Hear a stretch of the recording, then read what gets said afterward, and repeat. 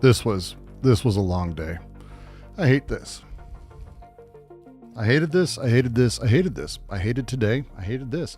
I hated finding this video in my feed today because I have a trip coming up in the morning that I'm going to end up having to spend my evening packing for and getting everything ready. But the kids are safe. Kids are good. I'm a little late because we were in the yard, and the place we were in has really beautiful flowers, and Violet found a rose she loved, and she made a comment about how it would get bigger.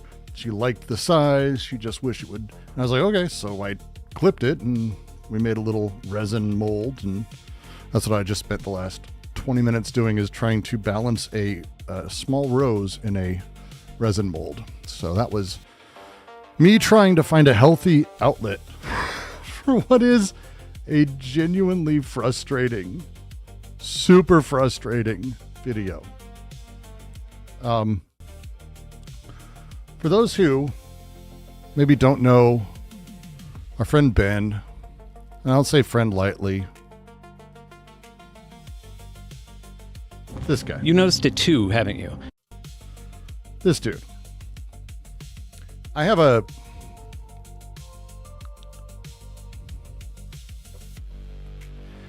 Do you guys know what Nazis are? Because I don't think a lot of people know what Nazis are. I think a lot of people think Nazis are like just people who hated Jews, which is fair. That was a big aspect of it. But if you think that it was just anti-Semitism became a thing, if you think anti-Semitism as a thing is built in a very particular way where, oh, actually, it's really this very specific combination of anti-Semitism mixed with wanting to be fascism, you fundamentally don't understand how Nazism came to be. Nazism is not just anything we don't like. The problem with Nazism is it is a particular thing, and so was fascism. And there's a guy who's really, really important to this entire thing. His name's Gottfried Feder. A lot of people don't know who Gottfried is, and I'm going to be talking about Gottfried a lot. I have probably an unhealthy number of notes that I've taken over the course of watching this video, twice, as well as books and texts and other things I'm going to be citing that is really, really thing. Is the stream title actually supposed to ping his channel? Absolutely. He needs to know that he is being a Nazi. I'm doing this in the sense of some semblance of love and care, because I'm not not being overstating it. This is what we are going to watch here. This is Nazi rhetoric of a very particular moment in time. Because Nazism didn't just show up. It wasn't a fully built thing. Instead, what it was is really particularly a vein of right-wing populism fomented by poverty, fomented by banks, fomented by financial issues and corporations and global capital. Specifically, Nazism came to be because of these things. The Jews weren't the cause of Nazism. It's Zizek has this great line where he talks about the pathology of anti-Semitism is not whether or not the Jews actually had overpower in the banks. They could have literally there could be 4 Jews in a fucking cave somewhere actually controlling things. That's not the point. Anti-Semitism is a pathology in that direction. It's a pathology. It doesn't matter what the truth is. Nazism primarily started as a right-wing populist movement. And if you don't understand, this is an important thing to realize. You haven't been paying attention to modern politics for the last fucking 20 years. Certainly the last, let's say 10, as Trump and then Biden have basically relived what we first saw with the first time around with Nazism, where the right-wing populist gained a lot of power, and then the feckle, bullshit, milquetoast fucking shitlib asshole jumps in and seeds ground again and loses again, ultimately to allow the right wing to power. But a lot of people claim that they're on the left. Benn claims he's on the left. These people care about it. Okay?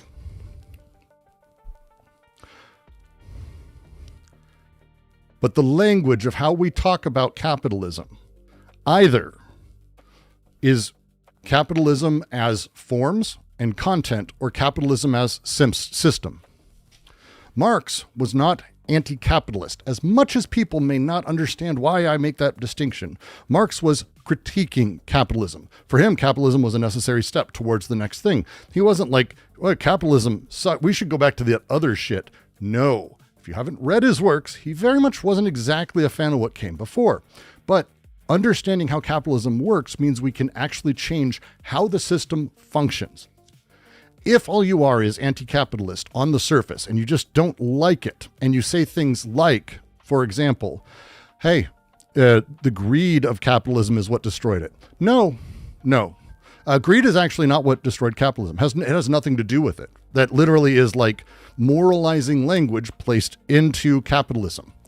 And I really bring up Gottfried Feder right here, because Gottfried Feder's entire thing, and if you haven't read, and you can Google it, it's his manifesto that Hitler himself said inspired the Nazi platform. Okay, this is not like a minor thing. This is a huge fucking deal. It's this thing called specifically producerism. The idea that the working class are naturally noble and the people at the top are elites. They're parasites, greedy, immoral, ruining the system that could do great things or has done great things. This is a misunderstanding of systemic materialist analysis at the baseline of all of it. Because if your politics at any point can just be better people in charge would mean everything would be fine, or at least better, you're fucked up. And you are fucked up when it comes to capitalism. You're fucked up when it comes to capitalism. So we're going to go through this, and it's going to be point by point. This is, I'm going to say up front, I like Ben Jordan. I think Ben Jordan and I could have beers and get along. I think we could possibly even be friendly and cordial. And I think we have a lot of things in common. I do modular sense. I program stupid shit. I do dumb shit all the time. He's better at a lot of it than I am, but it doesn't mean we don't have general interests. I appreciate a lot of his anti-authoritarian, anti-camera, anti-surveillance state videos. His way of poisoning AI is hilarious and wonderful. He's done very good content. This is not like Philosophy Tube. This is not like ContraPoints, who have done rather basic bitch crap content, and I'm shitting on them because it's hilarious. This is because the worry I have here is very particular. This is someone who has an audience, is intelligent, is well-spoken, and is able to talk through things in a way that, without knowing it, is rebuilding Nazism in a, not even different, but just rebuilding Nazism amongst what is the reactionary left. And this is that thing. If anyone's ever wondered why I use the term the reactionary left, this is reactionary left. This video made me sad. This video was a bit heartbreaking, and he's giving tanky vibes in this video. I wish it was tanky vibes. I wish. These are Nazi vibes, and tankies are kind of Nazis, to be fair. That works. But specifically, I want to follow through a handful of very particular critiques I have. I'm going to do my best to talk about them in a very specific set of ways, and I'm going to try to be very groaning about this, because the reason I had to stop everything I was doing and do this is because I've been looking for and waiting for this moment. I went on a kick. For those who, here, I'll get the books. 1 second. I'll just make a point. I gotta make a point.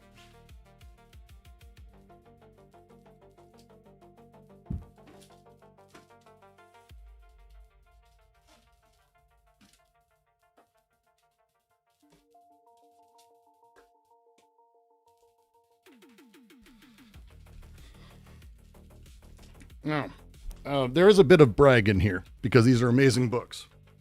But I've spent the last 10 years looking and trying to figure out a very particular question. Everyone wants to know how Nazism came about. I don't. I don't think it's interesting. I think it's very obvious. It's economic issues and the material conditions of Austria, Germany, whatever we want to call it at the time, and the way that there was an absolute capitalist push at an overall rate of finance, interest, and rentier mentality that absolutely destroyed everything. And communism, as we knew it at the time, was just the state centralized version of the same exact thing. My question is very specific. In all the history books, in good history books, the reality of the situation on the ground is post-World War I, and also during World War and pre that, in the streets, there were basically two kinds of, we'll say, street preaching or yelling or activism, what we might now call influencer activities. Very specifically, the thing that I wanted to know about fundamentally was, why did the communists lose? Because their entire point was incredibly salient. People would go from, and again, if you're morally, I'd never be a Nazi, you're wrong. This video proves it, by the way. If you don't understand that people would go from Nazi rallies to communist rallies and find investment in both, you don't understand how history moves. People go between both, and they went between both. And one of the things that is incredibly lacking, we have a lot of Nazi rally speeches. We know who talked, what their writings were, pamphlets. But the Germans did a very good job destroying all the communist shit, all the leftist shit that existed out there. So I've spent years trying to find every book I can, talking to historians from Ask Historians on Reddit, which is a phenomenal resource for this, through libraries, through overseas, being overseas in France, being in London, looking for books on the time, really, really simple stuff. Really, I'm just going to go through my recommendations because it'll bear this. I will bear witness. If it's not focusing, I will bear witness. This is a book of literal writings, bearing witness to the 1933 through 1941 Diary of the Nazi Years from Victor Klemperer. This is everyone's first sort of, in America especially, their introduction to a lot of Nazi times is Anne Frank's journal, and you kind of get to understand her life through that, and it's why it's powerful. This is more powerful and more depressing if you're an adult, because this stuff you go, oh, this is our day. Not even slightly. Not even slightly different. Joseph Roth, what I saw, really fucking awful. Really fucking awful. This is reports from Berlin. Again, you can see the years. 1920 to 1933. This is someone continually writing about what they saw during the formative years and why the communists lost. This is Germany in Power and Eclipse. Really fantastic read on sort of how they gained their power, what happened as they grew, how they fell apart. The best two books on it, well, there's a few of these I'll have in here. Between Reform and Revolution is next level. I'm just going to be skipping. The practicality, objective reality, of this idea of a federalism that should gradually extend over all other states and so lead to perpetual peace can be shown. For if good fortune should ordain that a powerful and enlightened people can form itself into a republic, which by its nature must be inclined to perpetual peace, this would provide a focal point of federative union for other states, to attach themselves to it and so to secure a condition of freedom of states conformably with the idea of the right of nations, and by further alliances of this kind, it would gradually extend further and further. 469. Come on, why aren't you? I still need to fix that. For those who don't know, I primarily focus on theory. It's one of the things that this stream is about. So I had donations, and thank you, Dom Quixote, by the way, for the $30. Donations bring up theory, and actually some of it is horrifyingly on the nose from a hyper right-wing perspective that I don't really want to consider. You just turn this video off after the intro and so you're addressing it. I love what you do. Well, thank you very much. It's very kind of you. And you're always allowed here. Again, this is not a hating Ben Jordan. This is you'll understand in a moment. So between Reform and Revolution and Weimar Radicals, which I put these books together as I read them. By the way, tell me that's not a banger cover. That's a dude fitting not Mark's beard onto fucking Hitler. That is fucking gold. This is about specifically, this is the best book on the thing that I just said. This is how communists lost, because they didn't, by the way. This is why this sucks. This is why this sucks. This is Nazism, liberalism, and Christianity, social thought in Great Britain and Germany. These are all contemporaneous. That's why I love it. These two are really worthwhile. Fascist government of Italy and the government of Greater Germany.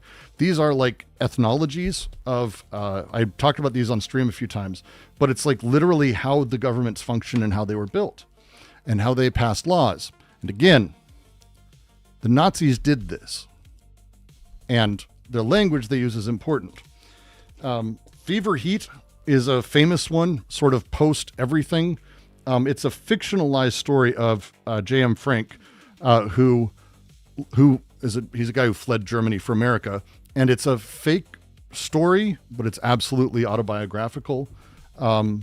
It's an idealist wanting to stay and change things and what he ran into. And it's a story about his life without being about his life. But this is called the Weimar Republic Sourcebook. If you can find this anywhere, it is somehow cheap in used bookstores. It's literally just all the writings of the era from Germany about all of the shit I'm talking about here. These are things that were printed in newspapers, opinion pieces, news stories. It's fucking crazy. So I have all these books because my specific thing, how did the fucking communists lose this? And the disturbing answer is that they fucking didn't. They didn't lose this. The rhetoric that was being used by the Nazis just became more that way. What they started to see is that they would never get the hardliners. For example, right now, Trump and his ilk, the hyper-reactionary fascist group, I'm out because my critique of capitalism is fundamentally systemic and I don't have resentment against rich people in the same way. But if you fucking hate rich people, if they're greedy fucks, if you can find a way to put them and group them inside of one giant thing, then you got something. And that's what the Nazis started doing. They had rhetoric. Again, Gottfried Weber will go through some very particular quotes. But their rhetoric became basically populist communism. And what Ben says here is that this is not an exaggeration. I have quotes from Feder's entire work, but I have specifically from his manifesto 5 or 6 times that the lines are identical and really fuck me up. They really fuck me up and really upset me in like a really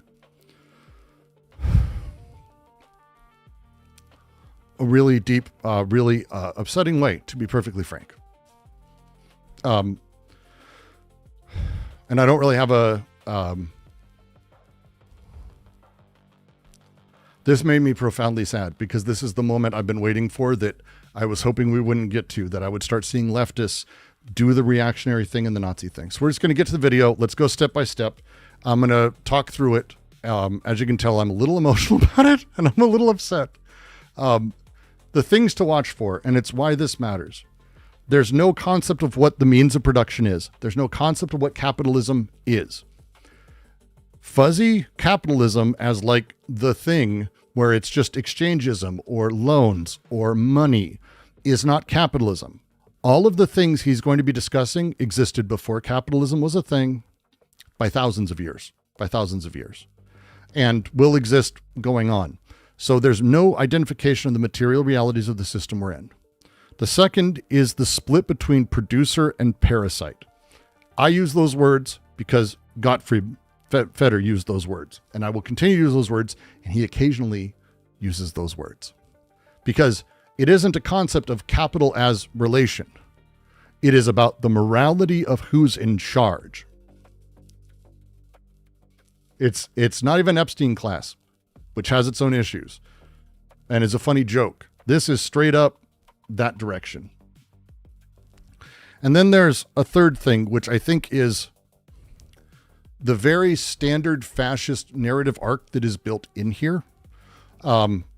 It's a palingenetic. Palingenetic is the term. It has to do with how a specific narrative is laid, where you put piece by piece by piece by piece. What did Gottfried mean when he says producer and parasite? Exactly that. And by the way, Marx didn't talk about it that way. Just so you know. That's not words Marx used.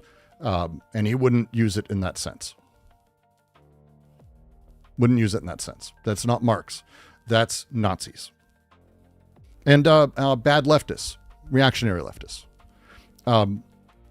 If we're going to talk about things in this palingenetic way, it's a great term, you should learn it. It has to do with palingenetic ultranationalism. It's Roger Griffin, this wonderful term that I think is worth knowing. We need to talk about a golden age of something. Like, let's say the good years of capitalism, when people worked for the right thing, or the capitalism I grew up with. A fall from that caused by greed, or 5 Jews in a cave, or 10 people in a forest. I wish I was exaggerating. And then decadence, followed by an awakening we hope is happening, gesturing to a rebirth. This is fascism. It's not even a slight thing. Not even a slight thing. You've noticed it too, haven't you? We've been exposed to controversies and warnings and just nonstop bad news our entire lives, but this hits different. Beneath all of these chaotic headlines that we see every single day, it just feels like something bigger is happening. Do me a favor. Try and think of just one general thing in your life that has improved in the last 10 years. The way mental health is talked about in a public way, the way that people have access to larger scales of information on a grand scale. My personal relationship with people beyond countries in ways that I simply couldn't have 12 years ago. The understanding of America when it comes to Israel and Palestine has fundamentally shifted. In fact, the understanding of America as hegemonic and the way capitalism functions as a critique has improved absolutely in the last 10 years. My personal life, I think, has significantly improved. I've got 2 wonderful children. I've got very good cheap tea that I'm able to drink. I don't have work. That sucks. But I'm able to work on a lot of things, and I'm doing a lot of really good stuff. I could talk about things at a grand scale. Is that okay? I mean, I could keep going. We have technology that is enabling people in other countries to actually make significant amounts of cash. China has made major moves on Belt and Road to basically de-impoverish parts of Africa and other areas, which has shifted how the warlords there operate. The way that we've wiped out a huge number of, despite RFK doing everything he can to bring it back, but the way we've wiped out huge numbers of diseases and problems and all of that over the course of the last, again, we've ruined it to a point, but that's happened. African countries have grown to the point where they're now players in a major space. Iran has been able to be in a position where they're no longer able to be fully bullied by sorry, I could just keep going. Can I keep going? Green energy is cheaper than it ever was. It's technically more valuable and more cost effective than anything that is fossil fuel burning, despite us burning fossil fuels. China has seen this boom and grown it. They're eliminating desert. I could literally not stop. There's a lot of good shit. Narrative building, beginning piece. That's all. That's the only thing I want to make a point here, that this is just narrative building bullshit. This is aiming at that. This is bullshit. This is bullshit. This is bullshit. And yes, original demo. I've noticed it too. Fuck off. Fuck manipulating things. I hate it. I hate it. I hate it. I hate it. I hate it. I hate it. I hate it. Hate it. Has your quality of healthcare improved? How about your...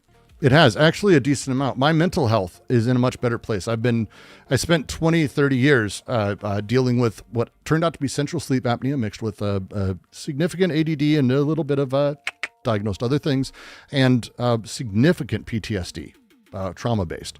And the way mental health care has shifted how they do stuff. Granted, it's America. It's not good, but I'm actually got a fantastic neurologist and I've been able to be helped. So yes, it's better. Quality of education, your cost of living, your insurance coverage, your privacy, your...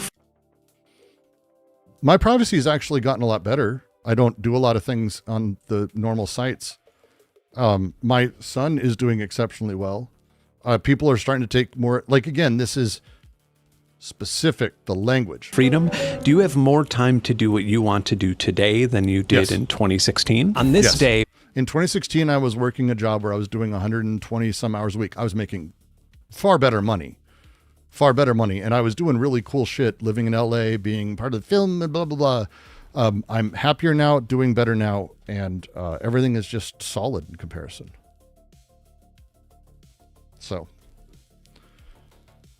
1 decade ago, the Dow Jones closed at around 18,000 points. Since then, it has skyrocketed, closing today at 51,000 points. So congratulations, unless, of course, your quality of life is not 2.83 times better.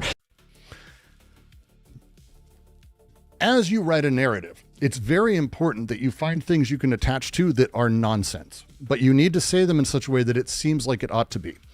I don't know anyone who exists, and this includes Ayn Rand people who have mental degenerative diseases, who think that the Dow Jones going up means their life personally should improve in commensurate quality.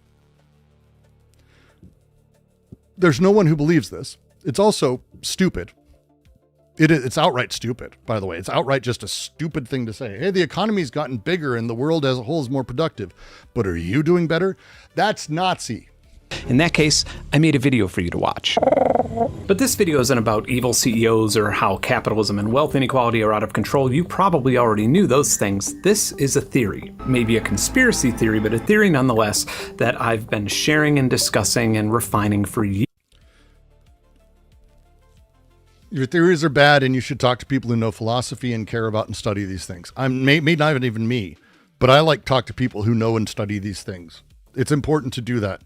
For example, Benn, if you were to go, hey, I want to learn a new fucking, I don't know, some weird spatial fucking audio thing.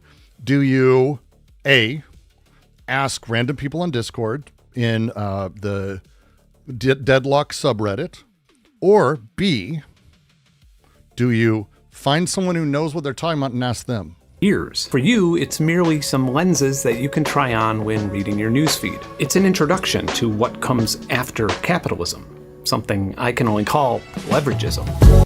Terrible fucking terrible thing. So, let's talk about Feder. He is a fascinating character. Gottfried. He literally wrote the manifesto that basically spawned the Nazis into place. So at this point, Benn, and I took the quote out, I'm going to read it. You heard him say this, so I'm not completely full of shit. Beneath all these chaotic headlines we see every single day, it just feels like something bigger is happening. Has your quality of healthcare improved? Your cost of living, your insurance coverage, your privacy, your freedom? Let me read from Feder, who's a Nazi. We stand in the midst of one of the most grievous crises that our impoverished folk has had to endure in its painful history. Seriously ill is our folk. Seriously ill is the world. Helplessly nations stammer, a passionate longing, a cry for redemption passes through the gloomy masses. This is how both pieces open. Hey, there's a felt civilizational illness, chaos, that's stated before an argument is even made. The function of both of these things is identical. The way they work is the same. It's active diffusal. It's active diffusal of grievance in a way that's not particularized, but emotional ground for everything that will follow up. He calls it something bigger. He aims to this. We can also call it mammonism. Mammon, because it's about Jews for Feder. Because it doesn't matter. By the way, if you replace mammonism with capitalists, it doesn't matter. You're doing Nazism. Leveragism. Dude, we'll get to leveragism. I'm not even at this point yet. Like this is, I'm just literally like a minute in at this point, I think. Maybe 2. I'm a minute 13. We got a lot to go. A lot. Because basically leveragism is an insane statement. First off, it misunderstands what capitalism is. How the fuck is leveragism not, like what he's going to talk about, you're going to like go, what the fuck? Because it's nuts. But he's going to make the statement about 2 seconds here where he's going to talk about capitalism in theory. He doesn't know what capitalism in theory is. So. All my life I was looking for a and I'm just going to. Wasn't sure. Got to keep pausing it because I don't think I have the rights to this music, and that's what he's going to do, and that's how he's going to.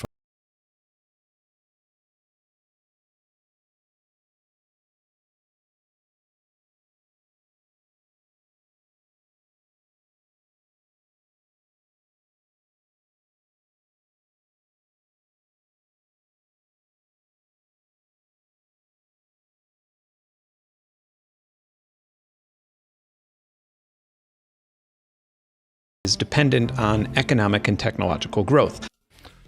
Name a system that is not. Let's start there, my friend. Do you understand what systems are that are social? Let's find the opposite. I have a social system I've discovered that is dependent on economic shrinkage. It's dependent on nothing changing. Well, those two things seem like they would probably not be good for monarchies. They'd probably not be good for tribal societies. I wonder if maybe that's not a thing that's unique to capitalism. Would that not be a thing that is the center of it? That's not capitalism. So no, we'll just start with no. Capitalism, just so you know, is a distributed meaning system where capital itself is actually the determinate relation between people. That's the determinate relation between people. It is the mode of production. Any other discussion about capitalism, you should be very careful about how the person talks about it. There's a lot of interesting ways to talk about capitalism. Many ways that are very interesting. There's a great book called Portfolio Society, which is a shift in how investment has moved beyond any singular investment and how capital is now about multiple elements through portfolio ownership. It's very clear in the book. He doesn't think it's another stage of capitalism. It's just a new tool capitalism has. But capital is a thing. Capitalism on paper is not dependent on economic and technological growth. Humans are. People are. So feel free at any point. If anyone wants, by the way, you're free to at any point disagree with what I'm saying, but you have to give a specific example. I will give very particular examples. The answer here would be if you can name a system of social governance that is dependent on stagnation or shrinkage. I would love to know. And if you joke and you say communism because of what happened inside of Russia, I'm going to say it's funny, but you know my point. On paper, the idea is that everybody gets a slice of the pie. I mean, this is also not true. That's just not true.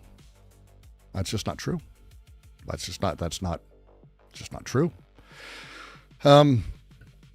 Here is the installation of, and this is why Feder is really important here, because the idea that there is a good capitalism or a good idea of it, that capitalism is about everyone getting a slice of the pie. In what fucking world? The fuck world are you talking about? It's literally a system built on the hyper exploitation of workers. There's no other way to discuss it. There's no other way capitalism has ever existed. In theory, Adam Smith said this. Fucking, there's no, like, everyone gets, there's no economist that would say this. There's no one except people who are emotionally pulling for a very particular thing. Particular things. That's what's happening here. Good capitalism. Honest, productive pie. Slice of the pie. Boy, I wonder if there's any Americanism baked into the size of a pie or a pie. Is there a weird moral and emotional weight, an ethical weight in America with the word pie? Is there American pie? I wonder if there's, oh my God, I wonder if there's imagery that's shared with that I can use. It'd be like saying, hey, look, there's good slavery. And if we make a really, really, really big pie that keeps growing, then everybody can get fat. And there's no one on earth that says this except for liars. And if you believe this, you've never spent any time reading anything about capitalism, nor actually talked about meaningfully how capitalism functions. Like, this is an insane statement. It's completely counter to all of it. And I've read, I used to read Ayn Rand. Like, Ayn Rand doesn't even say this kind of shit. She's very, oh no, is Punting Pie? No. If you don't know the phrase, as American as apple pie, like literally this is Americanism symbolically in a brutal way. not only is that example kind of a literal one when we look at the American obesity epidemic. Obesity is due to poverty, actually. So, no, you're laughing about people. This is like, I watched someone who's a leftist the other day showing a video of how sad it is that capitalism has created people who are on Fent, and there's like these like lines of the zombies of Fent, as they call them, down the street of Philadelphia. And I watched, and I'm stunned, because if you don't understand how awesome it would be to be in, if you've never felt right now in a situation that you could just wish you could fast forward the next 8 hours and not notice, you have. Everyone fucking, every person watching this has felt that. That's what Fent does for people. It ruins their lives, but that's what it does. It lets them fast forward a truly miserable existence where they hate themselves, they hate everything around them, they have no hope. You want to live like that? That's why it's there. Poverty is a driver of fat, by the way. Did you know that? It's actually hypercorrelative. Like, it's incredible. It's very, very specific, and it's really fucked up to say this. But capitalism also led to agricultural innovation and global supply chains and wealth creation in developing countries that played a huge part in... No, it didn't. So, capitalism didn't do any of these things. So, if you've ever joined our reading of Anti-Oedipus, it's kind of important, a really important distinction when they talk about how capitalism functions. Capitalism, they use the term folds back on. It folds back on all production and claims it for itself. So when he says, well, capitalism is responsible for all these amazing things, it's like, no. Capitalism and capital did none of those things. Nothing. By the way, capital has done nothing. Just like the king of old did nothing. This is not how the world works or functions. People do things, and if people do things in mass, those people did that thing. That the world happens to be organized in a very particular way that you claim the organization is the thing that does it, you're sold out. You're already bought into the entire system and the concept. You've lost the fucking plot. That's why it's important to understand that the innovations, people did that. Capital did not do that. That it was organized in a certain way had nothing to do with it. Decreasing global hunger. It's worth recognizing that in 1970, 1/3 of the people on this planet were starving, and now that number is down to about 8.2%. How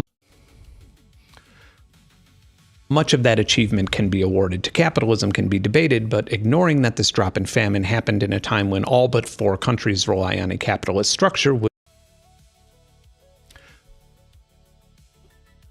This is one of those things that, like, he does a tacit acknowledgement of the fact that The time of this is China brought the majority of their people out of horrifying poverty during this time.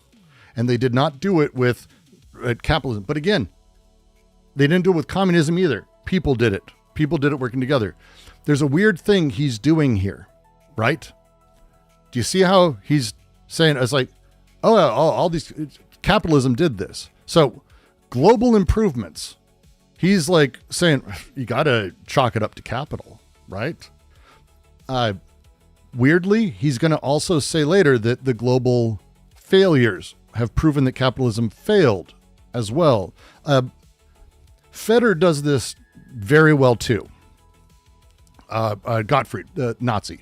Nazis talked about this very well. It's an oscillation, and it's a particular one, between ideal ways the system should be and the betrayal of that truth, the immorality of greed and awful people and Jews.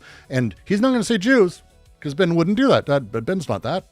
But he is going to talk about a class of people, a specific type of people, and their moral failings. So frustrating. So frustrating, so frustrating. It's also worth saying, by the way, if you do know this, because this is a thing, this stat is often used by tankies for China. It's used by capitalists all the time.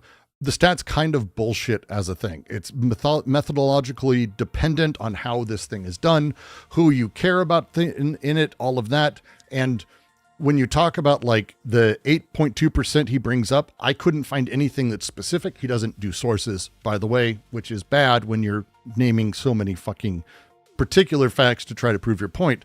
But all I could find is that it's about undernourishment as a thing, which is not the same thing as elimination of poverty. So troubling.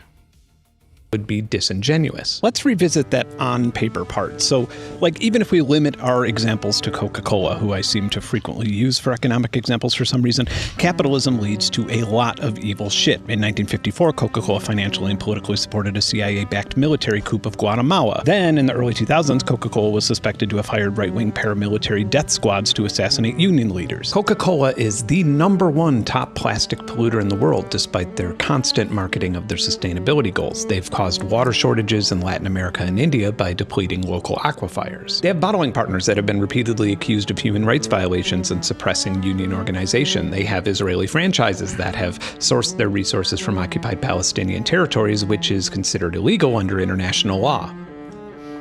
And here's the thing.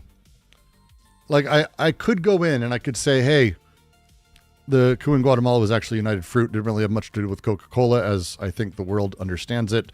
The CIA and United Fruit actually did that, as far as I know. Coca-Cola was, if they were involved, side-sorted. There's a lot of legal complex. All of these are big. It doesn't matter, because the emotional brunch is the specific thing. Remember, on paper, there's a good capitalism, where all of us, it's a good capitalism. There's an ideal form of but these guys, Coca-Cola, the baddies, particular specific groups who are doing it, particular groups, that's it. That's the thing, that particular groups, it could be, but particular groups, that's Feder. That's literally Feder. By the way. That's like insanely, particularly Feder. It's like, I have all these quotes that I've pulled out. We're almost there. Is the existence of capitalism the problem here? Most progressive. Yes, it is. 100% in every single way. Period. Yes. The answer is yes. Capitalism is doing it because it's a systemic thing, and that's the nature of the materialist system of production. If you understand production, you understand capitalism's choosing production. And we are all produced. And as such, the materialist understanding these things. But if you want to be idealist, you can do that. It leads a very specific way, though, Ben. Very specific way. Very specific way. People would answer that question with a resounding yes. I think it's debatable. You're wrong. You're very wrong. You're very, very wrong, and the smugness is bad. I would argue that most of these things that Coke did violate the rules written by capitalist governments. These are baddies. And the problem is greed, which is a byproduct of jealousy. Since capitalism is frequently associated with hoarding more resources than your neighbors, we tend to associate capitalism with being a douchebag. Okay. Here's the quote. The problem is greed, which is a byproduct of jealousy. Since capitalism is frequently associated with hoarding more resources than your neighbors, we tend to associate capitalism with being a douchebag. Let me see if you tell me if this sounds the same. This is a spirit of greed, boundless desire to rule, the mentality entirely focused on seizing goods and treasures of the world. It is an unlimited hypertrophy of the, in itself healthy, human drive for acquisition. That's Feder. That's Nazism. That's literal Nazism. Exactly. This is reactionary bullshit at the most extraordinary level, pseudo-leftism shit. So when we talk about, and when I've asked people, hey, how did the communists fucking lose this shit in Germany? It seems like a slam dunk. It's because they didn't lose. You and I need to not think of these people as teams. Think of them as these things go. Think of how they work. Because the communists, the ideas that he's spouting, work really well.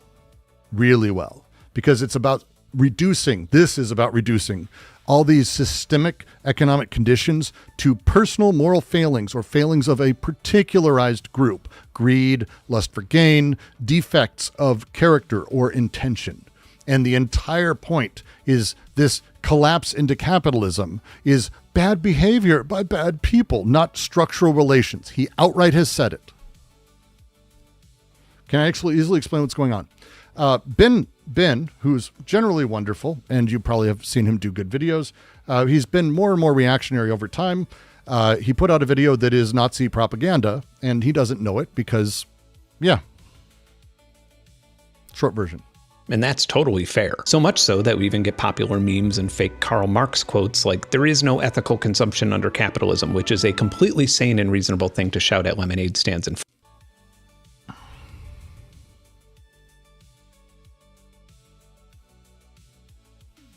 QC mug dishwasher safe. It has been in the dishwasher literally over 100 times, and it is beautiful, by the way. Still very nice. Fourth Wall is the group who does it. Very good stuff.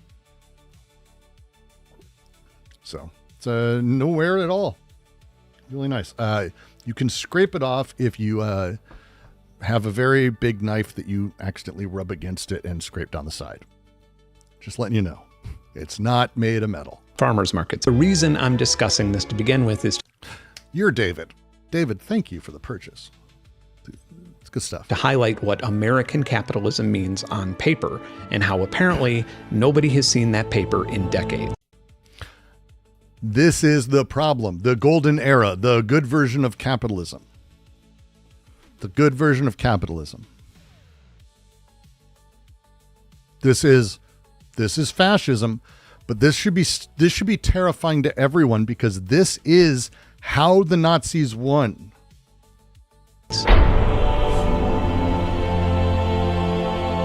One thing that I regret not covering enough in my last video was what happened between the Great Depression and the 2000s. Let's go back to 1933, and There are so many problems with the rest of this history. I'm going to do my best to make my way through it, but it's genuinely like this just angered the shit out of me, and there's a lot here that I'm going to do my best to kind of make it through. Okay?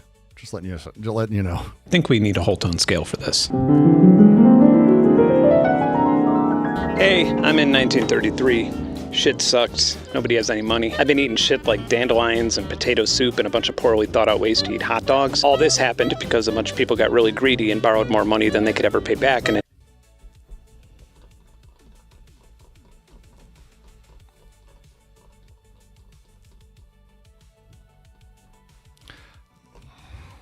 invested it in wheat. Him and Amagrusa et al. Need to stay in their lane. Yeah, this is, oh no, someone janged it. Psychologist, and he takes this idea and he gives it a physical basis. Basically what he says is that our brains have both a right hemisphere and a left hemisphere. Okay, right, left. So what the right hemisphere does is it connects to the noumena, the things in themselves that we can never know, and then the left translates it into the phenomenon. I don't know if I can do this. So this is a mechanism in the brain that does this. The right hemisphere gets all this information I don't know if I can do this. from the noumena, the spiritual, and then the left brain, for our eyes, for our senses, translates it into the phenomena. Okay, are we clear? No, we're not. Right. So another question then is, oops. Okay, so another question then is, what is the noumena? Okay, and this is a question that mystics, monks have been struggling with for all of human history. Okay, and so we can never describe the noumena because it is beyond space and time. It's beyond our capacity to describe it. So I can only explain it to you not metaphorically. Okay? That's really not true. That's, for those who don't know, $10 donation jangs me, which is nice because I needed it for a moment because it's hard to describe how angry this video makes me, and it's like this is the thing I've been waiting for. Major pseudo-leftist reactionary creator starting to swallow these reactionary Nazi talking points and restate them in their own ways in a modern system. That's the thing I've been waiting for, and this is the thing.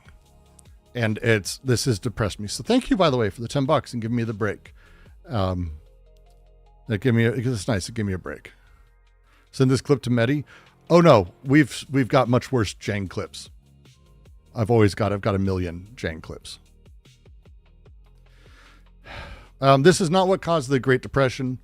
That's a really, the greed of a few people caused the Great Depression, but capitalism seems to be responsible for bringing everyone out of poverty.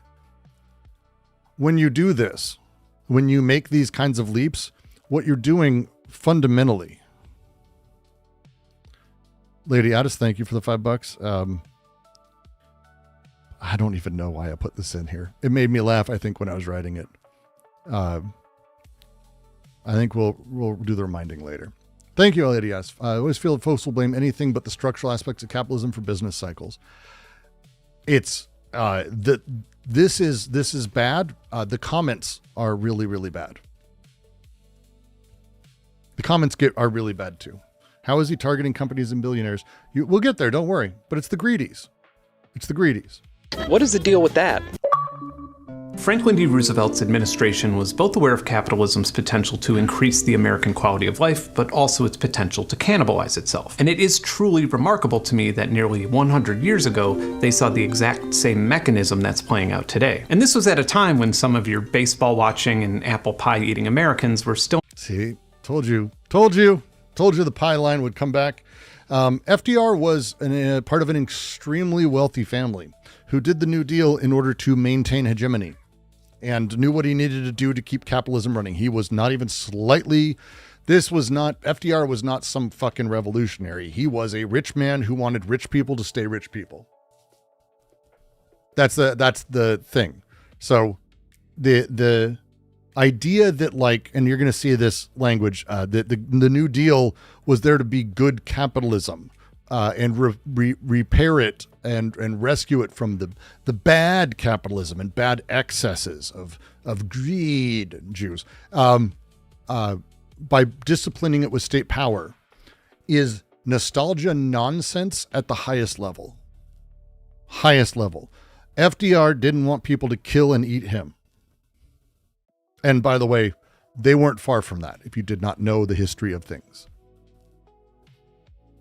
On the fence about communism, and they had solid representation via the CPUSA. No, I liked what FDR did. I say this as someone who appreciated what the New Deal was, and I think he did extraordinary things. I think Social Security is a masterpiece, and I think there's a lot of work that needed to be done more. And again, he did what he did, knowing, and as we've come to learn, that there was literally called the businessman plot, where two of our more recent presidents, Bush, Bush Jr., his great-granddaddy, so the dad of the first Bush president, worked with a bunch of guys to try to kill FDR. It's called the businessman plot. It's a real thing. And somehow they weren't hanged for it. So FDR did things that I think were in the favor of people. It ain't fixing capitalism. A lot of American citizens believed that the Soviet Union was a rising egalitarian society that was immune to the Western economic crisis that they were experiencing. The New Deal took this into serious consideration and ultimately wasn't about social services or directly addressing wealth inequality like the Soviet Union, but instead about sticking to the whole freedom thing and redefining capitalism in a way that would allow Americans to organically solve these problems using their own capitalist motivations. I'm not sure it's possible to say how much of a stupid nostalgia rose-tinted version of this is. It is the straight up worst version of the Golden Age myth I've heard. Reagan didn't even talk about this era in this way. This is crazy shit. Crediting the motivation of capitalism itself with the fix is insane.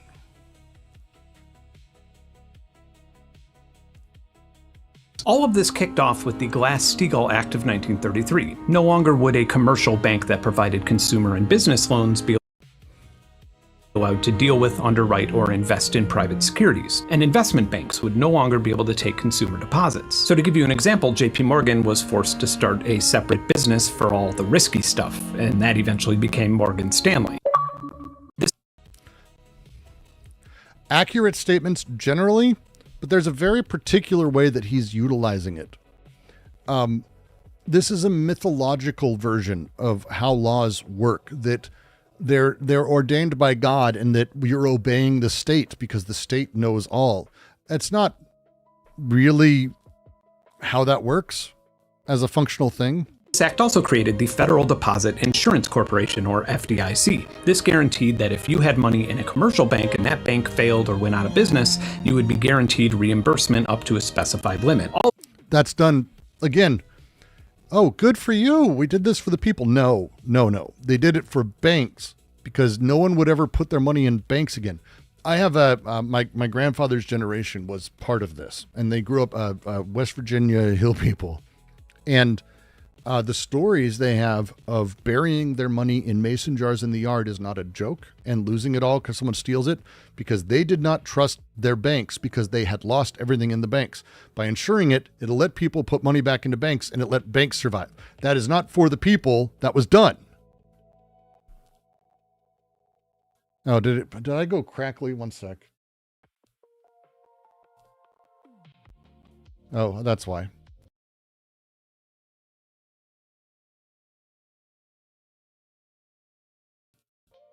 All right.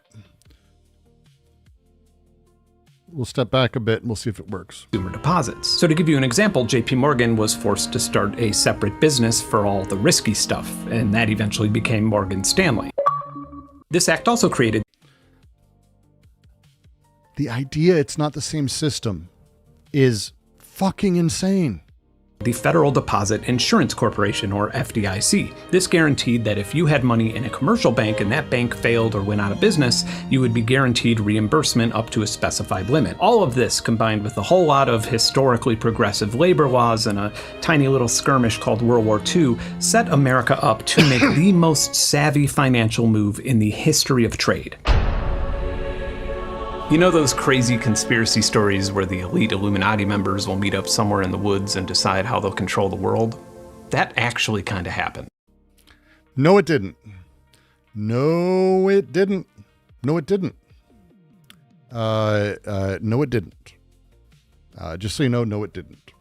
And to some degree, the economic fate of you and your family was decided in that meeting. Towards the end of the Second World War in July of 1944, delegates from 44 Allied nations met in Bretton Woods, New Hampshire with...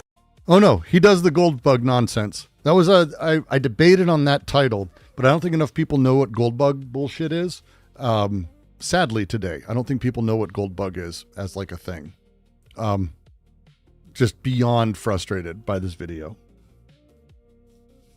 That actually kind of happened. This guy rocks. Just so you know, it kind of didn't. It kind of didn't happen. Like a thing happened, but it isn't that. The goal of designing and negotiating.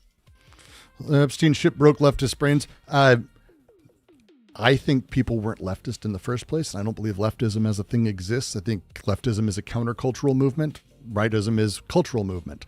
The countercultural puts us in a big, gigantic, huge, big tent of people who are not being cared for by the system, and it means that we can be kind of everywhere.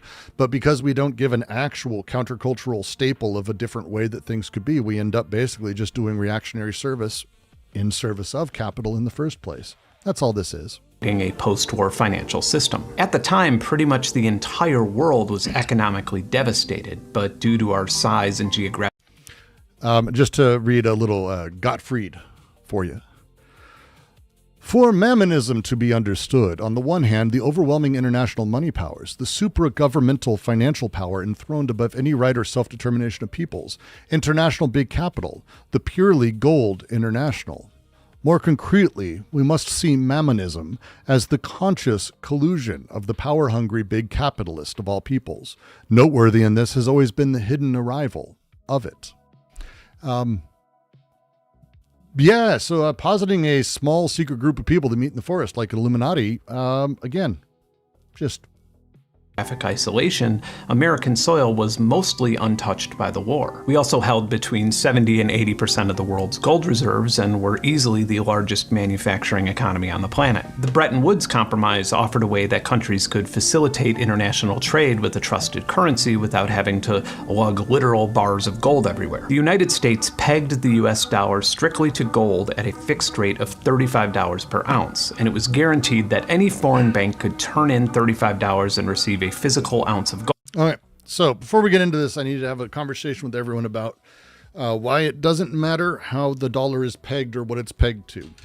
Because the idea that the gold standard was a thing existed. Sure.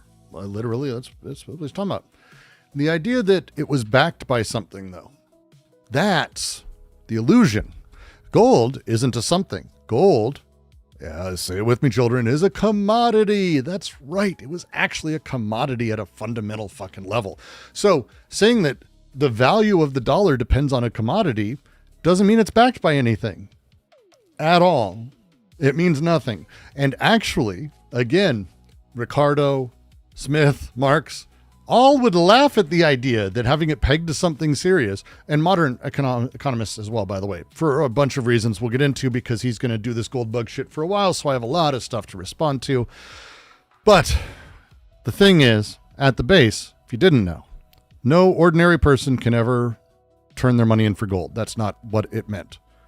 The dollar in your pocket is the same credit system, the same thing that links to some silly fucking thing that's over there. Doesn't matter.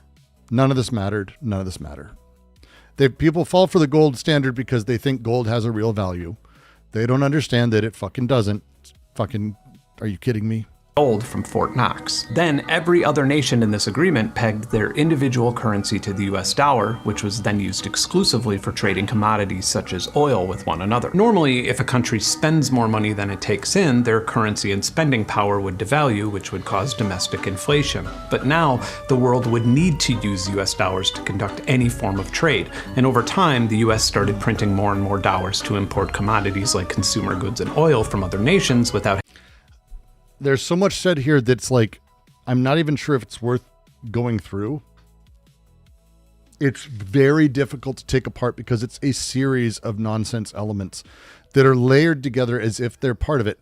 The reason that people dismissively talk about the gold bug bullshit, or you hear specifically loonies talking about getting back to the gold standard and that's when everything fell apart, is because and he's, by the way, just doing the normal dominoes that all these other lunatics do. Every single one of them is just a thing that happened that isn't really related to the other things in any meaningful sense.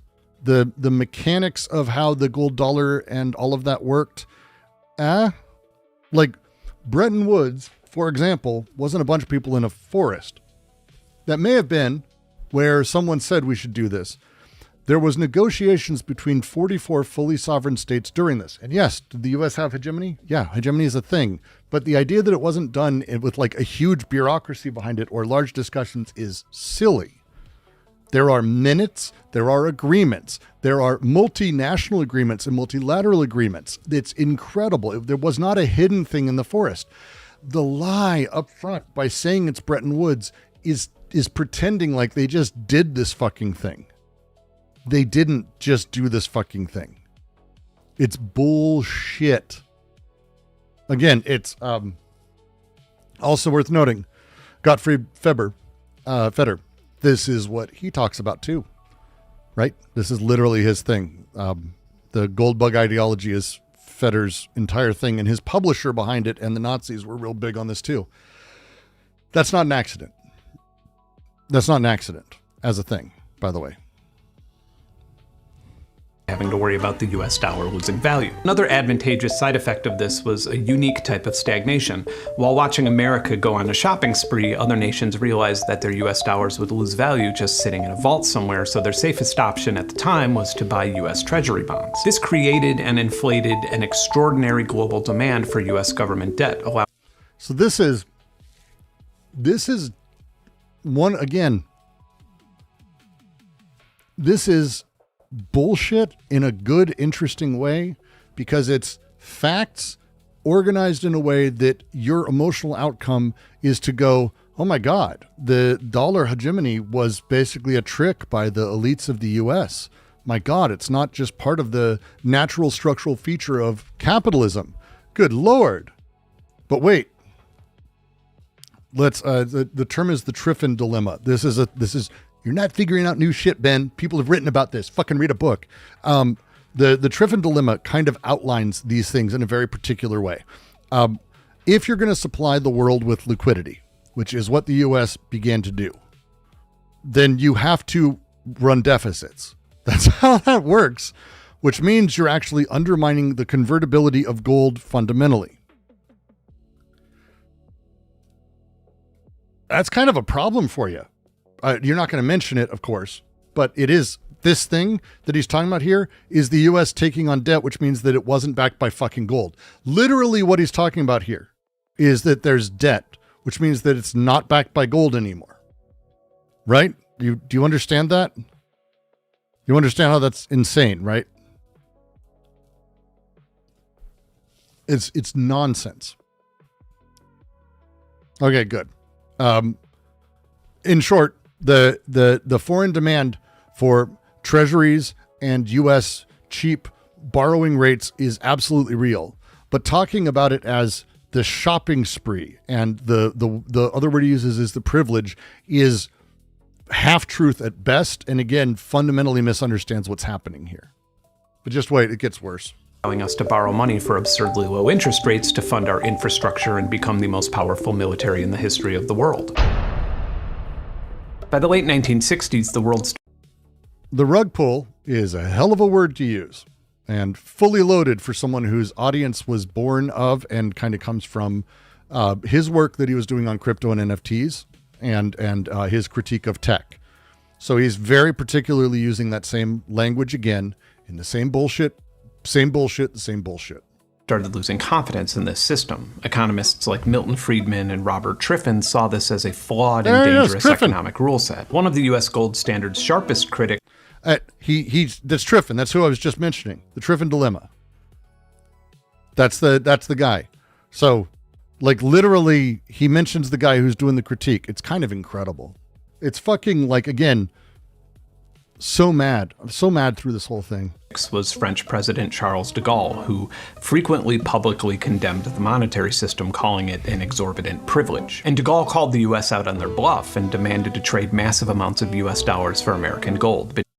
So he doesn't give sources for this, and I'm going to say this plainly. He's using numbers invented by anti-Semitic, anti-Jew, gold bug conspiracy theorists.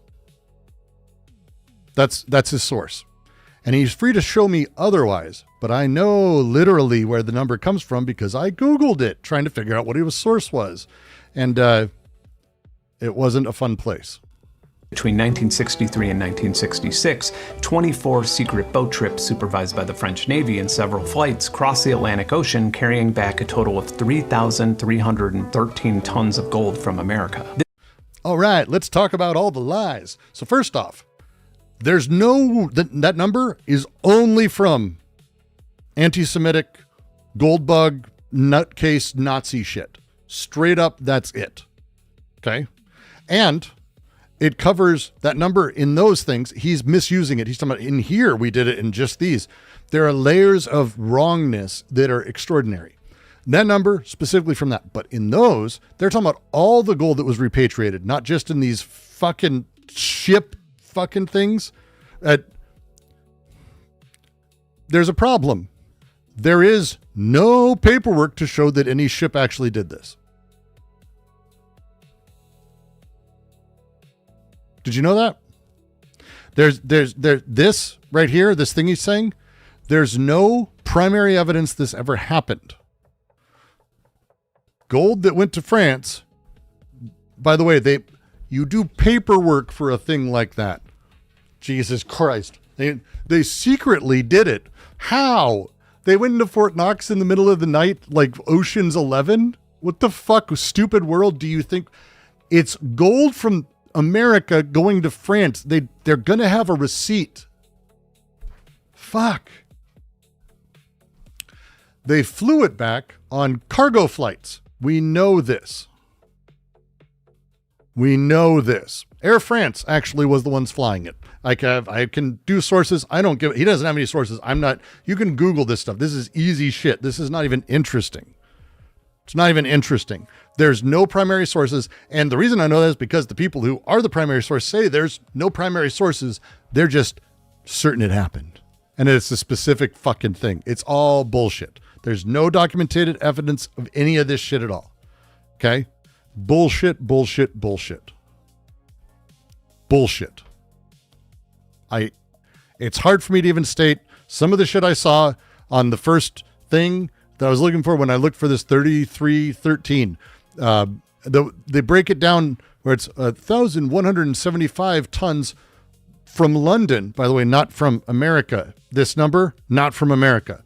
France repatriating it from everywhere. So what the fuck, dude? Like, how do you fuck that back? You're like conflating, you're fucking the conspiracy theory up to simplify it, and it's already a simplified lie. Could AI have come up with this? No. This is why every day I come closer to saying, you know what? I accept our AI overlords. Our AI would actually refuse this. This would be worth nearly $500 billion today. This is just the stupidest fucking way to put it. After printing and spending incredibly reckless amounts of money on the Vietnam War, the American... Yeah, it was the Vietnam War. It was the Vietnam War. That's what he was spending money on. You fucking don't understand politics at all. Government knew that the jig was up. The wild conspiracy theory that the American dollar wasn't actually in parity with American gold was now a frequent public discussion by international leaders. Nobody knows how far out of parity gold and US dollar was, but it wouldn't exactly be a stretch of the imagination. Gottfried Feber's biggest point is that the Deutschmark, whatever they were using, the dollar, was never backed by something real, productive, true value of hard work. Nazis. That's how they talked about it. To think Grok wouldn't do this. Go ask Grok this. Grok wouldn't do this. This is only the way that a special broken kind of person can do it. That if England or Japan or any other large nation decided to cash in their currency like France did, there'd be no more gold left to give them. So instead, on August 15th, 1971, President Nixon addressed the nation and told Americans that they were, in fact, the victims of the Bretton Woods Agreement. The speculators have been waging an all-out war on the American dollar. I have directed the Secretary of the Treasury to take the action necessary to defend the dollar against the speculators. He ambiguously villainized and referred to West Germany and Japan as international speculators and accused them of creating economic crises to rob money from Americans. I found this amazing. So here he is talking about how Nixon, who was a fucking bastard anti-Semite piece of shit, for sure, asshole. Boy, it's fucked up that Nixon was talking about speculators and capitalists and international finance people in this way. I'm going to spend 30 minutes telling you why international speculators and capitalists are the problem. Like it's incredible. drew vague parallels between himself and Franklin D. Roosevelt, and he announced a New Deal of his own. In order to protect Americans from these international speculators, the US dollar, the currency in which world trade almost exclusively took place, would no longer be backed by gold. It was never backed by anything. Let's do the deep dive because this is important to how economics works. Let's talk about Marx. We're going to start with Marx, okay? That's like a fundamental thing. We're going to start with Marx. I like Marx. If you don't like Marx, go read Marx, because if you don't like Marx, you need to read him. It's fucking stupid to say that it's dumb. Money is never backed by substance, okay?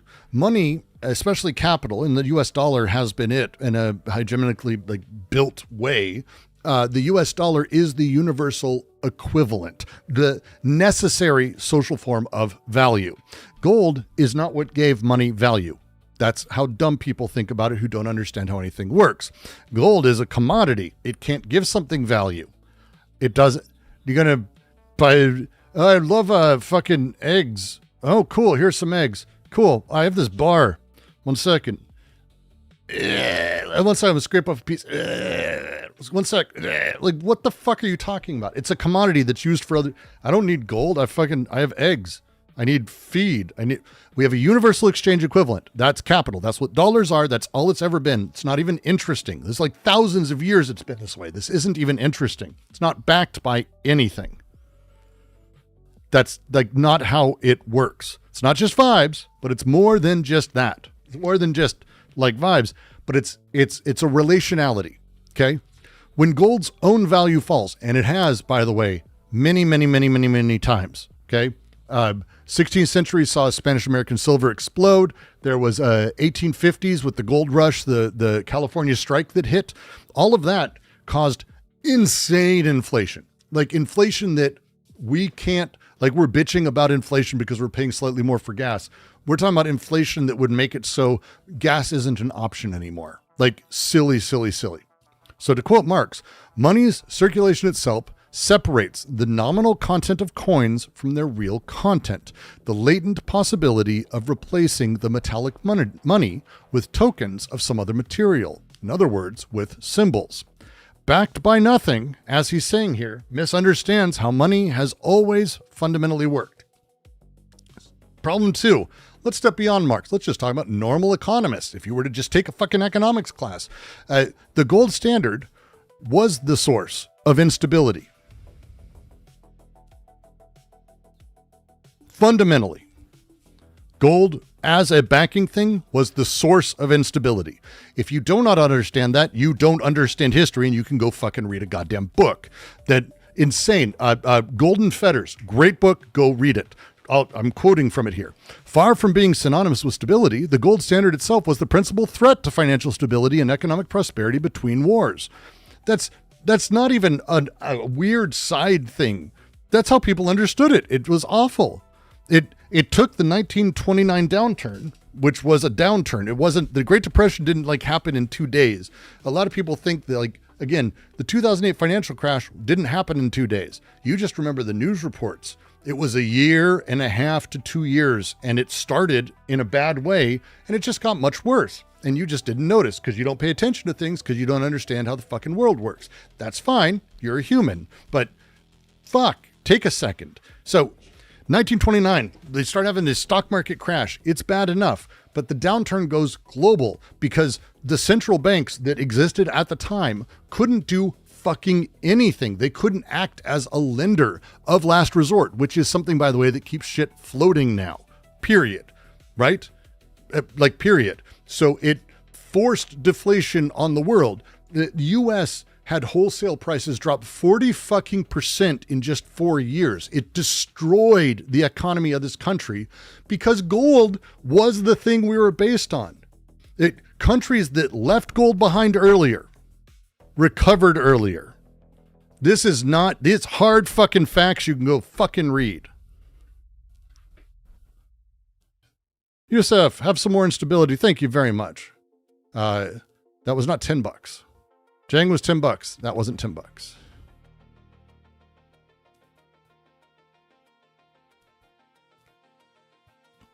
Marx does call out bimetallism specifically, Gold is bad enough itself. It's an insane statement. And again, you can read a ton of books. Bernanke wrote about this. You might know him. He's kind of a famous name in the history of American economies. He wrote about this fundamentally, about how countries that left gold did better. Gold is a shackle that destroyed economies and made people poorer. The wealthy didn't give a fuck because they didn't why would they give a fuck? The speculative markets love instability. People do not. You want to be able to say, like, the money you're making today is going to be worth kind of close to what it is in a year. Yes, inflation sucks. By the way, did you know inflation's really good for poor people? Did you know it?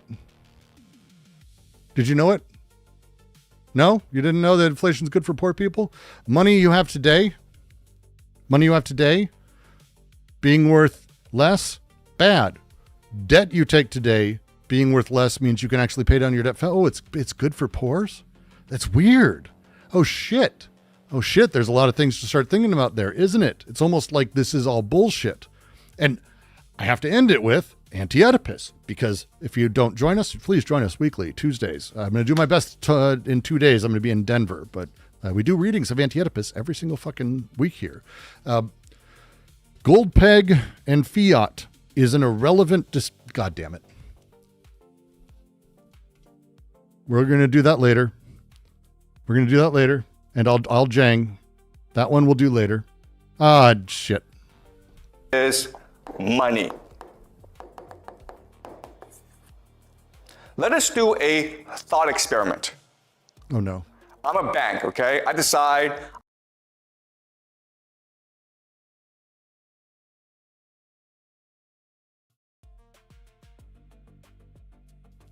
One sec. Oh, no. Can you guys hear me?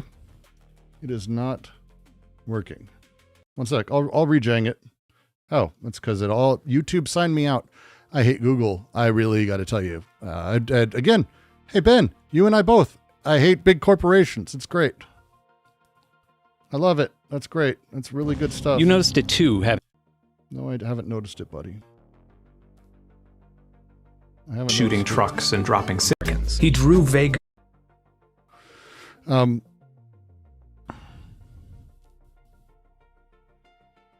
I did not hook up AI so it picks up Jang. I don't have AI connected to the stream, sadly. No, but we're going to read Jang.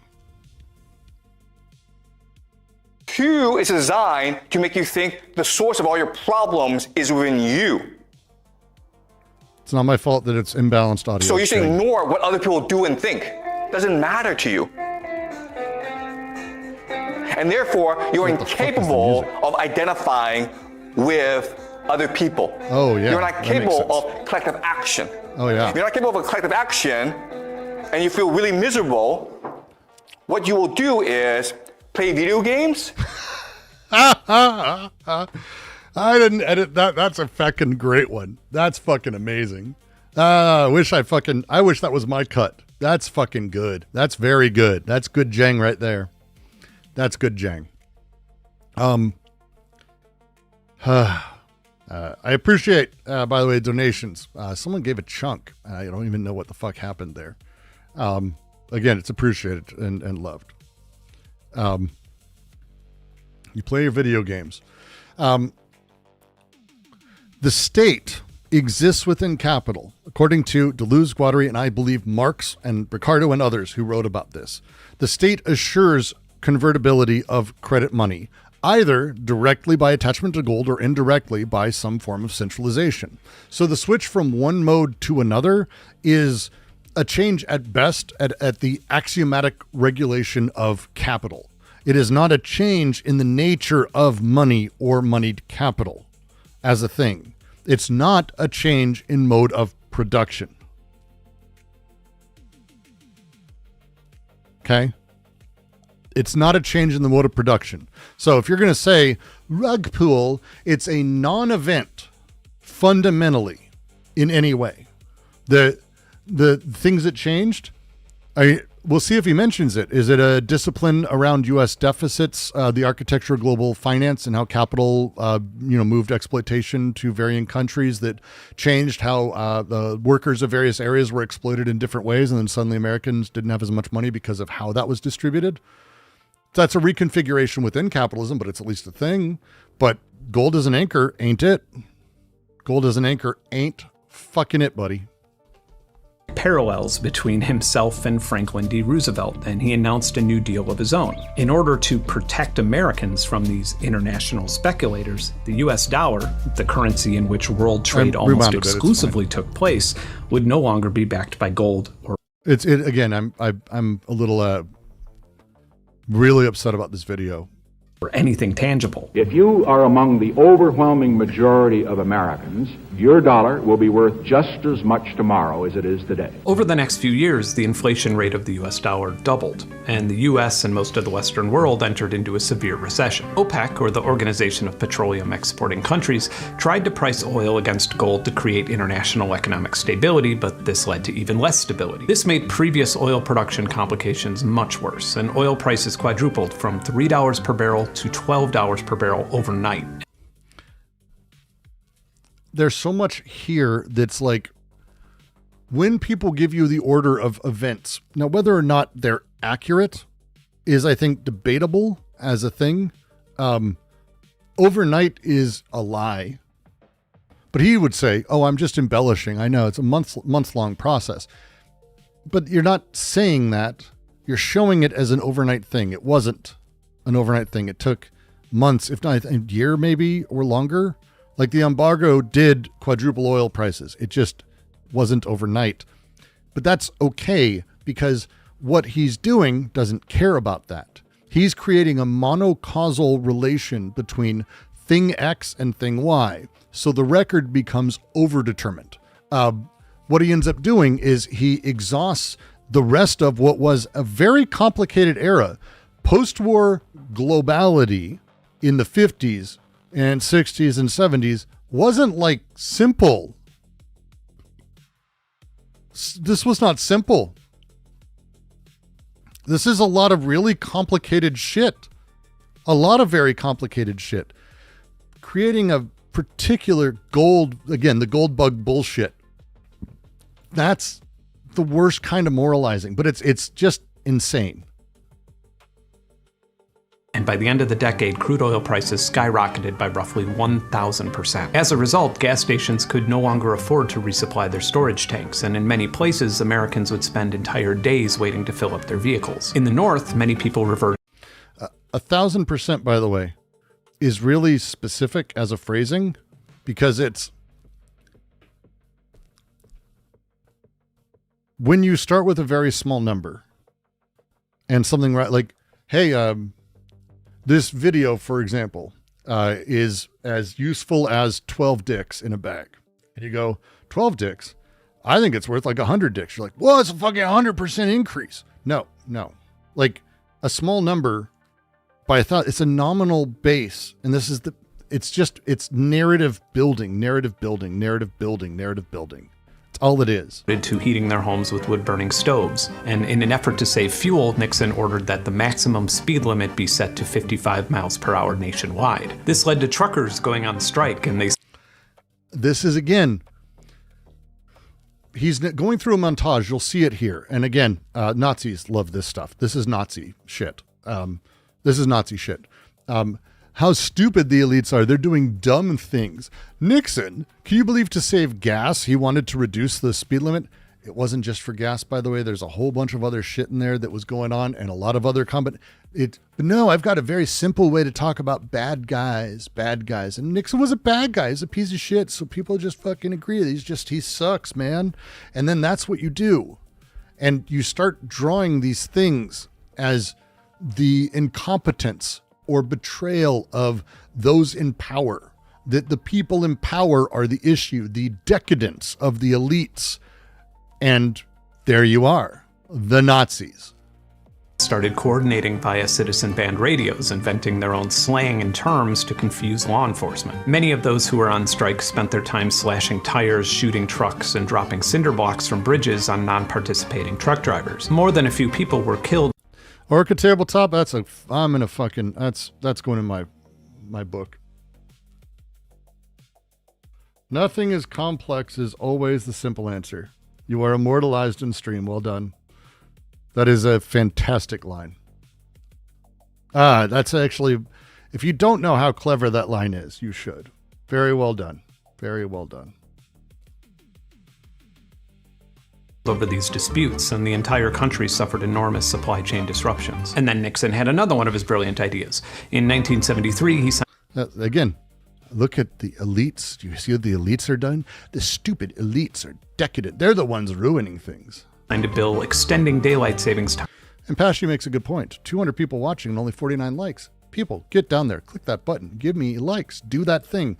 It wouldn't hurt also support the stream as we go. I'm trying to make money. I'm a capitalist whore. Happy to be that way. Let's do it. Get that super chats. Also, there's a link in that's continually floating around, and also a QR code right here for those of you who do it. Stream Elements is lovely. Time to last the entire year. As violent crime rates rose to the highest point in recorded American history, and children walked to school in total darkness because there was not enough fuel for their school. Yeah, and none of these had any other cause. This is all because of Bretton Woods and the bunch of rich elites who are nothing like the Illuminati Jews in a cave. School bus, Americans rightfully started wondering if the people in charge had no fucking idea what they were doing. But it would turn out that some... None of these things, by the way, are the consequence of the shift away from gold. Period. Period, period, period. Just so you know. Period. Anyone who says otherwise needs to show direct causative realities in every single way. That's it. That's it. That's it. And you're wrong. So you're free to start actually go do that work. And I would love it. I'd love to see that work. It would be fascinating to see direct causative linkages, but you won't find it because it's nonsense bullshit. People like Treasury Secretary William Simon did know what they were doing. He would take top secret trips. This makes me fucking angry. Let's talk for a second about the petrodollar. I mean, I'm just going to let him go for a second because all of this, by the way, is just more cabal, Mormonism, Jews in a cave bullshit you're about to hear. All of this. To Saudi Arabia to negotiate another deal that would give the American economy the asymmetrical leverage it needed to become whole again. In 1974, the US and Saudi Arabia quietly forged an alliance. It was not announced to the public or foreign leaders, but was conducted as a highly calculated and secretive economic handshake. The Saudi kingdom, who was by far... So, he says it there. There was no formal agreement as a thing. There was no paperwork on this. There was no thing about requiring Saudi oil to be priced exclusively in dollars. Because he has to say that because UBS, United Banks, they're a fairly powerful financial group. The United States GAO and AIER also came out and said, no, there's nothing there. This never really happened.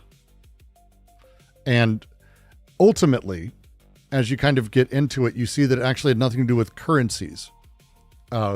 Because we know at large, in huge amounts, that Saudi Arabia kept accepting payment for oil in sterling silver. So that's not how dollars work, by the way. They're not sterling silver. So if we're only going to do this, and then we have record of them doing this a huge amount of times, it's really difficult to make this claim, so you just lie. Isn't the point of petrodollar just because the dollar is stable and stability is desirable? I mean, there's a lot of reasons for it. The thing that ended up sort of happening, the dollar was already dominant in these trades because so many people were using it as a thing. So the power of the dollar in global trade is why people do this. The general value of the dollar, the stability of it, as Pashy's saying, is kind of why these things get done, right? It's not that, like, right? There's no petrodollar agreement that expired. He'll say that too, by the way. These are hoaxes put in place by, generally speaking, Nazis. The top oil producer in the world, agreed to price and sell every drop of its crude oil exports exclusively in US dollars. Except for all the times they didn't. And we have a significant amount of it known that they didn't. So that's not true. And because the entire world needed oil to industrialize, every nation on Earth was suddenly forced to build up massive reserves of US dollars. Except that they did a lot of it in sterling silver. Just to continue operating. But it gets far more calculated than that. The United States now had by far the most powerful military in the world, as it was subsidized by previously printing money in excess of their own previous gold standard. And the US... It's unbelievable to hear this out of his mouth every time. Every time he says it, you need to realize this is reactionary, right-wing talking points. This is Nazi shit, anti-Jew shit, like all of that, the worst kind of it. Agreed to give the Saudi monarchy an ironclad security guarantee. The US would provide cutting-edge military hardware, training, and an implicit promise that the American military would intervene and protect the Saudi royal family and their oil fields from any threat. And in return, the Saudis agreed to recycle their excess oil profits directly back into the US economy by purchasing billions upon billions of dollars in US Treasury bonds. And in this same decade, between 1970 and 1980, Saudi Arabia's GDP went from $4 billion to $164 billion. That's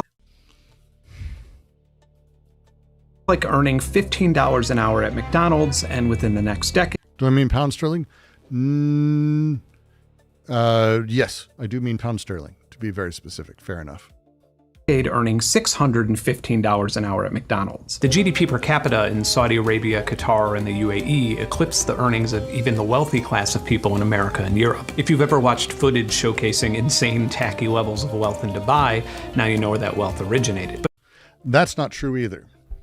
That's actually really not true. I lived in Dubai for 3 months because when I was 8, I said it would be really fun to live in a mall, and God laughed, and the monkey's paw curled. Dubai is filled with that because it is filled with real estate speculation and a lot of expat money from fucking the USSR collapse. Like, this is stupid. That's a stupid statement. Now, this is the nightmare of... what Saudi Arabia has done with their religious space, which is basically Disney on acid, wrapped in a, I don't know, the worst kind of Sunni bullshit, Wahhabist bullshit, I guess I should say. What a nightmare. But this is it's garbage. But for the context of this video, this creation of what is now called the petrodollar put America back on their chariot of asymmetrical This is just not true. Leverage. Not true. While the rest of the world would have to, cut down forests and mine materials and make shit to sell. America did that too, by the way. This next bit is going to make me so fucking mad. There's a specific thing he says in here that I'm going to... Do you want to know how disingenuous someone is? It's how they choose their facts. This is the thing, like all this is where I'm like, Ben is... mistaken. He's pissed about things, and he's pissed about the same stuff I am. And there's the old joke. I tell it a lot. He said, I'm sitting in a bar.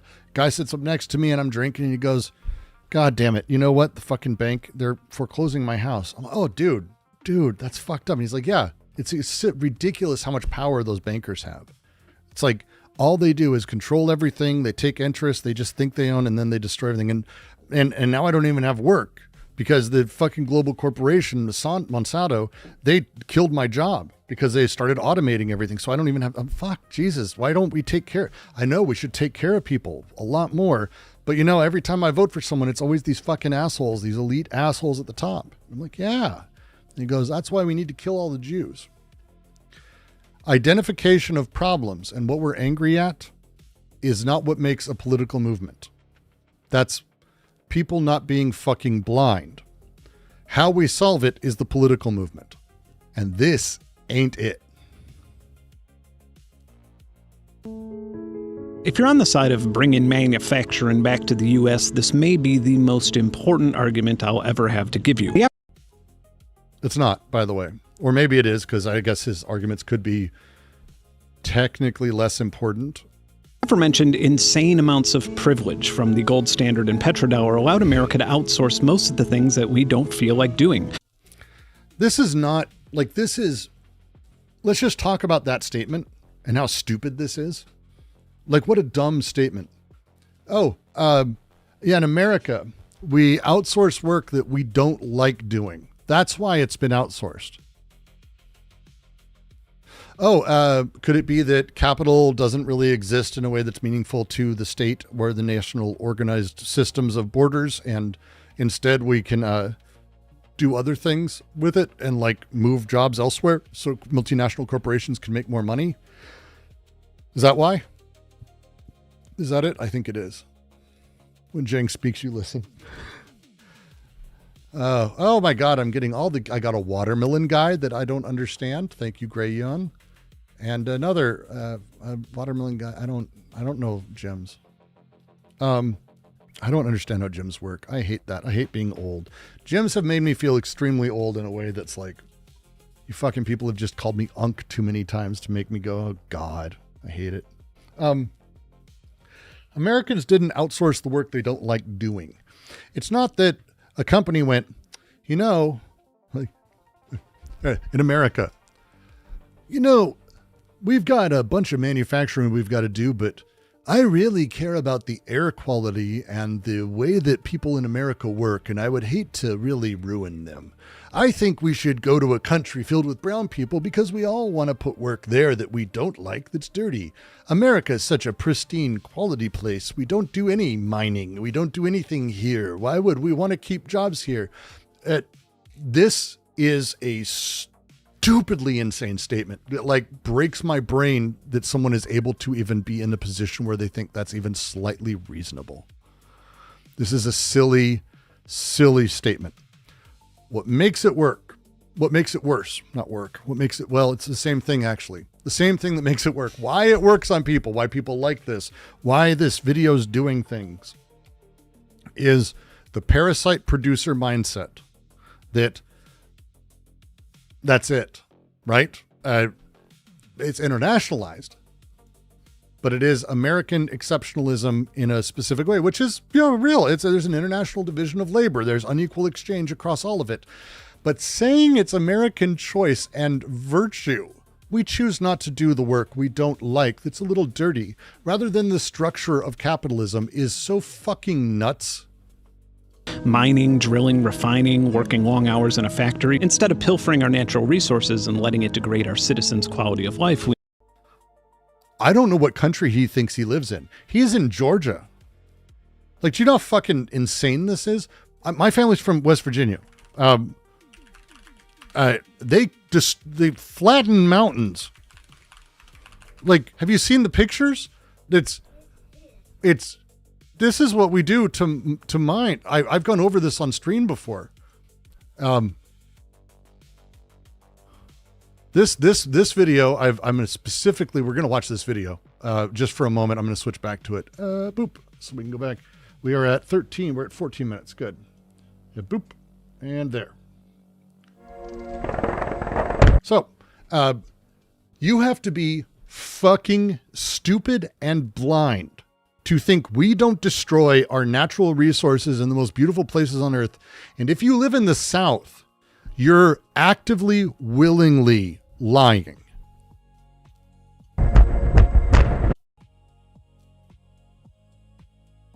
Disturbed by the coal and timber companies, we don't have hardly anything left. Oh, no. They've destroyed so much of West Virginia. John Denver sings, take me home, county roads, to the place. It's about those hills. And if you don't know why, there's a good chance people born now, or you alive right now, will never, ever see why he said that. because it was some of the most beautiful fucking land on the planet. And I don't mean that in like it's weird, it's hill people and all that shit, but like in racism, and I'm sorry if you're a black person, I wouldn't suggest driving through a lot of it, and make sure you know where you're going, but it's beautiful. It's beautiful. Just southwest of our nation's capital, one of the greatest human rights and environmental tragedies in American history is taking place at this very moment. This video is 17 years old. So there are people probably watching this video who were born after this video, and Ben is saying we just don't destroy our own environment because he's... What the fuck, man? Why are you doing this, dude? You're so much smarter than this. You clearly have the ability to think. What the fuck, man? Mountaintop removal is a form of coal mining that's designed from the start to take the coal miner out of coal mining. Did you see that? The companies use explosives to blow up the tops of the mountains, and they dump the rock into the valleys, totally burying the streams. What's left behind is a moonscape. Yeah, we don't do, look at it. Look at it. Look here. Go look at it. And fuck you, Ben. Fuck you, Ben. Fuck you, Ben. Fuck you, Ben. Fuck you, Ben. This is just one view from one helicopter. Fuck you, Ben. Like, it fucking saying shit like this in a video that is as big a channel as you are is fucking bad. It's unethical. It makes you a bad person. It makes you bad at being a person. Take a moment before you make these claims. They say it's more economical. They take a handful of men with equipment and accomplish in a matter of months what an underground mine would take years with a lot of men to do.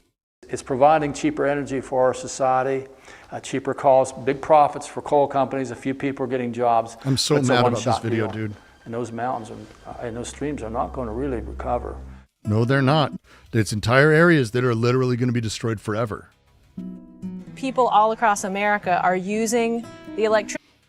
Oh no, do look up mining tailings. This is just the beginning of one way that we've ruined things in one area. I live in South Washington, outside of Portland, on the Washington side of Columbia River. The rivers that come through here, beautiful. This is the stunning nature I live in is amazing. And there's a big lake, Lacamas Lake. A lot of stuff here is named the way that it was from the natives. It's weird. But Lacamas Lake, actively beautiful. I'll pull up a picture so I can just show you so you can be actually as depressed as I am.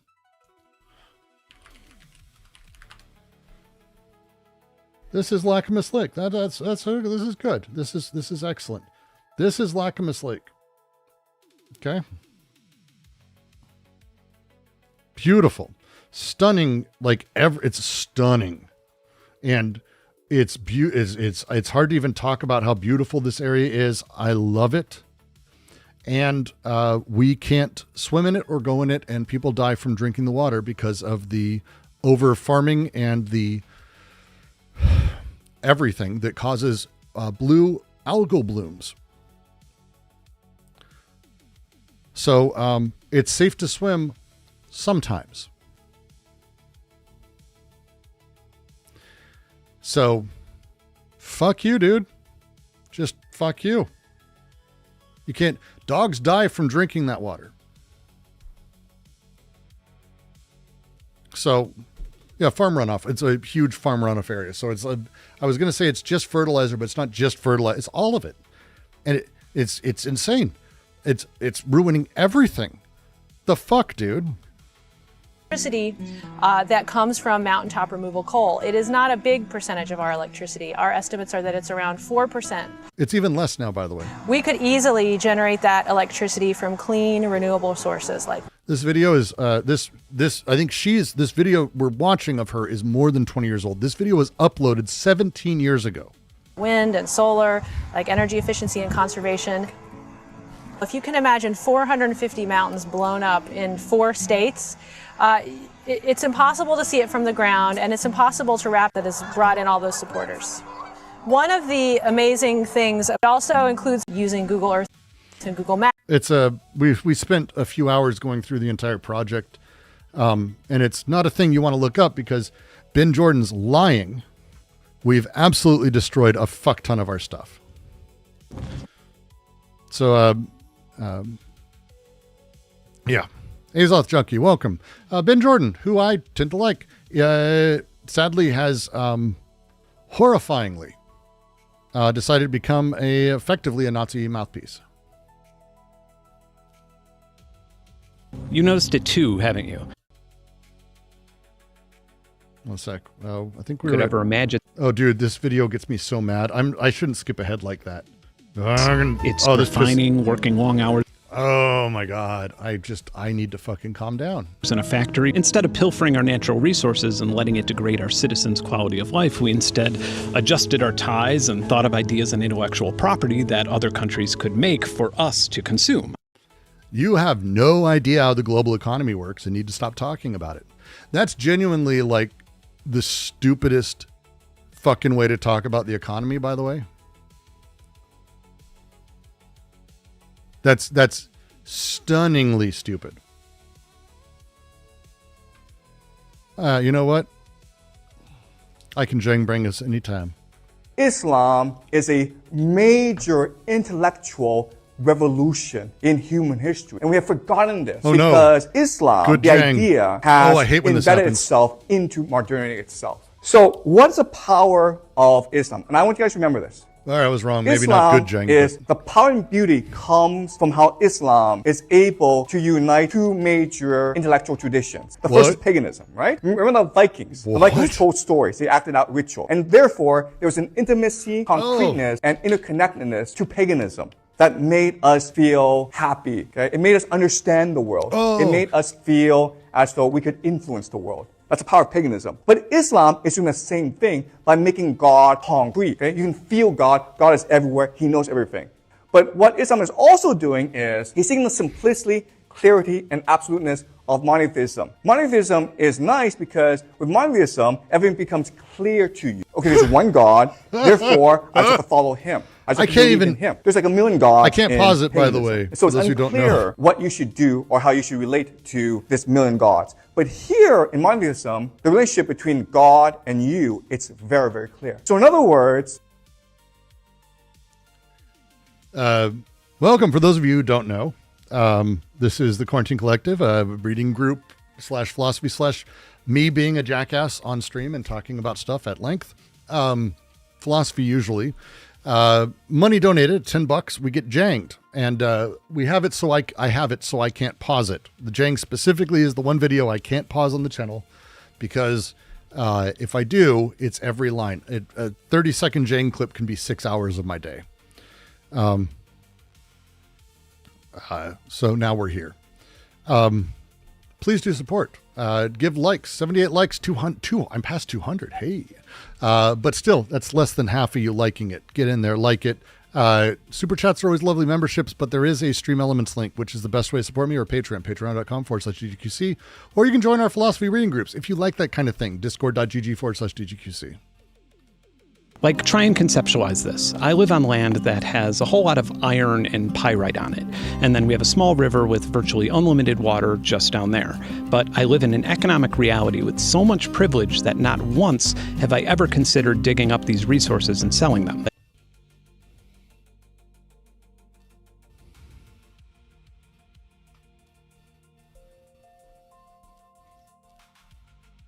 I actually forgot that was in here. There's a lot of people globally who probably wouldn't mine the land they live on for a lot of reasons.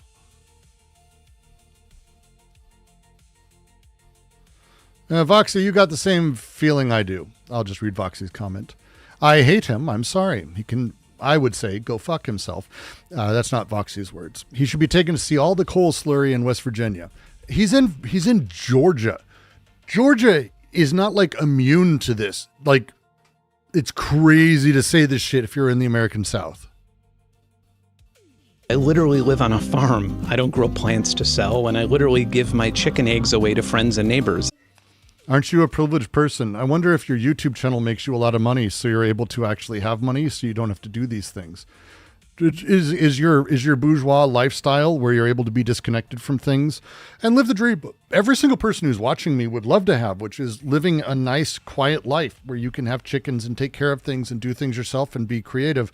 Do you understand you're disconnected fundamentally, and I mean intellectually, clearly, from a huge amount of global capital? Like, do you understand, or do you not want to have that conversation? And if I have a big surplus, I just throw them at a tree and then the chickens eat them. What?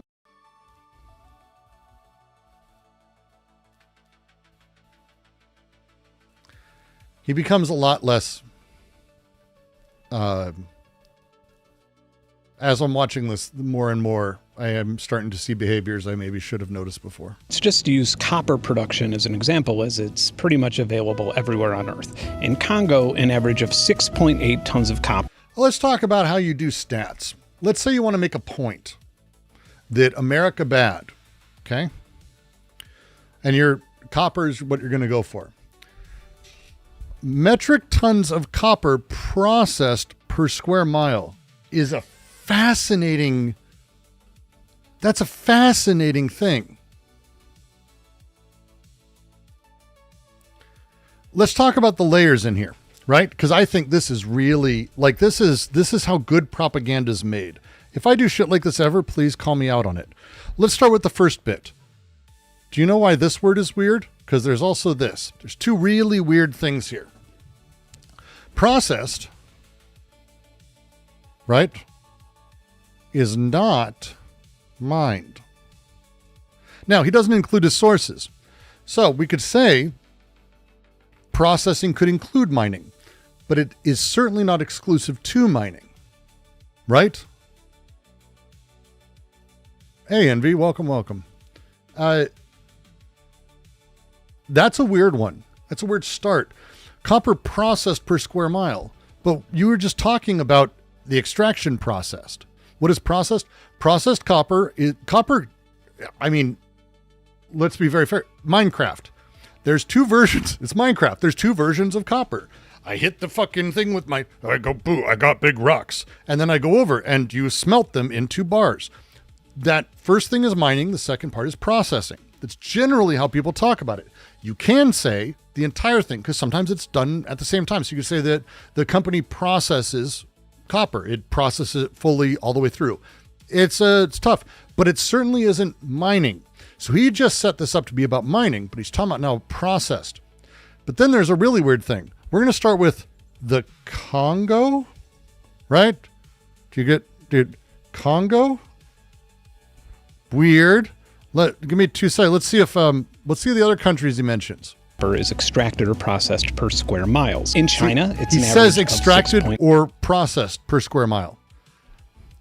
That's a weird statement.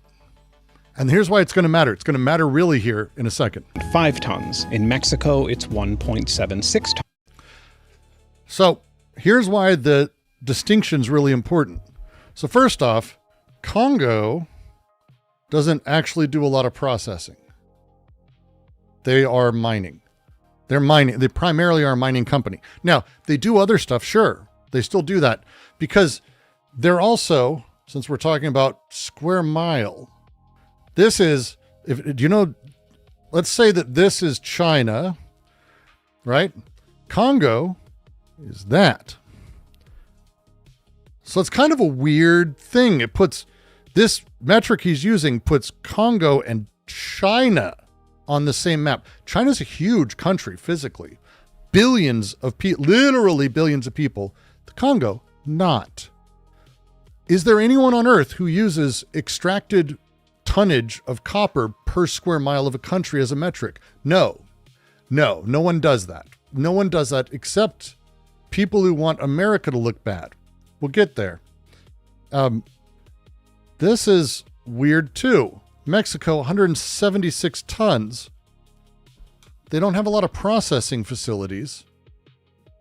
But here in America, with our vast, enormous copper deposits, it's 12 pounds of copper processed per square mile. Weird, right? Of 6.5 tons. In Mexico, it's 1.7. So here's the thing. What if I were to tell you that this is Congo over here? Let's just say it again.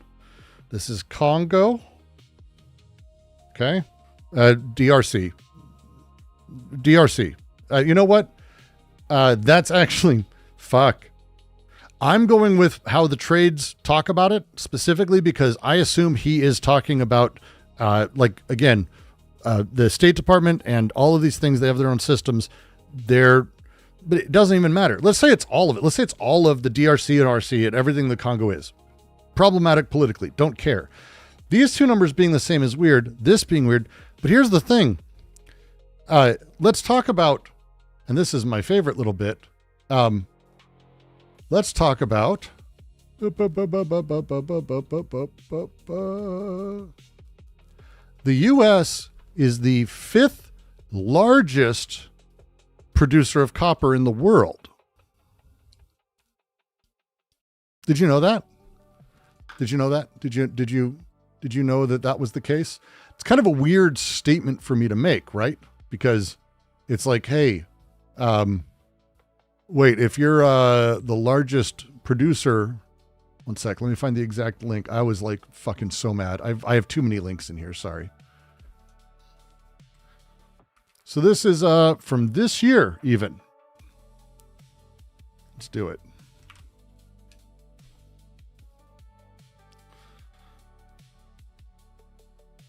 And the source is, by the way, the USGS. I found the primary source. I have the document. It's a 700-page fucking PDF. I'm not going through it. But do you see that Chile produces a ton of copper? Again, per square. China is 1.8. We're 1 million. We're not far behind China. Does he want us to mine a lot more than we need to? Why do we need to do more? The second thing is he says extracted or processed. Do you know who processes all of our copper? Do you want to know who processes American copper? I'll give you a hint. It's China.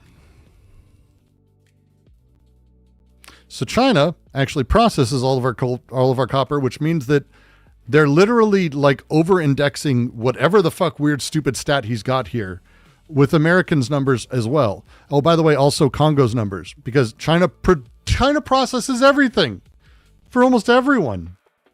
Why is this? I live on land. So we'll go back to also my favorite thing that he shows. And I really want to spend time on this one because he shows this fucking stupid map. This is how broken this is awful. Iron and pyrite on it.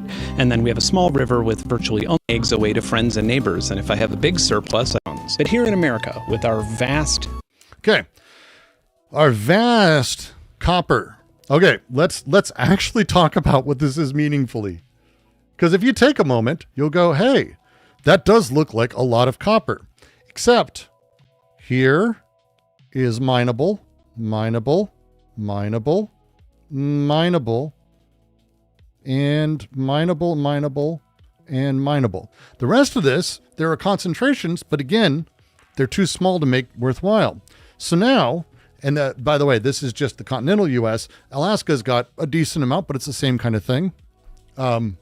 Video is starting to crackle again. Motherfuck. One sec.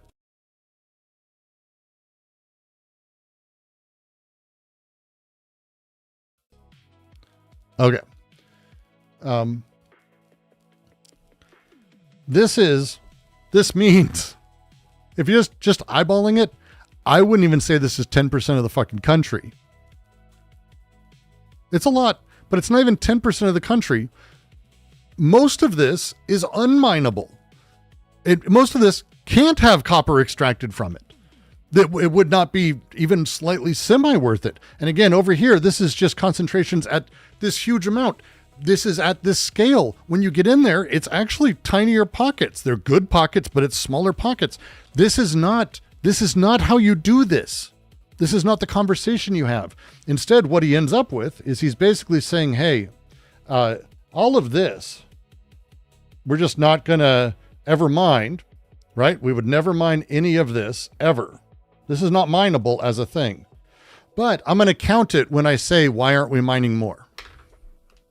It's a load of bullshit. Enormous copper deposits.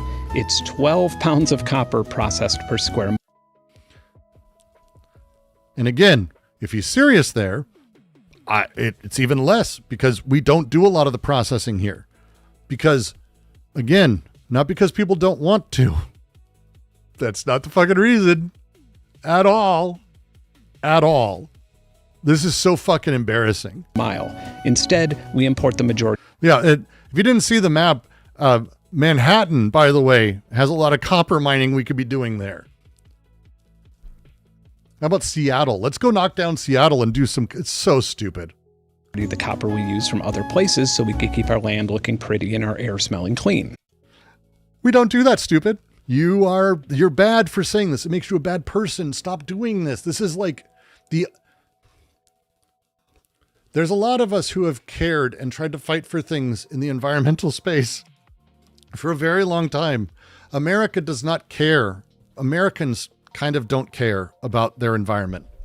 This is so heartbreaking and awful. It's so awful. So when I hear billionaires squawking about bringing manufacturing and mining jobs back to the U.S. and then advocating for the removal of immigrants who are willing to do those jobs, I think to myself, Nazi. That's why I say Nazi.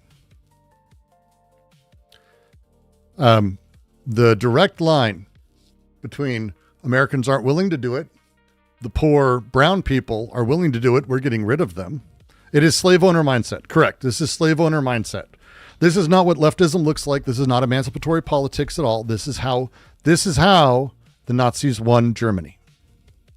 Because people saw this and went, oh yeah, this is the shit. They saw it in the term of Gottfried Feder. Gottfried Feder. Let me see if I have a quote on this section, because I have a lot of Feder quotes. I have so many good Feder quotes. I'm trying to simplify it though. That's the big deal. Because like I missed the Nixon one. He said, President Nixon addressed the nation, told Americans they were in fact the victims of the Bretton Woods Agreement. The US dollar would no longer be backed by gold. Feder. All we hoped to gain in the dark of night, the darkness of our military collapse seemed to be glistening with gold, but now with the gray day illuminates the find its rotten bits of wood. Oh, I wonder if he's talking about a thing. Did they somehow miss the last 80 years of economic prosperity? That is it fucking possible that they don't understand how any of this works? It's very possible. I mean, you don't understand how any of this works.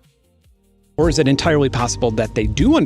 This is ecofascism. Yeah, this is a lot of layers. This is like, there's a lot of layers here. There's a lot of layers here. And again, Benn, not a bad person. This is building Nazi rhetoric, though. This is how the Nazis won. This is, and I mean that again, for those of you who missed it, I've talked about it. You can go back and read all the books that have stuff on this. The thing that happened, why the communists didn't win Nazi Germany despite people going to communist rallies and Nazi rallies, is because the communists couldn't say Nazi shit, but Nazis can say communist shit.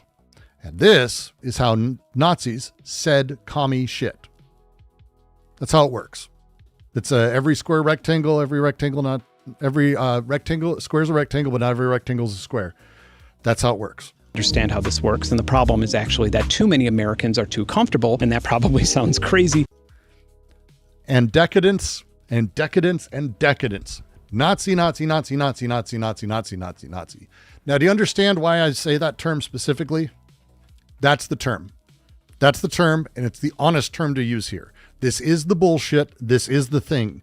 We're lazy. We can't have work. Americans aren't willing to do it. They're decadent. They're not doing the thing. Get in the mines. Do the thing. Do the work. Bullshit, bullshit, bullshit. Fuck you, Benn. Fuck you, Benn. No, he doesn't recognize the Nazi aspect. He thinks he's emancipatory. By the way, so did the Nazis. But stick with me, because first we need to philosophically understand leverage. This is going to get really bad, by the way. So at this point now, he has come full circle, and he is moving into the space by talking specifically about decadence. I want to take a moment and talk about why we talk about decadence in this way. It puts the moral failing on people and morals as first. Instead of talking about the cause being structural and how things are built, capitalism, it is the child's version of saying that the softness of the ordinary man who's not willing to put in work, spoken by a man who makes YouTube videos and has chickens in a Georgia backwoods, is not only infinitely ironic and painful as a thing, but it's engineered in a particular way that is straight up the fascist arc that we've seen many, many times. It's super gross. Your next video recommendation is this video. That's fantastic. Please go, when you do, if I would say brigade him, please send him this link. Ben, I appreciate your videos. I've liked you for a long time. This is Nazis. Stop being a Nazi. Yeah, the only person who can say decadence when not referring to how sweet chocolate is Nietzsche. Anyone besides Nietzsche, decadence is literally a reference to Nazism.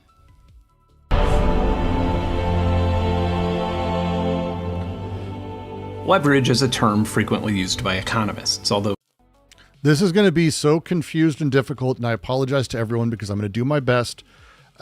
This is not the kind of stuff that is going to be easily transferable in common parlance because it deals with economics in a large scale, more theoretical way. We're going to be talking about how economies work and ideas of it.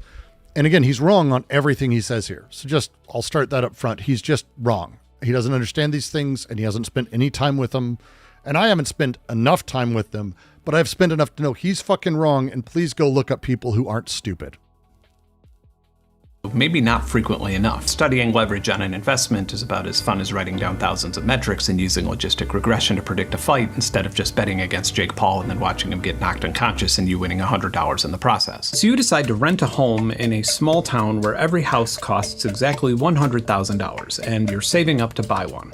I decided to move to the same town as well, but not just to live there. I'm going to try and make as much money as possible. I happen to have $100,000 in cash, so I buy a house. A year goes by, property value increases by 10%, and I sell the same house for $110,000, making 10% profit on my equity. But then I get a better idea. I take $100,000 from the sale of my house and use it as 5 $20,000 down payments on 5 houses. Another year of 10% value increase will earn me 50% return on investment. So why don't I do this in real life? Why don't I own dozens of properties? Well, because this isn't some sort of infinite money glitch, it's a high-risk maneuver. In fact, it's asymmetrical against me, because if those properties would lose 20% of their value before I sell them, then I would lose 100% of my investment and be broke. Okay.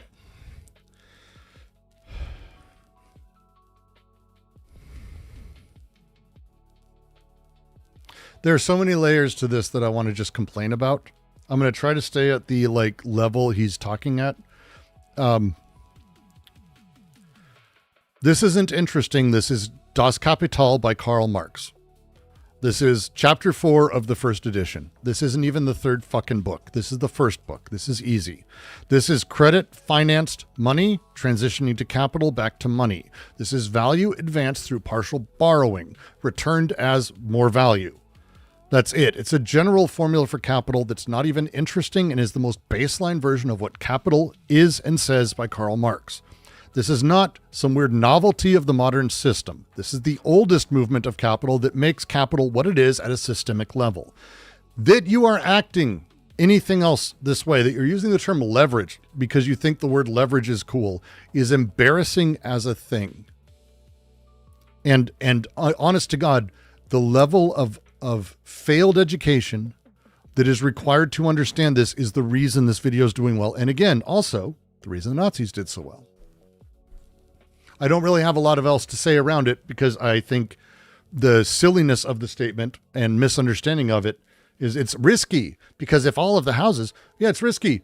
But if your 5 homes all lose value, they don't magically only your 5 homes lose value unless you do very particular things. Generally speaking, you're talking about a systemic way that value is lost, in which case you still are relatively in a position of power.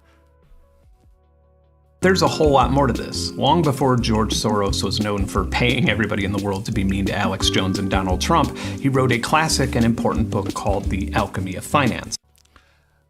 I'm not sure if he's read this book, and I hate this. Which was published in 1987. This book introduced and popularized the theory of reflexivity, which is now arguably cited more in anthropology than it is in finance. Which is why I've read this book, by the way. Sociologically, it's become important because it's a very interesting idea.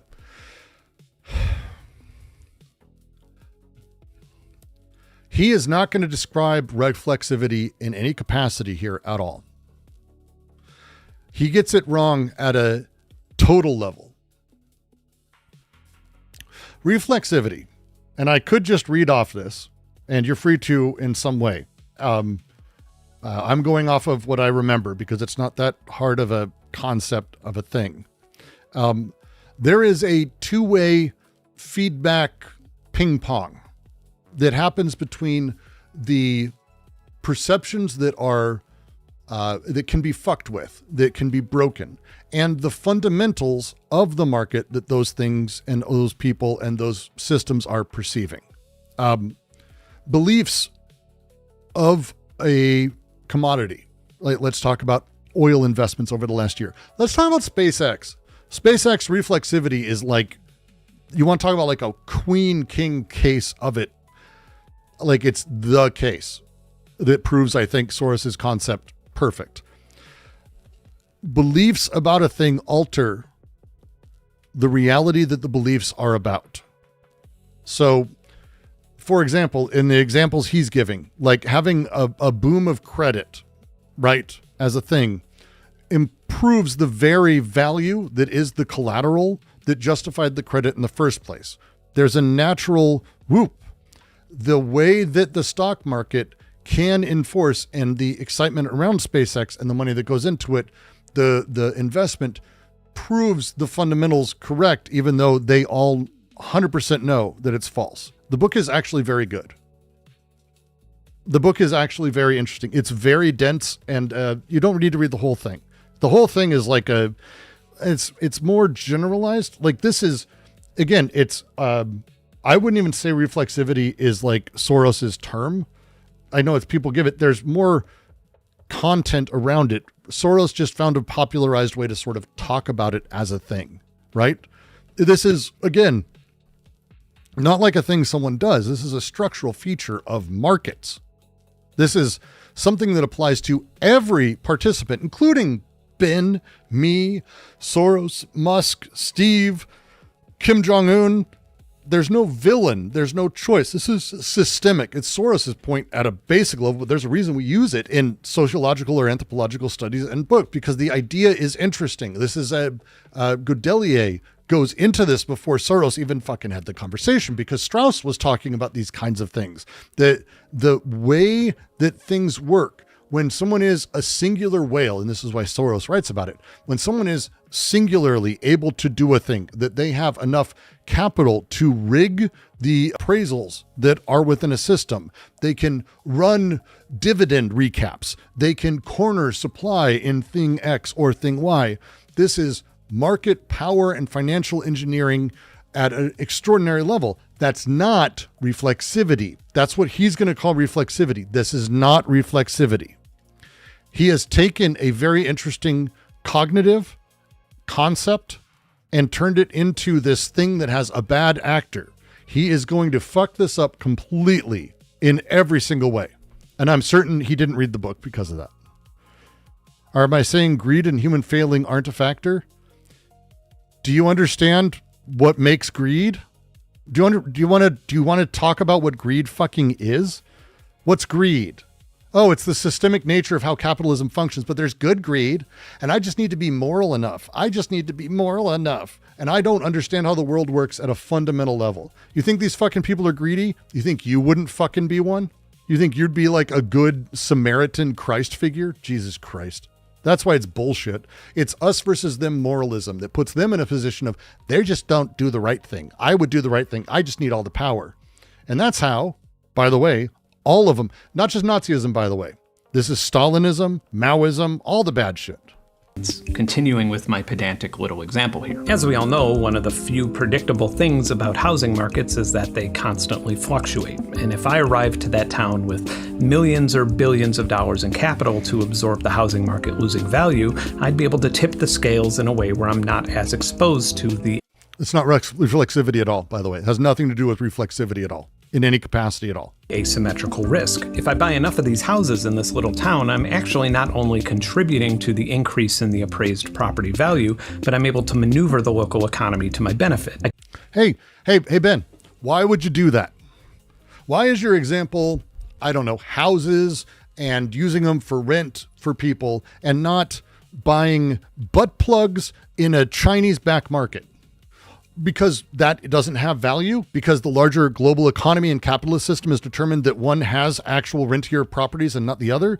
Oh, so you're not actually making decisions that are out of nowhere. You're actually built within the system and you are being part of the same systems of production. Oh, so your example's stupid. I could perform a little magic trick called the dividend recap. I could create... You didn't answer my question. You attacked me for asking what is greed? What? I didn't attack you for asking it. I said it was stupid that you asked it because it's fundamentally a stupid non-material question that doesn't involve anything systemic. To say, oh, you don't think greed's a problem? No, you've got to define greed. It's your fucking term. It's his term. He never defines it either. It's stupid. A shadow. And by the way, if greed is your big deal, we know where you lead. Company and then sell the houses to myself far below their actual value. Then when this causes comparable houses to be appraised at a lower value, I can buy them and rent them at higher prices until I create a housing shortage, which will then inflate the value. And you can do that, yes, but the larger system is there. This isn't done in a vacuum. None of this is done in a vacuum. I don't have enough. It's the one thing elites can't say. That's a nonsense sentence. Of course they can say that. I have enough. It's the one thing they can't say. You can't say that either. I don't have enough. I'm not able to relax. I've got to keep making money. Who the fuck are you? Who do you talk about? Who do you think exists in this fantasy land? Like, for when I decide to sell them. By the way, none of this is hypothetical. This is exactly what Blackstone did via...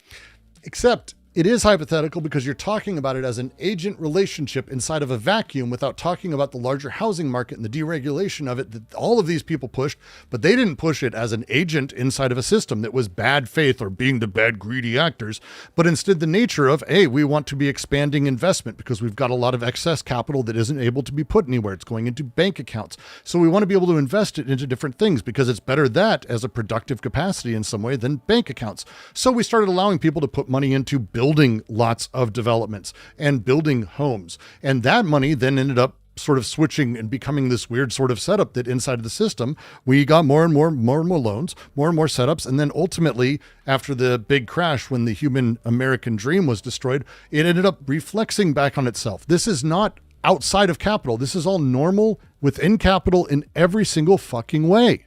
None of this is outside of capital. This is the system as it works.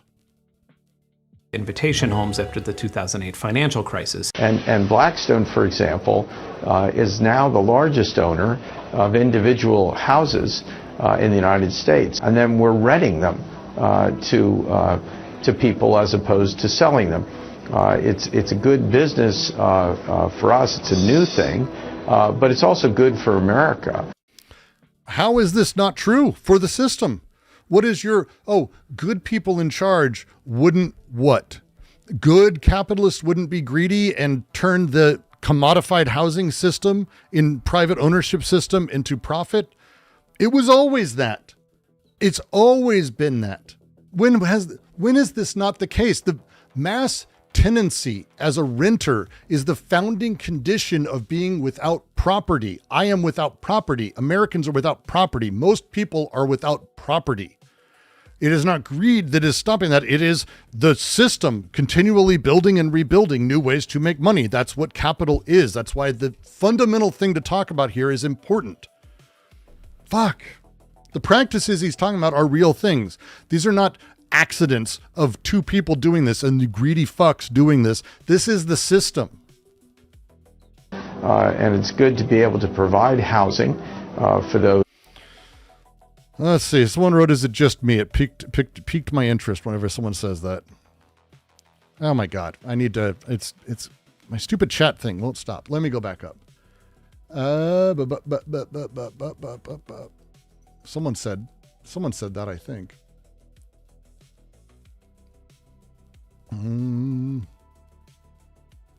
Is it just me? Is it just me? I can't figure out where it was said. Now I've lost it. Don't care. Moving on. Those people who need it. Yeah. Random Threepo nailed it. Greed is when they only give you a square of toilet paper to wipe with your poop. In fact, they built a highly sophisticated algorithm to scan real estate markets and intentionally overpaid for houses to... And what system is this within? Why did they do that magically? Was housing the week before that not a profit and value bearing growth industry? Was that something they figured out, or is the nature of property this thing? Because as we have property within capitalism, as it is set up this fucking way, this is the inevitable growth of it.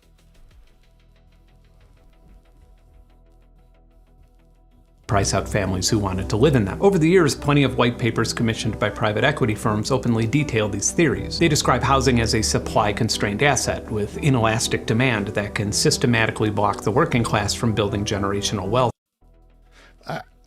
First off, Blackstone has never written in their shit. I've read these fucking, this is so on the edge of Jewish question bullshit. It's fucking so upsetting. Blackstone has never written in their thing, this is how we block them from having generational wealth. No, like what the fuck? It's about, hey, we can do this and make a bunch of money. They don't give a fuck about if it made everyone rich, they wouldn't care either. Like they don't give a fuck. They don't fucking care. They're capitalism. Jesus Christ, people. I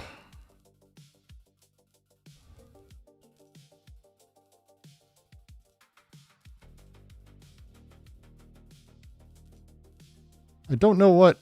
I don't know. That's the Cheshire Cat. Sticker next to your name. That's the Cheshire Cat. And it is appreciative for being an extremely long-term member of the channel. And be nice to M2 Texas. What a lot of people don't get is that this idea of moral failing or greed that can be attributed to a person as a failing that we can identify. People think that's systemic, that we can break systemic greed. What they don't get is, one, can't identify it. You can't point to greed. You can point to greedy activities, but you can't do that until later, after the fact. That's just how that works, because you can always justify everything. Secondly, it does nothing systemically, because greed, you're bad. If I was good, it's Nietzschean resentment. Nietzsche's resentment concept is really easy.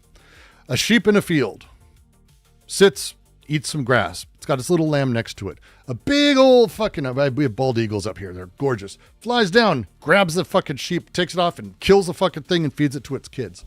And the sheep, this lamb looks up and goes, that fucking eagle, if I could fly, I wouldn't go to kill his kids. Great. Good for fucking you. Good for you. The most useless statement you can fucking have is, as a sheep, if I could fly, I wouldn't. That's the problem with greed. That's the problem with greed as a concept. I wouldn't do that if I could. Yeah, but you can't. So who gives a fuck? Who cares? Because if you think that it's just as simple as saying, well, if I had the power, I would choose not to, you don't understand how people get to be who they are or how you got to be how you are. Fundamentally. That's the problem with greed as a concept. Through homeownership. Instead, this... How do you pay for a Jang? Stream Elements is good. $10, you can just click on that. Also $10 anywhere, and it forces a Jang stop because we love it. Guarantees that workers' income can be siphoned back into Wall Street equity. That's not, I guarantee you, that's not a thing they think about or give a fuck about. They think about the money that they can take and make themselves. All of these things he's pointing to are systemic. At dollar stores, which is now, oh, look at this dollar store thing. Do you know how dollar stores got to be where they are? Because of the very unique nature of how supply chains fundamentally became focused on monopsonies, which is a term nobody fucking knows and everyone should fucking know. A monopoly is where there's only one person buying, okay? Or one person selling. Oh, I have a monopoly on Topo Chico water. You have to come to me for all the Topo Chico. I can charge anything I want. The other side is if there's only one person buying, then it's a monopsony. It's the opposite problem. And dollar stores, because they're very good at what they do, they build up a monopsony inside of small towns and they become the only purchaser. But they only purchase certain things from certain suppliers, and those suppliers have to build entire supply chains to supply them. And so there's all these incentives that are enforced to keeping them going. That's the problem. A dollar store sells a little thing of Tide that's good enough for a week. That little thing of Tide, that's literally sold nowhere else. So who makes that thing of Tide? Tide does. How? They have factories only for Dollar General that do all of this shit. So now, what? Who's else going to sell that? Well, no one else is allowed to sell that, actually. That's part of the deal. So now you have this fucked up system that is the system. This is capitalism. This is capitalism. This is not, oh, these Jews on Wall Street, which he's on the border of fucking saying, these elites, these people, they're bad. They're bad. In 2026, this is now commonplace in nearly every industry. Nearly every price tag you see is partially hypothetical, obfuscating the objective value that the commodity holds. I want to understand how you believe we can objectively understand the value of a commodity. I'm dying. Lucy. Hey, Lucy. I'm dying there. That's a fucking death blow to my brain. The idea that the commodity has an objective value is, I don't understand what that even fucking means, or how you can rationally talk about that term and say that out loud without going, hey, maybe I should take a second and think twice about this, because this is fucking stupid. The consumer sees a product, service, company, or rental property. Private equity sees a debt service. That's not how that works either.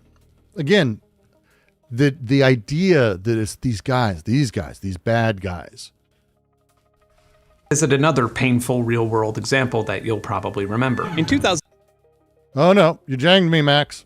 Democratic incompetence, but at the same time, it could also be part of the grand plan to create Pax Judaica. This is October 7th, when Hamas went and killed a lot of Israelis, disavowed Israelis. And this, of course, led to what's happening in Gaza today. Okay? Disavowed. I disavow that. I disavow that. Toys R Us and Babies R Us were profitable, and I disavow that. I disavow that. I disavow that opening statement. I have to disavow Zhang on occasion, like when he decided to show hey, look, here's Dealey Plaza on a map, and this is a menorah. That's a video. That's a real video. It's my favorite Zhang video, but that's a real video.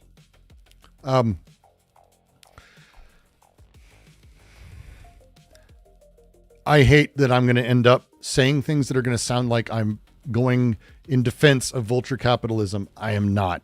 But this is completely fucked up here. due to the real estate holdings considered stable with a B+ rating by Standard & Poor. Their financial flexibility was rated as adequate, but due to big box stores like Walmart and Target, they needed to make some changes to remain that way. But then, KKR, Bain Capital, and Vornado Realty Trust smelled their favorite type of blood and took the company private. It didn't exactly take a clairvoyant to see that Amazon was going to be another big threat to Toys R Us, as they had just launched a dedicated toy warehouse, but Toys R Us had about $100 million per year to reinvest into growing an e-commerce platform that could compete against store integrate with Amazon. But instead, they used that money to leverage more debt. So much debt that nobody with a calculator could ever imagine them being able to carry it. So much debt, in fact, that the interest rates were 4 times higher than the $100 million they would otherwise be using to reinvest in growth. This massive pile of borrowed money would pay for over $470 million in management fees and dividend recapitalizations, not revitalizing the business. That's because this private equity buyout was never about making Toys R Us more profitable or selling more toys.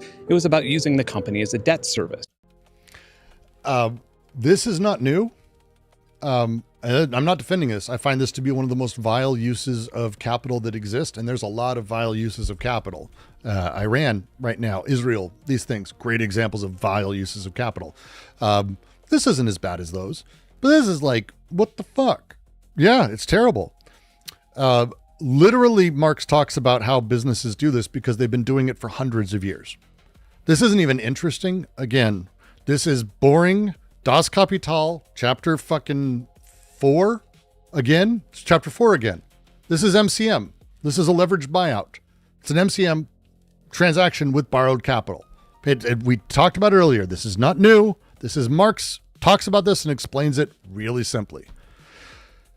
So, why am I taking a moment?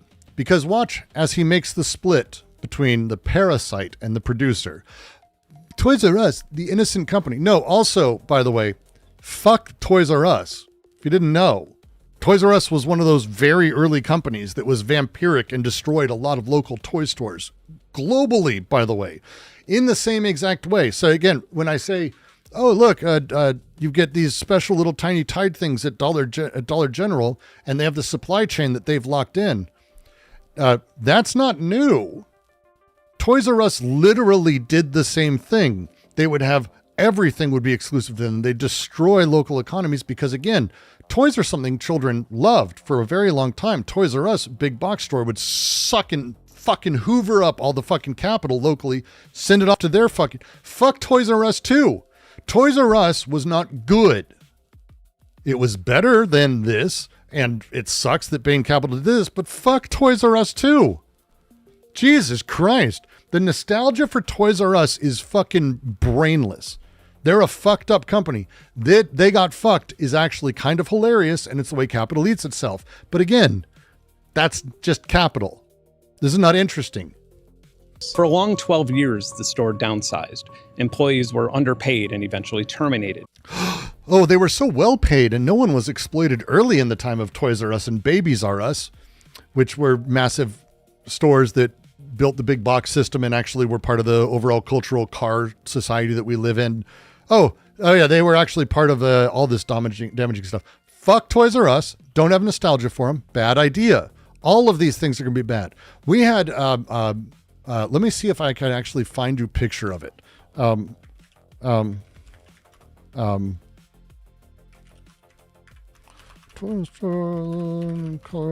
We had a stunning toy store when I was growing up called Children's Palace.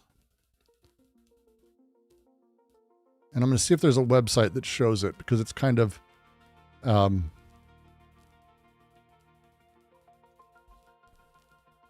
not that. Children's Palace. That's going to be Facebook pictures. I don't really want to do Facebook pictures, but so be it. It was literally like a big building, like a castle, and it was amazing. It was amazing. Well, this is the worst image I can fucking think of, but so be it. Let's open up the web browser, go over to it, pop. This was Children's Palace. It was amazing. There was no Children's Palace otherwise. It was Colorado's thing. It was this one store. It was huge. And they were dismantled by Toys R Us when they came in. It just destroyed them completely. I remember the turrets. I remember the store. I loved this store. That's a local store. I nostalgia for that. I don't have issues with. They didn't pay great, but Toys R Us was not the savior of humanity, dude. Buildings once associated with children's Christmas gifts acting as anchor stores for entire malls now rotted as they sat vacant. And it's worth noting that these same vampiric shitbags did the exact same thing to KB Toys, Gymboree, and Sports Authority, which were all literally vampiric shitbags themselves.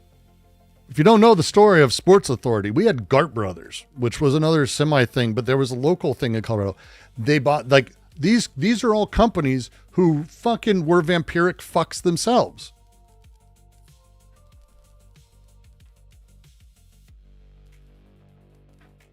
It's insane. This is an insane thing. Again, the nostalgia for having these shitty stores that were already them and problematic themselves is crazy. It's almost as if they have a fetish for suffocating our child retail nostalgia. How about the people that came before you, that those stores suffocated the other? You fucking, this shit, this is the shit I hate. This is the shit I hate. It's bullshit in every single way. And this is really huge. This is, Feder, almost verbatim talks about this kind of shit. The parasitic, the vampires. He's using parasite and vampires exactly as Feder did. Schaffendes and Raffendes. German terms, right? That's the thing for him. They used Marxist terms, reused to try to make it like, hey, they're vampiric. We're good producing capitalists. Fuck off. The transition from a growth-based economy to an authoritarian. Are you saying corporation has always been shitty? I'm so sorry. Orca, I am sorry to be the one to break this to you. Large, multi-state, multinational, billion-dollar companies don't care about you, and they didn't even when you were a child. Oh, God. Oh, just 1 second, Dexter. I'm pretending to think. I'm pretending, being silly. My son looks at me like, what's wrong? He's like, what's wrong? Like, oh, I'm pretending.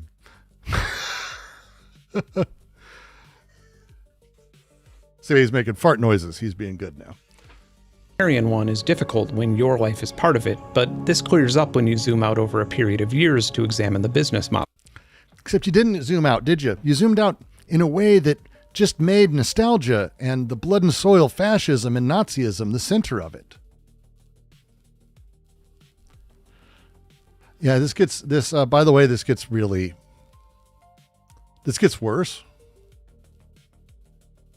It's a play that's not dissimilar to private equity's manipulation of the housing market, but instead of robbing your family of an opportunity to build generational wealth, it robs you of the opportunity to consume. Someone else janged me. Dust. And breathed in his nostrils the breath of life, and then man became a living being. Okay? So, thank you. This is God's perfect. essence is in Adam. And the Lord God planted a garden in Eden. High school English class, everyone. And there he put the man whom he had formed.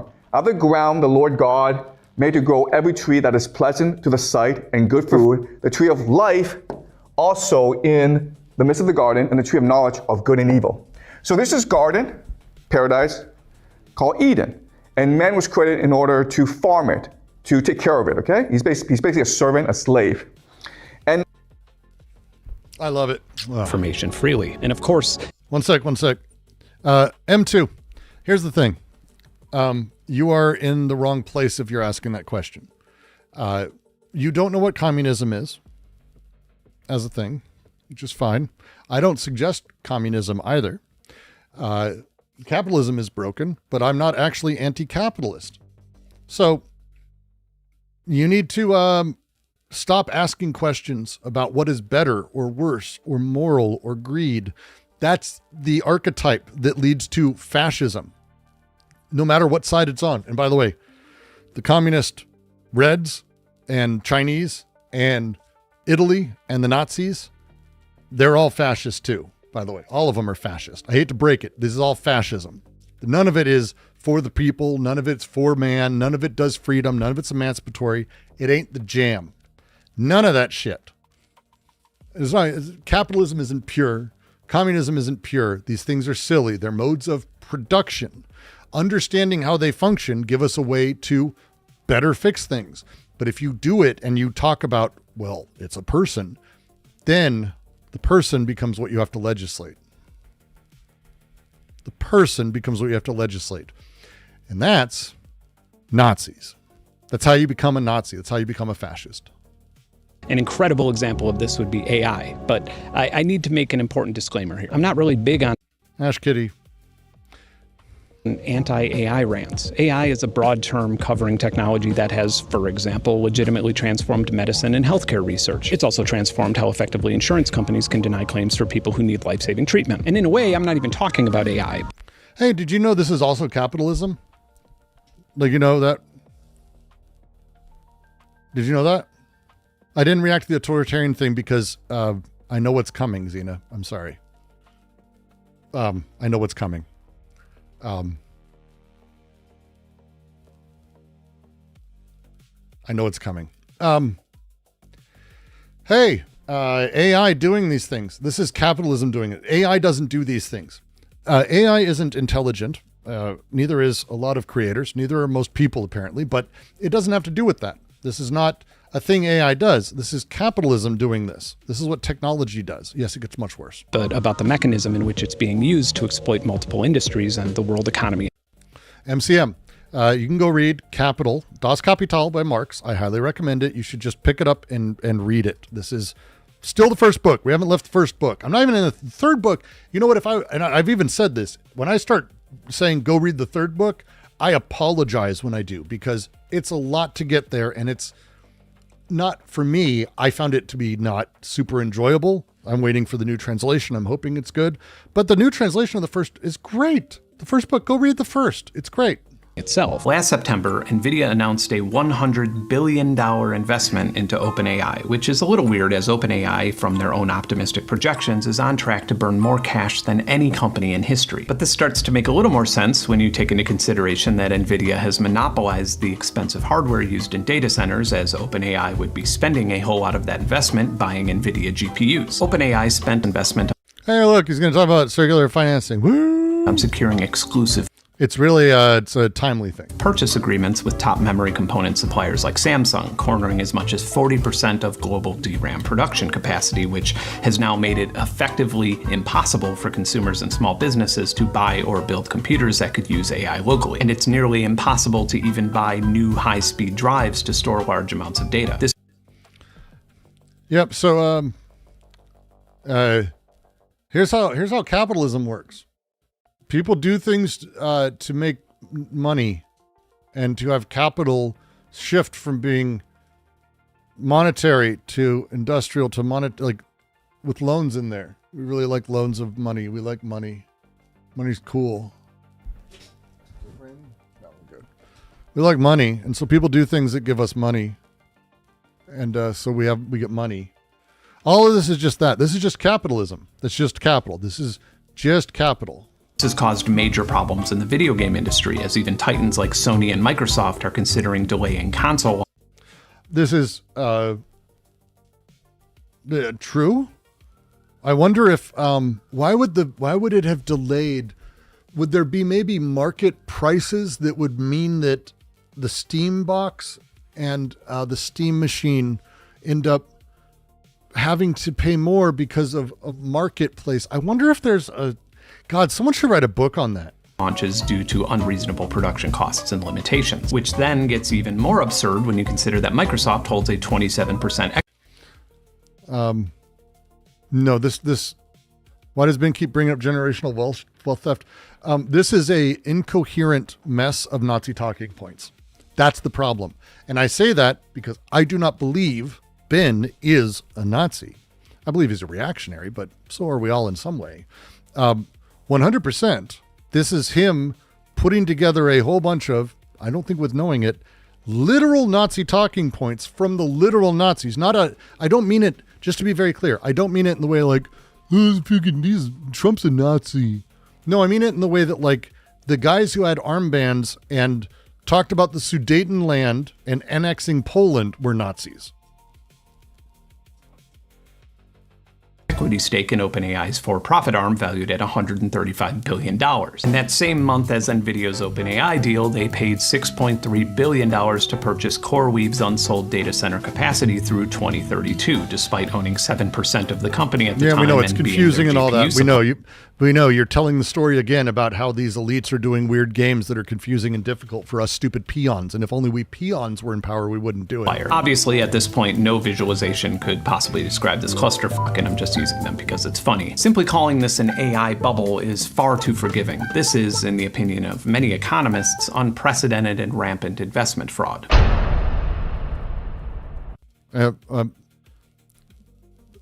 people he's quoting are worth mentioning as a thing there too. It is probably fraud on some level, but it's not because it's state sponsored, because that's how capitalism works. The entire thing he talked about here, the idea of it, fundamentally is taken into account by capital and Marx at the beginning. None of this is post-capitalist. None of this is not capital. This is the thing. He is utilizing like emotional drives to get you to go, this isn't the good capitalism. It's not the good capitalism, everyone. It's not the good capitalism, okay? We need the good capitalism. You know, the good capitalism of the multinational companies like KB Toys and Toys R Us, Sports Authority, those good guys, not the evil investors, Jews. Sorry, I mean elites. I'm sure this isn't news to any of my viewers, but Google has deprioritized its functionality as a search engine and replaced your experience with Gemini. I suppose to an extremely optimistic user, this is an evolution of a search engine. Now, instead of having to look around and sort through important context, you are instead served an answer to your question whether you desire this feature or not. Here's an example, and I literally just tested this on the first try. Yesterday, The Verge published a short interview with me where I was asked, "What is your happy place online?" So let's just skip the chore of reading an article and ask Google. It turns out that my happy place online is a VR game for MetaQuest called Walkabout Mini Golf, which is weird because I have no idea what the fuck that is. This is because Gemini has confused me with Roger Lynn, the creator of the MPC drum machine. My actual answer to this question was a free music programming language called Strudel, and this information... Strudel is really cool. If you don't know it, you can, like, on live, edit music like code. It's really fun. It's really fun. And it'll piss Ben off, but it's actually really fun to work with Claude code with it. Like, you can do really fucking weird shit. And it's, if you have it like connected like I do, like to like a ModSense setup with like MIDI, you can do some fun, stupid shit. Is literally in the metadata of the first link in the actual Google search. There are some differences between my actual life and my Gemini life. Gemini claims that I married some lady named Jackie in 2021. And approximately 7 years ago, I started bleaching my eyebrows platinum blonde to match my hair. Then I switched to shaving after reading about the chemicals in the dye. But I now really like having no eyebrows because it allows my eyes and lips to stand out more. This is all innocent and amusing until it's not. In 2025, Hassan Piker was viewing one of my videos on a stream, and someone in the chat speculated on my stance on Israel. Stop. You guys are... No. I don't want to believe it. Shut up. You're lying. The following day, I had received a ton of messages expressing disappointment for me having made a video detailing my support for Israel after taking a trip there to interview IDF soldiers. The problem with this... Those pictures were funny shit. That was funny shit. Sorry, that shit's funny.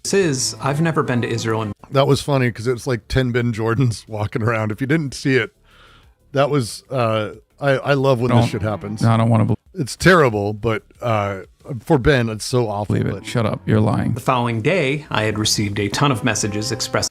People do this shit all the time. Like, we're way beyond anything mattering. Disappointment for me having made a video detailing my support.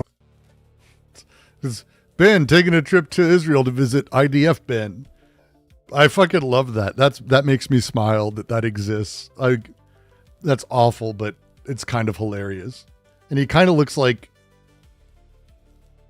I don't know. For Israel after taking a trip there.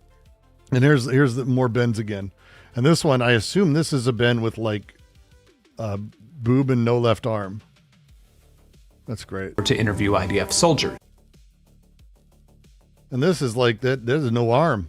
AI when it's bad is wild. The problem with this is, I've never been to Israel in my life. In fact, decades ago, when on tour in the region, I would intentionally avoid Israel due to the apartheid conditions. I 100% believe Ben would be properly standing on Israel for forever. Repeatedly been both a vocal and financial supporter of Palestinian statehood for the length of my public presence on the internet. But Google's Gemini was, for some reason, mixing me up with the Newsmax reporter who I share virtually nothing in common with, and then prioritizing that absurd level of misinformation over the actual search results. Even after multiple news outlets covered and published Gemini's monumental f*** up in detail, searching Ben Jordan Israel didn't bother identifying that Gemini. It would actually reinforce it, because now there's a lot of articles that literally say, Ben Jordan visited Israel, and those words and everything are now in it.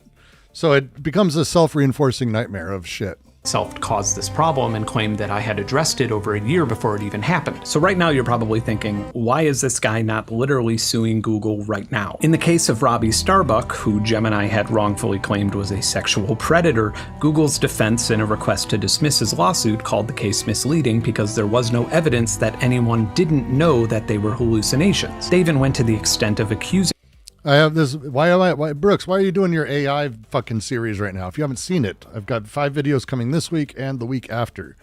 I've got 10 more videos, and the 10th one, so it's 15 total. The 10th is going to be an hour and 10 minutes, and it's about Yomslev and semiotics, and it's really great, and I'm very happy with it. But I'm doing it right now on why all of these lies matter and why the word hallucination, the word memory, and all these things are lies. It's an important setup. It's worth checking out. And it's even better, enjoy the comments. If you haven't, go check out the comments and read through them, because a lot of people let me know that I don't know anything about AI. This seems like a semantic argument is my favorite comment I've gotten from 6 or 7 people across it so far. And I'm like, fair is fair. Him of misusing the platform to create the AI hallucinations as evidence because they weren't technically documented. You can always be mean to people in my comments. They're immediately reproducible. These are not rare glitches. These types of hallucinations happen a lot, almost the majority of the time. Last October, the BBC and European Broadcasting Union published a study that showed that 45% of AI news queries produced, and I quote, erroneous answers. This is an enormous problem and liability that breaks the very thing that these AI models are supposed to be doing. These companies are... It's all true. It's all true. I think it's important to understand that capital and the state, as Marx talks about, the state exists to reinforce and support the growth of capital and the way capital functions and make the axiomatic written. It's part of the state anachronistic functioning. Anti-Oedipus goes over it in its own way, and I have very particular statements, but Marx is very clear on this. So, I mean, I'm certain that there's no way he's going to be using this to talk about how we're in some weird new time where the state's doing things that it's never done before, because that would be weird. Enormous multi-billion-dollar conglomerates with strategists and economists and massive legal teams. So why in the world would this profoundly and confidently unreliable technology not only be recklessly prioritized, but forced on users of virtually every major technical platform? Because it's clearly intellectual property theft. The Verge paid Terrence O'Brien. But it's not.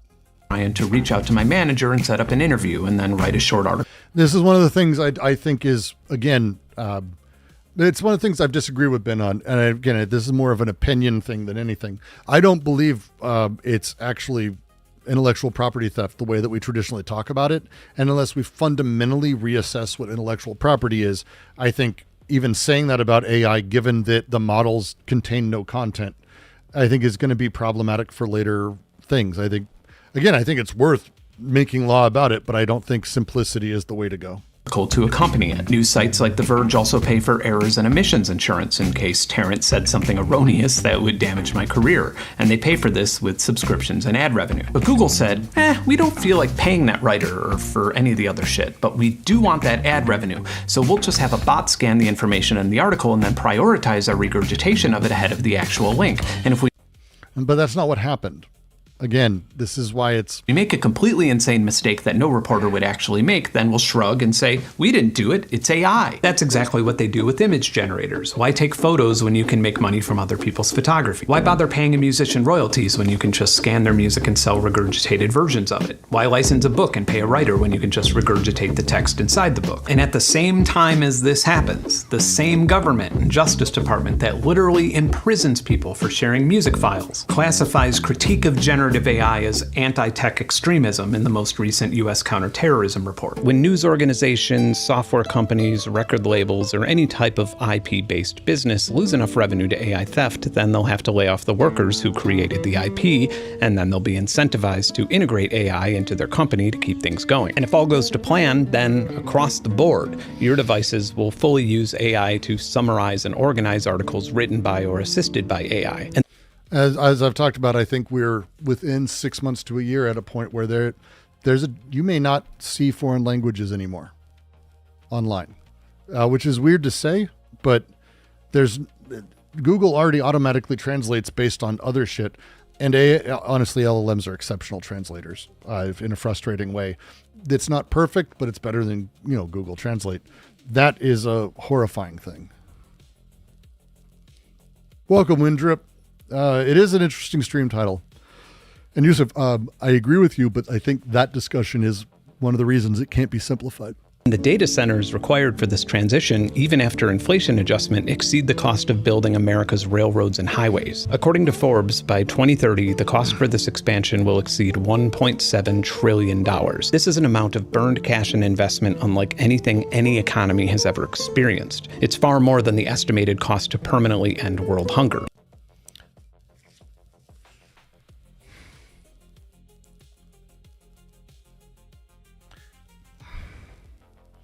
It's a weird equivalence again and again and again.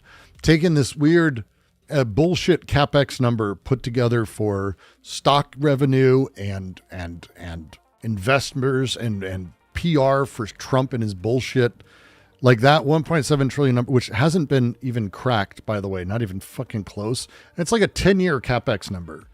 To use that in comparison, I think is odd, but again, it's rhetorical. It's the same movement again and again and again. Right? Do you know what I mean?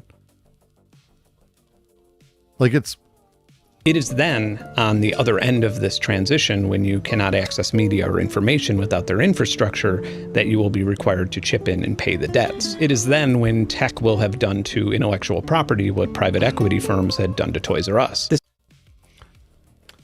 No. Because Toys R Us isn't this, it's not the same thing. This is not the same thing. And I was talking with someone. I will say this again. I made a song here. I'll play it for everyone because it's stupid. I'll play it for everyone. And I'll talk about the use of AI. And if you think I'm immoral for this, you're free to. I don't really give a fuck at all. At all. One sec. Boop, boop, boop, boop. Let me turn all these off. Turn the music up. I went in and I had a AI say, I gave it the first fucking 12 paragraphs of Anti-Oedipus. And I said, Midwest boom bap rap. I did another one that was like, sounds like ICP. I did a bunch of these. And it made me smile and laugh.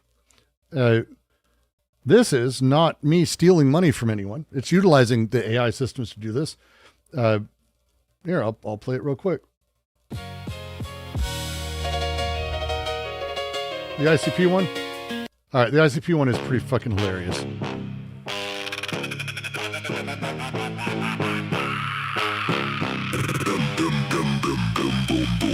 It is at work everywhere, functioning smoothly at times, at other times, in fits and starts, it breathes, it heats, it eats, it shits and fucks. What a mistake if I've ever said of it.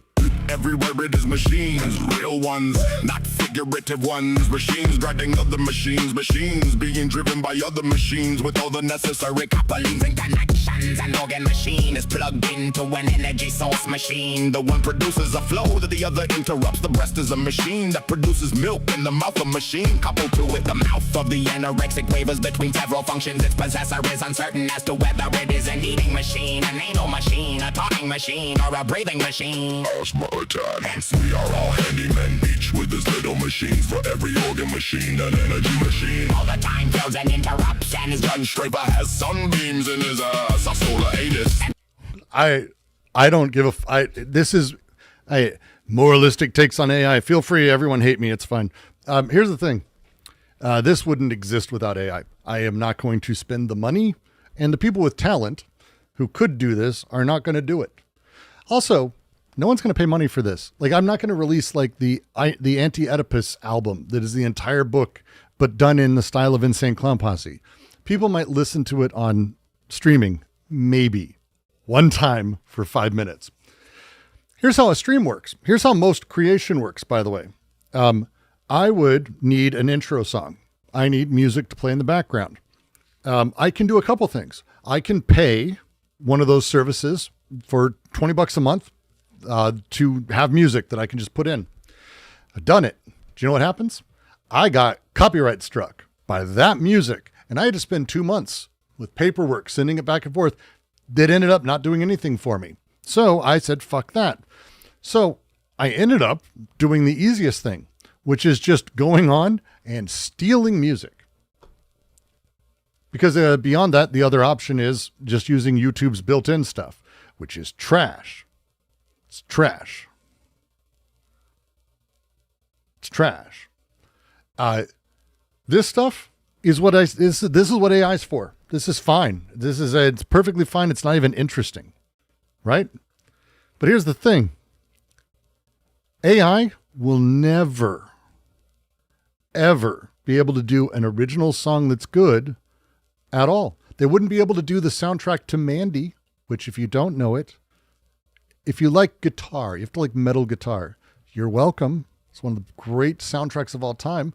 Same guy who did the Arrival soundtrack, by the way. AI would never have done any of the things that either of them do with that. Neither of them, no AI would ever be able to do Death Grips. They could do it now, but they wouldn't have been able to do it then.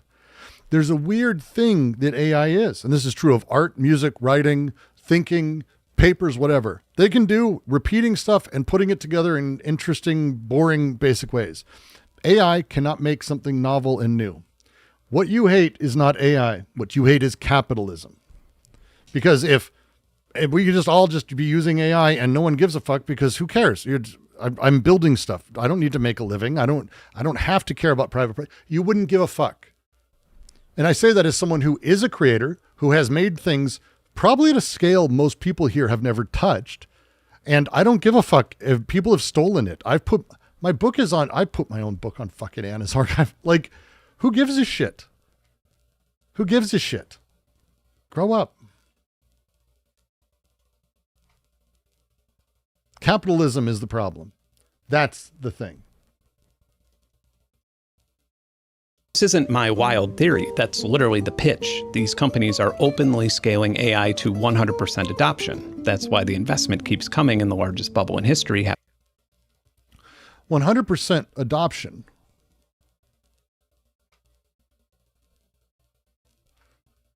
I'm with you, and I get it. So it makes it feel like stealing. It takes the unique thing people put their hearts into and turns it into slop. But it doesn't have their hearts in it. There is a thing you can tell as you're listening that's like, oh, it was made cynically. It was made without love. And it doesn't take a lot. There's a song at the end of my, and people like it. There's a song at the end of my videos. People ask, is it AI generated? And I don't really have a good answer for that because the stems were built in AI systems. All of them. Well, most of them. I'm not a good person to take loops, but I could spend money or pirate loops and put them in there. That's what I did. I just popped open Ableton and I was putting stuff in place. I was like, I need this. And I built stem, put it in. I had the lyrics. I can't sing. And I tried a couple plugins Doesn't work. So but I edit it. I put things in place. But a lot of that is, so where's the Brooks? Well, I cared. I made that thing. I like it. I liked where I put stuff and how I did the specific way that the chorus starts. And it took a lot of time on like that 12 fucking bars, like the pull, and then a lot of time. It sucks. It sucked to do that. And there's Brooks in there, but it's not all Brooks. But does it count? Is it enough? This would be the point. Who cares? Enjoy the things you like. Who gives a fuck? Jesus Christ. Hasn't popped. Believe it or not, part of me supports and is even excited about this nuclear bomb going off. I have faith that those fighting for the exploitation of intellectual property will make people increasingly consider the absurdity of treating ones and zeros as if they were a tangible commodity. Oh no, please don't jeopardize Spotify and major labels. They've been so good to us musicians. Oh my gosh, please don't force society to reinvent how news is shared. It's been working so well for democracy. Please don't encourage us to create a complete... This is where I love Ben. This is great. This is why I believe Section 230 needs to be destroyed. I don't believe social media in any capacity has been good for people. And I believe the lawsuits it's protecting against don't protect people against lawsuits. I believe it's a lie. So yeah, make us change everything. I'm down. I'm with them on this 100%.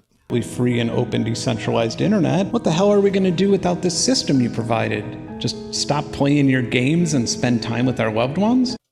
Yes, the system is capitalism. By the way, Ben, this is why I know Ben. Ben's not doing it to be a Nazi. He just doesn't know he's stringing together Nazi shit. Because, by the way, that's kind of the pitch, if you didn't know, of Donald Trump. That was Donald Trump's pitch. Burn it all down. A lot of people voted for Trump to burn it all down. That's Elon Musk's thing, by the way. It's really terrible. It's Elon Musk's thing. Do you remember when he got rid of USAID? They killed like, I think, a couple 100,000 people, certainly millions in the next couple of years. So it's based, but context is going to matter. Getting increasingly worried that there's a much more sinister plan in place to deal with this liberating ideology, though. Sinister plan, you say? Stick with me.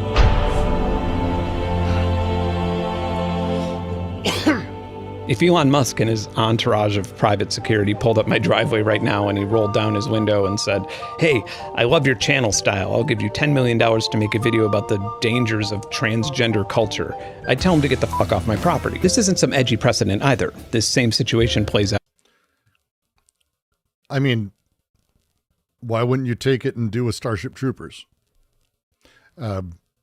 Hey, we need you to make a Starship Troopers. It's a military film. We really want to focus around 90210. We want it to appeal to kids.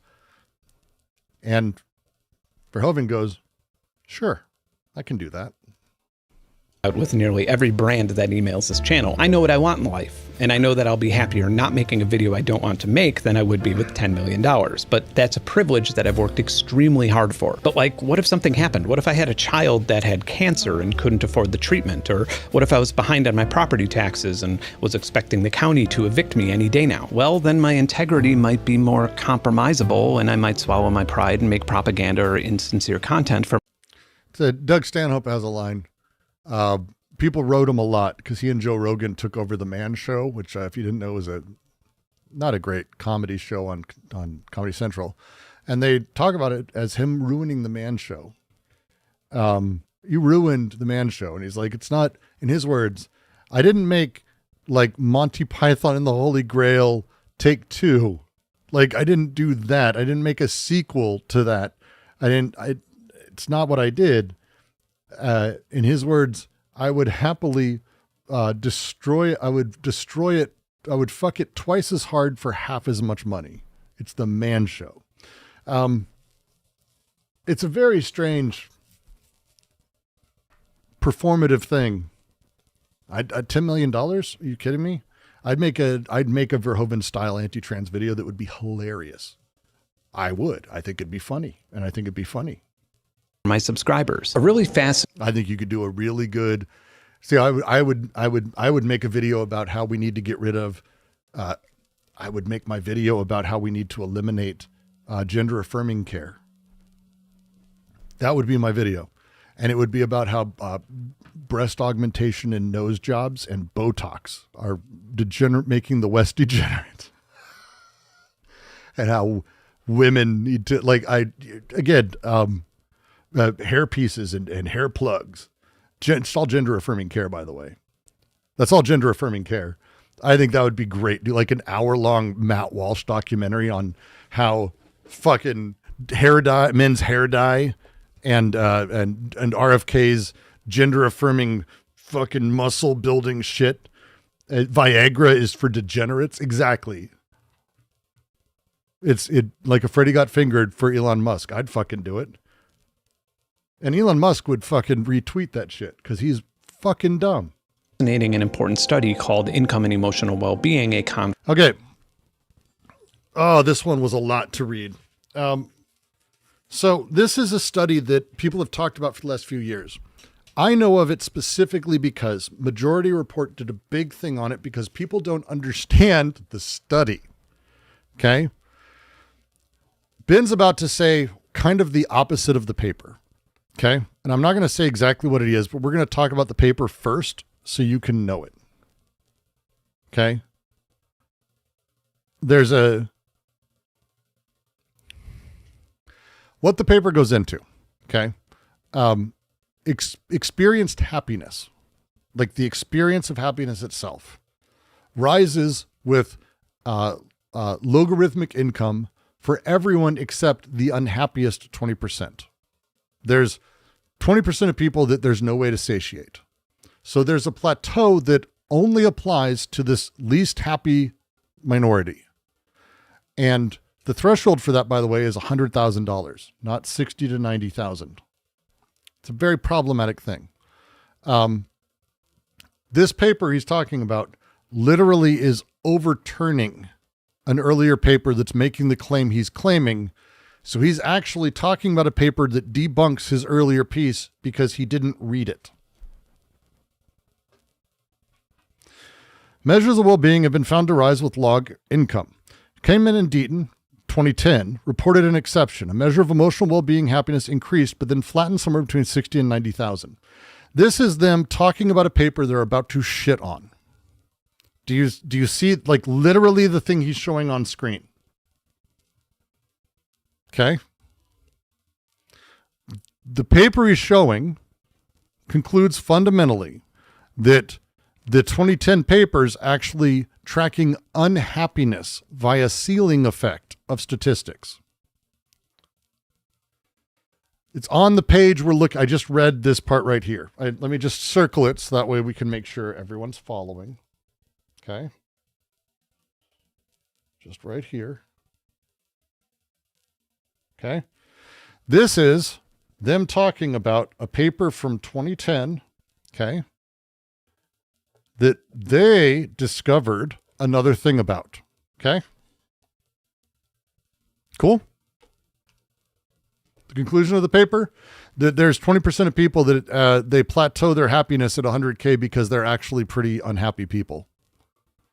That people need a lot more than 100 grand actually to be happy because there's a lot of stress that comes in our world and there's a lot of other things. So people who bitch and complain hit a plateau earlier. That's the thing. Yeah, the paper, everyone talking about, you won't be happier. We only need 75K to be happy.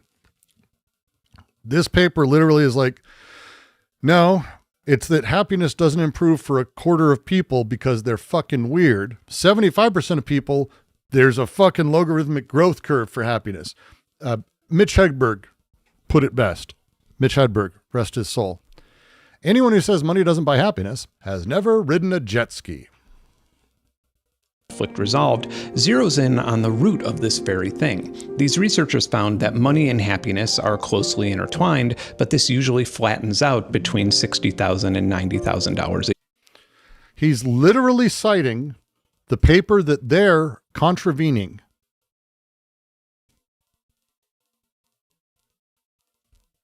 It's hard for me to say how upsetting this is as a thing.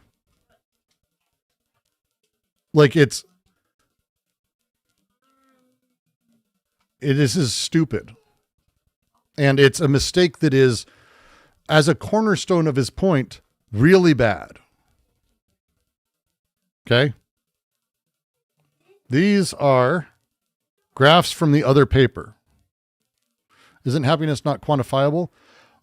You can read the study. The measure they have is like, it's not like, oh, here's measure. Oh, you have 20 grams of happiness, but instead it's reported happiness. It has to do with and it's a multifaceted quiz they give them. It's actually really interesting, really worth reading, really worth reading. I mean that, really worth reading. In fact, let me see if I can actually just drop. I can't drop a PDF in here, so that's gonna be a problem. 1 second. So let me find and let me make sure it's a public PDF. Okay, there's that one. And enjoy, Windrip. Let me read. Can money buy happiness? 2 authors of this article have published contradictory claims. It includes the authors of the original, by the way. We later agreed both studies produced valid results, that it was our responsibility to search for an interpretation that explains both findings. They engaged in adversarial collaboration and asked Barbara Mellers to be the facilitator. So the paper's about them disproving what he just said. It's really interesting, by the way, and it's actually like a really worthwhile read overall. But specifically, it's not that people generally only need 60 grand a year. I have no idea why anyone thinks it would be 60 to 90 grand. Like, are you 15? A year. This also happens to be the average income where a person or family of comparable earners can turn their income into wealth. That's just not true, by the way. This is insane as a statement. It's insane as a statement. I mean, if you make 90,000 a year, you can't buy a house. Fuck right off. Are you kidding me? They can own a house. They could start. You need $120,000 in Denver, Colorado to buy a shithole. Business. They could save for retirement. Virginia Beach, $60,000 could buy a house? No. No. Of course, people in this range still have to work and they would still be affected by setbacks, but for the most part, they've escaped complete financial control. They can afford to take the risk of reporting sexual harassment, or they could. This is just not true. This is just not true. This is a weird statement. These are people who do not own the means of production or their own production, being talked to by someone who absolutely does. Ben is wealthy enough and insulated enough from all this. This is insane. Could start a union without the immediate threat of being homeless if they're illegally fired as a result. What's fascinating, though, is that those making $130,000 per year are generally just as happy as those making $80,000. No, that's part of the thing and part of the paper. The plateau exists because of a ceiling. It doesn't matter. Read the paper. It's interesting. Per year. They don't need to be wealthy. They can live in a small suburban home and have to keep the AC off on a warm day to keep the power bill down. They can drive a mid-range vehicle and eat generic cereal. Do you understand how expensive mid-range vehicles are now? Like, I don't understand this at all. My Jeep, I have a Jeep. I have a really nice fucking Jeep. I bought a 2013 Wrangler Ultimate Rubicon. I had just gotten my job working for James Cameron. I was making $146,000 a year, granted, in Manhattan Beach, California. And so after taxes and after rent, I didn't have a ton, but my dream was always having a nice Jeep because my cousin had a Jeep. I loved Jeeps. So I went out and I bought this Rubicon. It has kept value because it doesn't have a computer in the center of it. It has kept its value generally well. I bought it for $43,000. I think I could sell it for probably 30-something thousand right now. Generally speaking, it's got a lot of good mods. I've done work on it and all that. A Jeep right now, the new Rubicon that just was released is over $100,000. What the fuck? It's a $100,000 fucking Jeep. And it's like, what? That's not comparable to the Jeep I have. That's not comparable. That's not comparable financially. That's insane. And if I can recommend, buy an old Jeep. pre-2014-ish. My year, 2013 is the last year of the really good ones. The whole thing can be taken apart with like 4 or 5 Allen wrenches. You can fix it all yourself. I've done repairs myself. I've taken off doors. I rebuilt my dash. I do everything myself on my Jeep now, and it's fantastic. New cars are nightmares. Don't do it. And they're just as happy as the people who don't have to make those compromises. It's almost as if economic happiness is defined solely by having just enough income to say, "F you" when you're mistreated. If you think being able to have a salary of $130,000 puts you as fuck you money, you're an insane human being, is out of touch beyond words. Fuck you money is not $130,000 a year salary. Fuck you money is not a $300,000 a year salary. Fuck you money is not a $500,000 salary. Do you not understand what fuck you money is? Do you not understand how people's careers can be ruined by saying fuck you to the wrong thing and then they can't do shit? I know people who've been drummed out of industries for far less than that who had very good money and it's gone in 5 years. Are you fucking, what the fuck is that? Each little marble here represents $1 billion, and depending on how the SpaceX IPO goes, Elon Musk's net worth will land somewhere between $800 billion and $1 trillion, so let's just say $900 billion. And this is the total purchasing power of the city of Austin, Texas, and every person who lives there.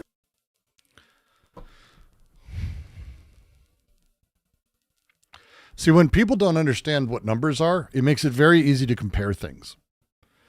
And when you don't care about what a number is, you can compare it. This would be like, for example, saying, hey, and here's how many marbles are produced by the marble company in the last 50 years. That's as useful a number. Austin, Texas's output and the capital GDP, the purchasing power, which is an insane statement, and I don't think it would involve, it can't possibly be comparable to Elon Musk's weird worth that has to be borrowed against, that's capital, that's locked, that's not. Like, what are you talking about? It, again, takes a scale question and it substitutes a moral picture of scale for an economic mechanism comparison. The rich are very rich. Well, yeah, but why does capital do what it does? But he's got a lot of capital. He has a lot of, look at all the marbles he has. Yeah, but like, what does marbles do? How does one get marbles? Shut up. He just has many marbles. Fuck. $268 billion. Oh, you have a Wrangler Sahara. Jeep people. Jeep Wrangler Sahara Limited 2013, 3.6 Pentastar engine. It's been a pain in my ass. You may have gotten lucky. I don't have the Pentastar. I think I got the, God damn it. One sec. I want to be specific about it.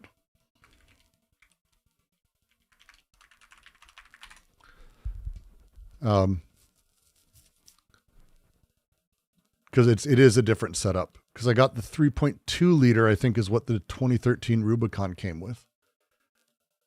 I'm pretty sure. The 3.2. I haven't had issues. The engine's been actually just lovely. My alternator's having issues, but it's not my alternator.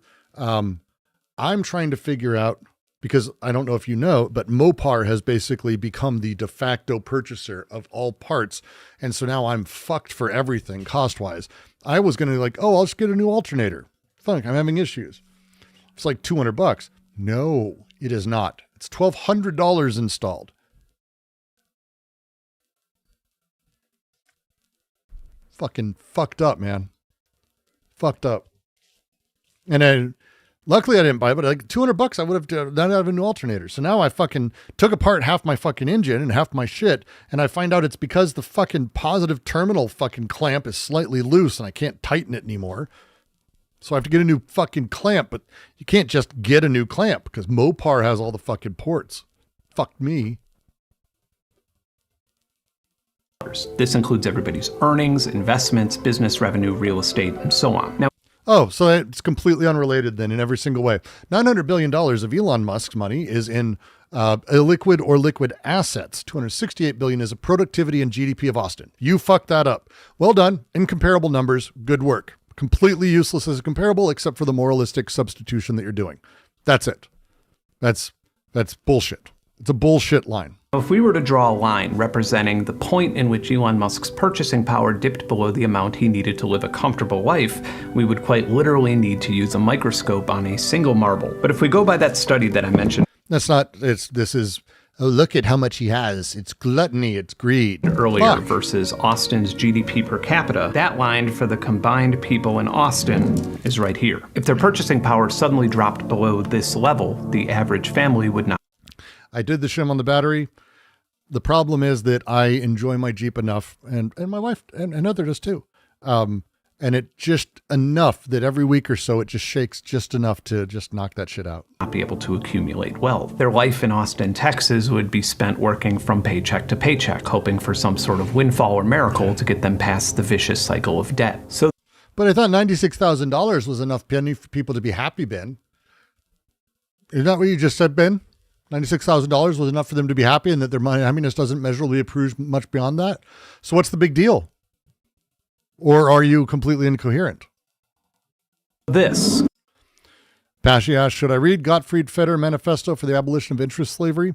No, Ben's doing it for you. That's the piece, by the way. That's the piece. It's the abolition of interest slavery. It sounds good, doesn't it? It's Nazi. Combined with having enough purchasing power to eclipse a major city you live in, creates a completely different mechanism of wealth. Whether it's a company or an absurdly wealthy individual, when a single actor's purchasing power is comparable to entire communities, it is more valuable to them to remove billions of dollars from here than it is to add billions of dollars to here. These are not, I would love to know how you can move money between those things. Why don't you just say how we do that? Because I don't think it can work. This is not labor reflexivity, by the way, at all. At all. At all. He's just making shit up at this point. All of a sudden, some of the confusing and chaotic things that are happening in the world start to make sense. Capitalism doesn't work without growth. That is in its core definition, whether it's the Industrial Revolution. Nothing works without growth. Or agrarianism or a crack dealer. Here's a question. Agrarianism, that's not capitalism, dude. That I've been screaming for years and have not once seen it asked on any debates or news channels. Why the f*** would so many capitalists support closed borders and contribute to political campaigns that lowered the population? Even if they were evil Mr. Burns-style capitalists, wouldn't they want underpaid Latin Americans mining steel and... Because capitalism requires private property and it requires the denoting of borders. Jesus, goddamn Christ. Read a book. Aluminum and then going home and buying more groceries and prescription drugs without insurance and renting their private equity-owned apartments. I really want to believe that so many conservatives... If you get rid of borders and you go, hey, anyone can work anywhere, you also start to chip away at what private property is fundamentally at the state level, which I'm down for, by the way. Great. But that's not unknown. This is the same conversation people have been having for fucking hundreds of years.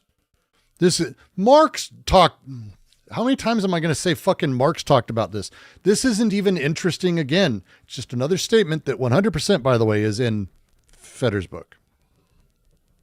And fake libertarian billionaires are so weirdly racist that it somehow conflicts with and defeats every capitalist principle that define their entire life. No, it doesn't. It does if you think capitalism is what you think it is, but you're wrong. You're wrong. That's why it's not weird. I want to believe that Trump and Elon and Peter Thiel and Bill Ackman are stupid and the ruling class is somehow exclusively filled with morons who failed upward. No, you don't want that. Because, by the way, it's very easy to explain that because they are fucking stupid. I have a video called Sunfish Capitalism, by the way, if you want to go ahead and check it out, that explains literally how, hey, look, we appeal to the most people. I made products for the most people. Literally means you're the basic bitch. That's the nature of averages. You are an average person. You do average work for average consumers. That makes you the most successful. Success isn't about being the best. It's never been. Evolution is not about being the best. It's the most fit, as in puzzle piece, not strength. Over and over and over again. I want to believe it because it awards me a lot of social credit to do so. No, it's just factual. They're all fucking really stupid people. They're stupid and they're scumbags with no morals. It's very easy. Why is it that those people end up in those positions? boy, I wonder if there's a system we could talk about that would at large talk about how people who have sociopathic tendencies and are fucking dumb end up in these positions. I wonder if there's a system we could talk about. I want to believe it because it allows me to roll my eyes at the last 2 decades. I want to believe that in 20 years we'll point to this page in our history books as the stupid wild ride that we can't believe actually happened. But how about stupid people who make YouTube videos without reading any of this stuff? There's no exclusive stupidity for Elon Musk and Trump, by the way. That's the problem, is creating a they. I want to say they are stupid. No, you're all fucking dumb. So am I. We're all fucking morons trying to make our way through this. The vulnerability in that should be what drives us together and that we can build from. But instead, it's I'm clever. I can figure this out. I'm bad. And you do the shit he's doing that puts you in this place of thinking you're even slightly intelligent and you fuck everyone over. The idea and demand that chaos must resolve into some authored plan or reason for a thing being what it is the nature of conspiracy brain bullshit. I don't actually believe that, because it makes way more sense that they're using xenophobia as a scapegoat to create a labor and supply shortage that forces the middle class to pay twice as much for products using these materials. That's fucking stupid. That's a fucking narrative line that 100% is right-wing reactionary shit. Period. This is where I went off the fucking edge and I had to fucking go take a walk. I couldn't do it. This is fucking beyond words bullshit. He is now actively building narratives that simply do not exist and have no reality to them.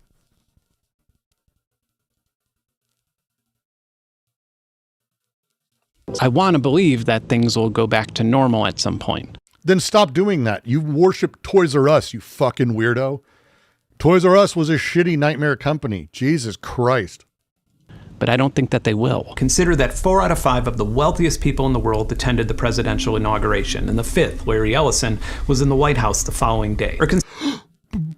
People in power are always around people in power. I bet you there's a reason for that. I bet you they're all Jews. Consider that the wealthiest person in history spent nearly $300 million on the presidential election, illegally paying between $47 and $100 to people who promised to register to vote in swing states. He then selected right-wing registered voters at random and awarded them with $1 million checks. Then the wealthiest person in history, equipped with 0 minutes of government managerial experience, perhaps you've heard of it, perhaps, was given his own government department that fired hundreds of thousands of government. It wasn't a government department. Stop spreading lies.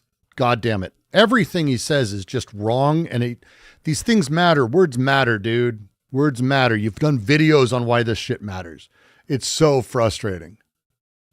It's like, Musk is the richest man who's ever lived. Okay, yeah, but like, what does that fucking mean?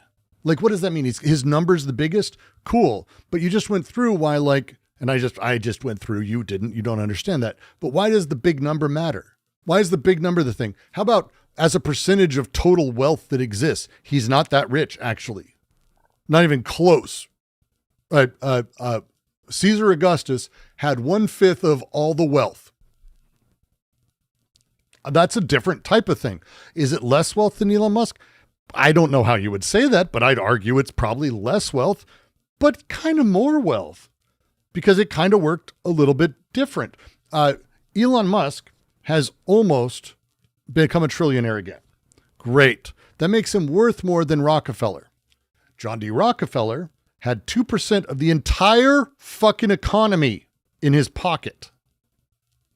It's only 400 billion in today's dollars, but it's 2% of everything that anyone was making at any point was owned in his pocket. How the fuck does that work? Like, there's the one, someone in the QC always brings up Mansa Musa, right? The Mali Empire. He basically had at one point 1/3 of all the gold, not in his empire, all the gold, all of it. Is he wealthier? Less? Like, the numbers don't matter. The numbers are not the point. These numbers matter. Doge is gone, leaving that many 600,000 USA death and a lot more happening. Millions are dead because of this piece of shit human being. Lots more than we want to talk about, without a doubt.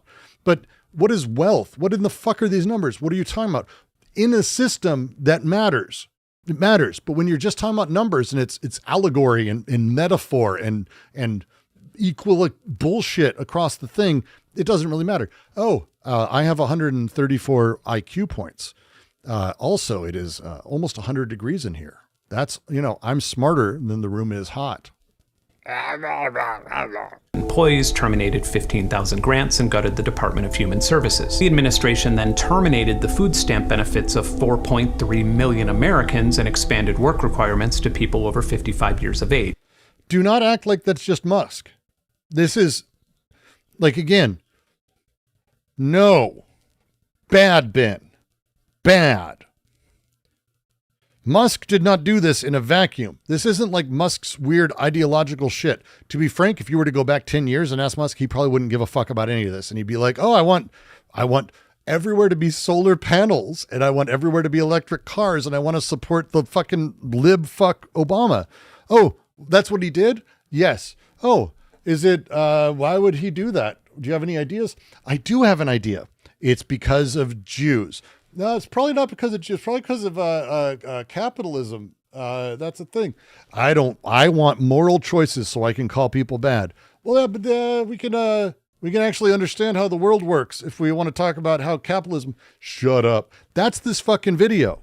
The Republicans and the people in power, the religious nutcases, all of these things coming together under capitalism, they're all within that system, did this. This is not Elon Musk who did this. And all of the money we saved from this is eclipsed by the amount of our tax dollars. We didn't save any money from it. Stop spreading lies. That were spent on ICE, Border Patrol, and a rapid expansion. And we didn't even save money. They literally lost money just within Doge itself. Of mass government surveillance. In fact, just from the first 3 months of our involvement in the Iran conflict, the economic impact on the American economy is actually higher than what the entire country pays for food assistance programs for the entire. Oh my God, it's a good thing we're comparing apples to grapes. Oh, if only Iran didn't happen, Trump would have given all these people on SNAP money. What the fuck? This is so awful. Year. I hate this so much. So most people's retirement savings and 401ks are in things like passive index funds and ETFs. And passive index funds are traditionally safe, conservative investments. All right, we're going to talk about SpaceX here. You've seen my shit on SpaceX. I think it's horrifying and disgusting what has happened. But the idea that without SpaceX, the index funds were great, I think is a thing worth maybe realizing. For people who like dying on a mattress more than they like gambling. They're very mainstream and diversified, and they don't rely on an investment manager to make decisions. Instead, they rely on benchmarks. In fact, they're legally required to buy mainstream stocks listed on the NASDAQ 100 to diversify investments and reduce human error. So the NASDAQ 100, or NDX, has historically had a strict index methodology to try and prevent fraud. So for example, if you had a startup and you wanted to bring it public and have it listed on the NASDAQ 100, you would have to go through a mandatory 3-month seasoning period so your stock could shake out early speculators and get closer to its actual value on the market. And if you're like most people and you don't know how the ins and outs of how an initial public offering or IPO works, let's just dig into that for 1 second for some context. So an ETF is, I'm just going to be as simple because I don't want to go into a big thing.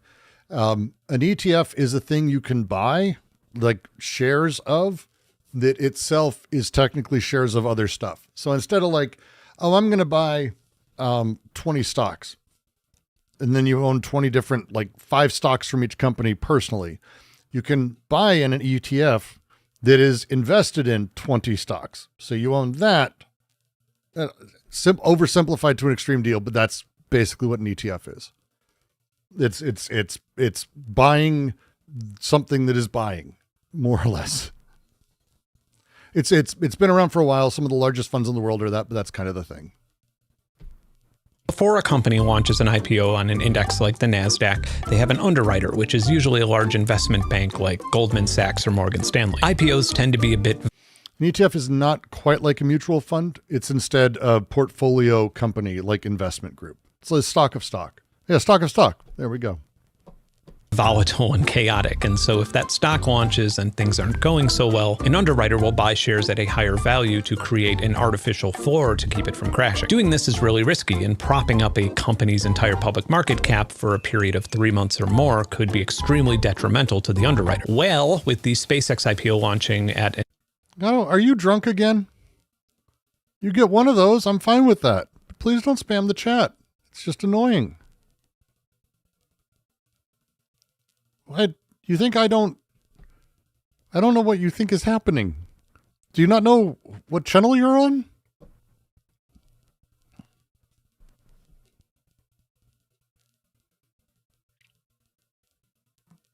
An unheard of $2 trillion valuation.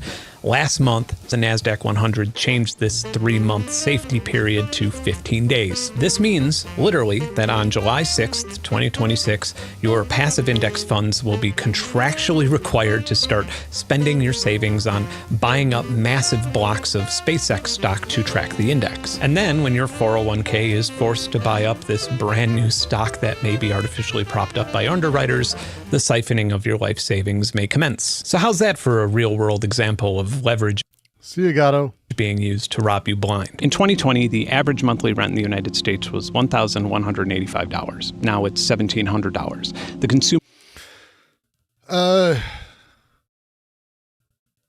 Okay.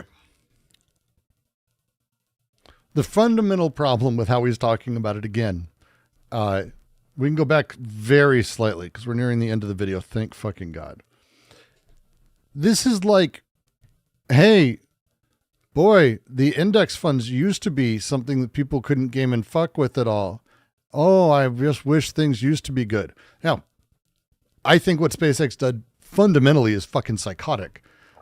The rule changes and all that, but he's kind of missing a thing where the NASDAQ 100 is owned by the same people.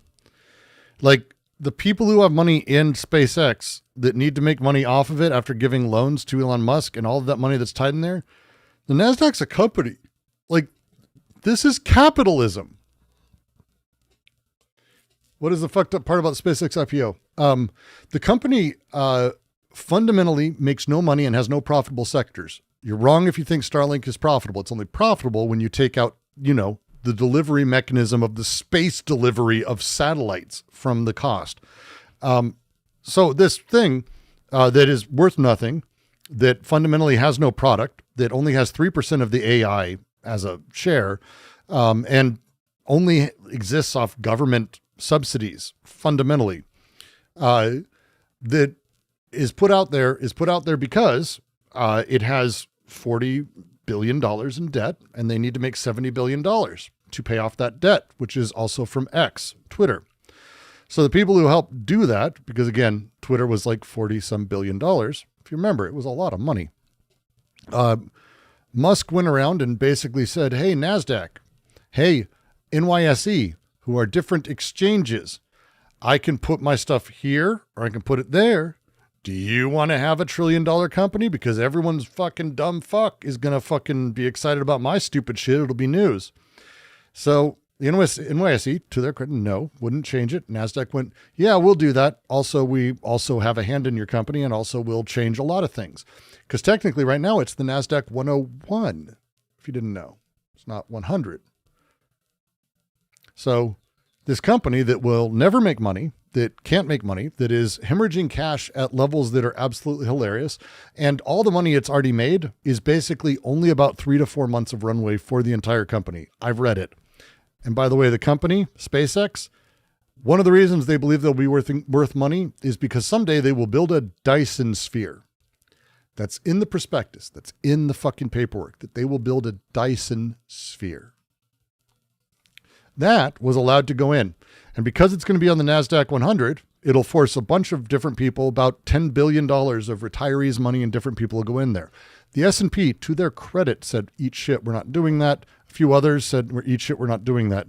But yes, they immediately paid off all the debt and then took out a bunch more. And if you didn't see what is happening currently with the SpaceX debt, it's basically junk bonds at this point. So everything's falling apart. And OpenAI and Anthropic are debating on not doing a fucking IPO because of how bad they're expecting this to go. Watch for the 7th of July. That's the day when the purchase from index funds will be. And watch how fast, that's my day. That day and the next day are going to be the worst crash that we've seen in this company. Is forced to buy up this brand new stock that may be artificially propped up by underwriters, the siphoning of your life savings may commence. So how's that for a real world example of leverage being used to rob? That's capitalism, stupid. That's just do you not think this is capitalism? Do you not understand that you talked about Glass-Steagall Act? Remember why it was repealed? Oh, it's the same thing. Oh, it's a system. It's the system. It's capitalism. Jesus Christ. So upsetting. It's so upsetting. Now, here's where he's going to make a step that is beyond it. Because at this point, if you were to say they're doing all this to steal money from people, which he's kind of hinted at, I think that's going a little far. I don't think they do it to steal money. I think they are stealing money, but I don't think they sit down and go, ha ha ha. I don't think they're that. I think that's silly Jewish bullshit, like anti-Semitic conspiracy nonsense. He's going to make a move instead that it's not just that they want to steal your money. You blind. In 2020, the average monthly rent in the United States was $1,185. Now it's $1,700. The consumer price index for groceries was $254 in 2020, even during the massive supply chain shortage at the time. Now it's $320. Consumer price index for groceries doesn't work this way. The index level is not a dollar price. It's a unitless index, not $254. So it's like, when he's talking about this is not how a consumer price index works. In 2020, Americans paid an average of 13 cents per kilowatt hour for electricity. Now we're paying 20 cents. If your 401k had $100,000 in a safe, stable, bond-oriented investment plan in 2020, you may have seen a whopping 25% gain. But after inflation, your spending power right now is $96,830, and that's before taxes. The point is, if you're judging wealth by purchasing power, then you're likely working harder and earning more while getting poorer. What is Glass-Steagall? Glass-Steagall, two senators' names, Glass and Steagall. They put an act together post big crash 1920s where they went, hey, when was the era of it specifically? Doesn't matter. Insurance companies and banks and all kinds of shit and investment houses were being allowed to be one big pile of cash. And they went, hey, the banks, that's people's savings. You shouldn't be able to put that into the stock market and like trade on it. So we're going to force you to cut that apart and you've got to separate that. So banks and investment houses had to be different. And then they got rid of that. That's it. Every single time you look at the news, when you come across yet another story that perplexes you or makes you wonder how the most powerful people in the world could consistently make such terrible decisions. They're not making terrible decisions. Again, Elon Musk is now worth almost $1 trillion or will be worth $1 trillion. Donald Trump is worth billions and he wasn't worth billions by his own admission. And again, by the leaked tax documents, we know he really wasn't. How are they making bad decisions? They're worth billions or trillions more than they were. The fuck are you doing, dude? Do you not understand what incentive in capital is? It's worth asking yourself, will this directly or indirectly contribute to me working my entire life only to be left with just enough money to die on a mattress? Because for those of my viewers who are lucky enough to have accumulated some form of wealth, even if it's your 401k or a house that you're still paying off, once you see this pattern, you can't stop noticing that the majority of policies or change that's been made by the government in the last decade create a new pathway to siphon that wealth from you. A new pathway? You know what they've never done? I've never heard of the wealthy siphoning wealth from the people below them. Wait, my God, you know, history used to be filled with people who are wealthy siphoning money to the poor. That's what I understand it to have been. Why, Abraham Lincoln famously siphoned money right into the butthole of the poor. Poor. And Jesus Christ, who was famously Julius Caesar. That's why the GC is the same. These men siphoned money to the poor. If you are noticing a new pattern, and you think it's a new pattern, take a moment and go just double check. Just ask someone. Yeah, the French revolted because everyone did eat cake and it was making them fat. Paranoid conspiracy theory that I cannot get out of my head is that this isn't happening to steal your money. It's happening to steal your autonomy. There you go. There you go. That's it. That's it. That's how Feder ends. This is against you, the worker, the people, the Volk. The Volk.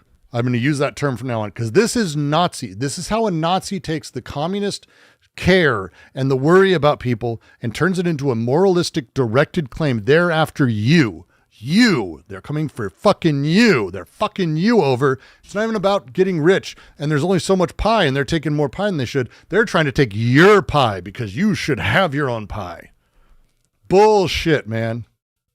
When you combine all of this with the enormous amount of your tax dollars paying for unprecedented levels of government surveillance, how much more will it take to make you too vulnerable to fight back when you're mistreated?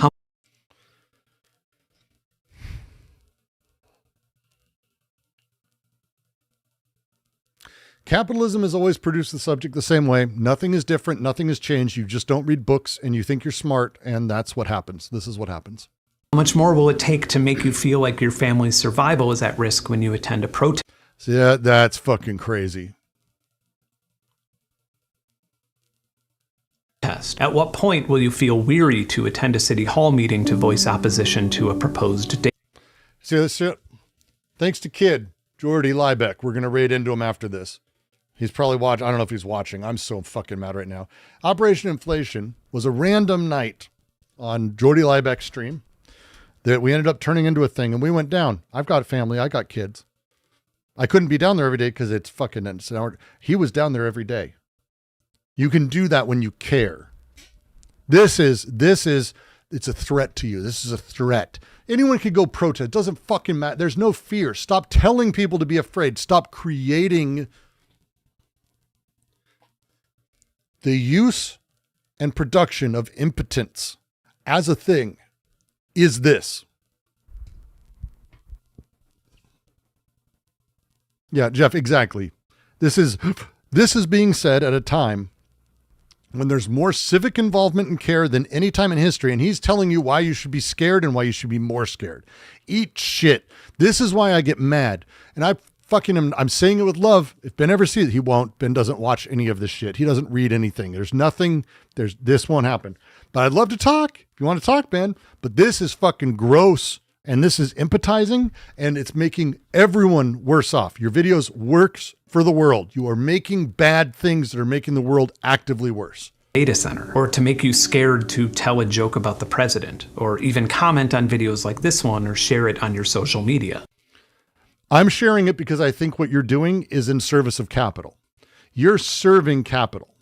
This is the reason it's Nazism is because this is in service of the system. I said earlier, and I'll say it a million times, there is no such thing as the left. Don't call yourself part of the left. You're not. You have actions that might be great, but left and right is not a thing. There is culture and counterculture. There is the way things are, and there is counter to that. There are people who are absolutely on the right wing who end up counter to it in various ways. There are a lot of people on the left who aren't really counter to the way the culture fucking works. ContraPoints, great example. Philosophy Tube, great example. These are people who are ostensibly on the outside, but now that they have their money, now that they have their power, can we just be quiet about the trans thing? I know I'm a trans person, but, and let's not talk about the fact that, trans men don't really have a really big showing on YouTube, especially amongst the, left tube community. I wonder if there's anything about how people are grown and born that it makes male-born people able to dive into that space a lot faster, and that women don't have that, born female. I wonder if there's things that are doing, we shouldn't talk about any of that. Can we just not talk about trans issues because I've got my money now and fuck off? Because all they care about is reinforcing capital. They don't want to talk about the actual issues at the center of it. They don't want to destabilize the things that has their money. Ben doesn't want to destabilize the system, which has afforded him everything. And I get it. I've got a family. I got kids. I wouldn't want to destabilize that. I don't believe it's destabilizing that, but if you're fucking scared, that's the way it works. That's the way it works. If you're scared, this is what you get to do. And now he's telling everyone there's reasons you should be scared. They're doing things. They're not doing shit. They're not doing shit. There's a handful of people you need to support who got arrested for going to a protest. That's it. One guy shot at a cop. Shouldn't have done that. But everyone else, you just support them. Protest. Donate money. Great. But this is stupid. This is stupid. How far are we right now from the point in time when you will feel like you can't afford the risk or potential punishment for voting to replace your elected leaders? I once read a book that I expected to be really corny, The Top 5 Regrets of the Dying. It was written by Bronnie Ware, who was a hospice nurse who spent years talking to people at the end of their lives. The most common regret from people who knew that their lives were about to end. And there's very few things I hate more than schmaltz, and I consider this kind of stuff schmaltz. If you haven't worked in a nursing home or been around people who are dying in a hospice, I've done both. It is not fun. And I would not argue at any point that people at the end of their lives are people to listen to in this way. There is a survivorship bias of people who have lived very banal lives, who are 80, 90 years old and dying slowly in a nursing home like this. That if you can talk to them at the end of their life, they're not in the pain that a lot of people end up in. They don't die younger. There's a weird thing that I do not care for when this happens. But I certainly don't care for it when it's 100% done as an emotionally manipulative thing at the center of it. This is that. I hate it. This is it. After all of these rigged and bullshit statistics that have no sources and are lies, outright lies and nonsense, after all of these ways of tracing this absolute Jewish question conspiracy theory nonsense that has nothing to do with capitalism, that works against the idea of true systemic critique in every single way and creates impotence and fear and moralizing language that you've seen as people have shown up here who, you don't think greed is bad? Eat a fucking huge bag of dicks. You're making the world worse. They were about to leave this world. I wish I'd had the courage to live a life true to myself, not the life others expected of me. Meaningless nonsense. To put it more bluntly, when you are at your wisest, equipped with the most memories and the most context, looking back. I wish I'd fucked all those kids. I mean, what the fuck? Oh, people will say all kinds of shit. Hey, I really wish I had drank more and done a lot more drugs when I was younger. That's a thing I hear people say actually at the end, for sure. Like, what the fuck? I hate this. I hate this so much. The emotional language in the whole thing is insane. At every single thing that you've experienced in your entire life, you will not give a fuck about a single statistic in this video. You didn't either. And what you will regret is spending a single second of your life concerning yourself with it. Circling back to where this started, the things I've mentioned in this video make me miss the capitalism I grew up with, but contrary to that, they highlight the core problem that is seemingly always coupled with capitalism itself. And that's existing or being forced to exist in a constant state where you are valuing yourself by your earnings and belongings, and doing so in a way that is unfairly asymmetrical. That's not capitalism. That's existence. There's no social organization in the history of the world that didn't have that in some capacity. Or fundamentally, actually.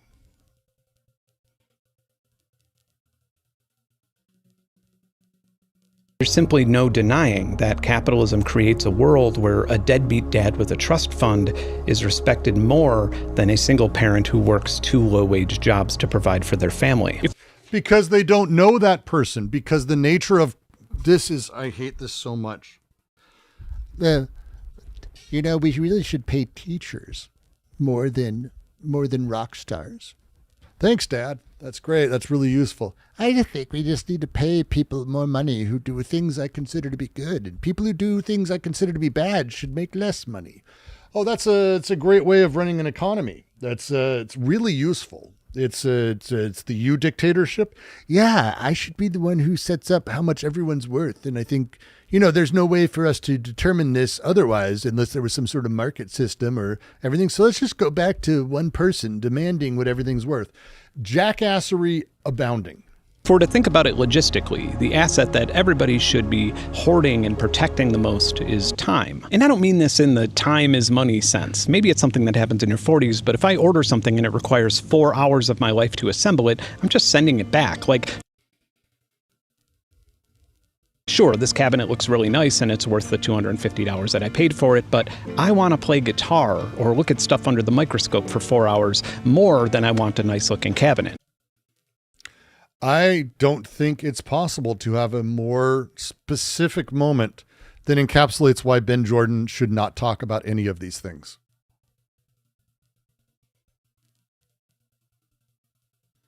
My time, 4 hours, I'd rather spend doing nothing productive than putting together a shelf. So I will send it back because I have the power to do that. I am in touch with the world and the working class. Fuck off. This is starting to get over the line, man.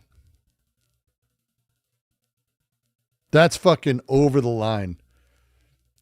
I'd like 4 hours of doing nothing. This is kind of it. I do it for money. I'm hoping to do it more for money. Speaking of, support me. Members, great. Super chats, great. Stream elements, great. Best way to do it. Patreon.com/GQC if you want to give me $5 a month. Every dollar, subscribe and like and all that shit, and go ahead and ding the bell. And then you just realize that it's all ironically coming back full circle. Like 30 years ago, if my grandfather ordered a new coffee table and a little thin, heavy box showed up with a 22-page...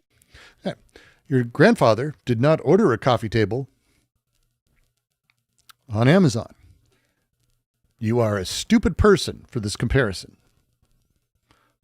This is very stupid. This is actually stupid as shit. This is actually stupid. This makes me actually lose respect for Ben. Maybe I don't want to talk to him. Maybe I'm hoping he doesn't see any of this video. Grandparents bought locally at stores. Very rarely did Sears Roebuck have very, very heavy pallets that they would ship. We didn't have that entire setup. And also we didn't have collapsible things. That was a thing that was more as part of the 80s and 90s IKEA's growth and mail order as a thing. This is not how this works. This is not a thing Grandpa had the option of. I can tell you right now, though, I have a grandpa, had two of them. They both would have been pretty happy to be able to get something they could build in 4 hours versus the many, many hours that they would have to spend building a thing from scratch. But they would probably enjoy both because they built it, because they are part of their own production. They actually enjoyed making things. Why would I want to fucking build anything, though? Assembly manual, he would absolutely lose his shit. That kind of thing would be absolutely unacceptable to consumers in the 1980s. That's not true. That's just not true at all. That's a weird statement. If you were to say the 50s, I think you could probably get away with that statement. But the 1980s, that's not true. I don't know how old he is. Is he younger than me? He said he wasn't 40 yet. I grew up in the 80s. There was shit cheap furniture. What the fuck? In fact, it would be seen as such an egregious scam that it would be on the evening news. No, that's not true either. That's just false. Children shouldn't talk about times they didn't live through as if they have an authority on it. You have nostalgia for a time that didn't exist. And honest to God, now that I'm old enough to have lived through a time, I know he's being nostalgic for a period I have memories of. Man, I'm old.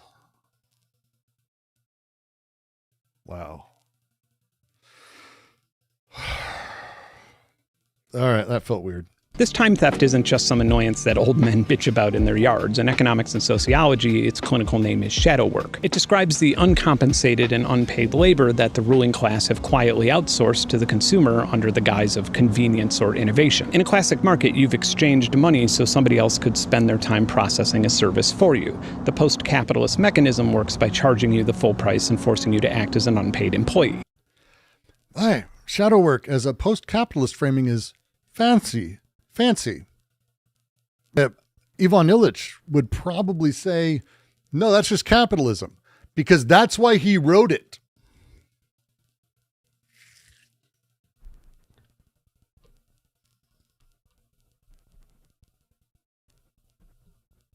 Also, at some point we have to admit that this is our own fault. We drove to IKEA and picked out the bedroom set and then searched the warehouse for the parcel number and then lifted the boxes and rented the truck. Thank you, Dank Jack, for the, is that dinar? I actually don't know the symbol. I love it.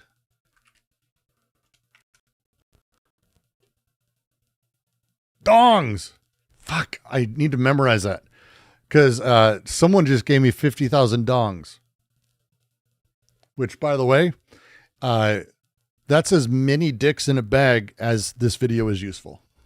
It's useless as a big 50,000 dong bag of dicks.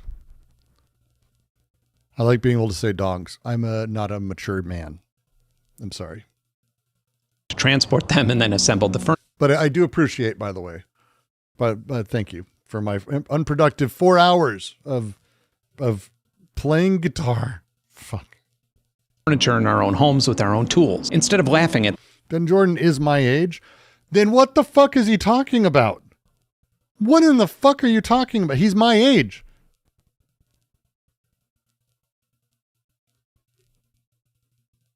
Shitty stuff.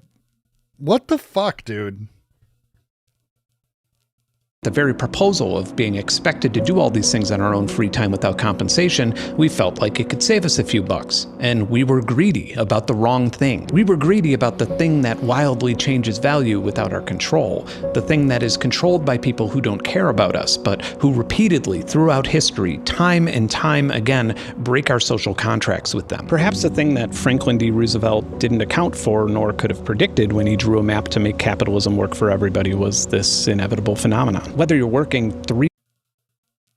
here crackling. I'm going to do the thing. I've been doing video editing, so I have a nightmare of a computer setup, and every once in a while I have to just reset my audio device. So one moment.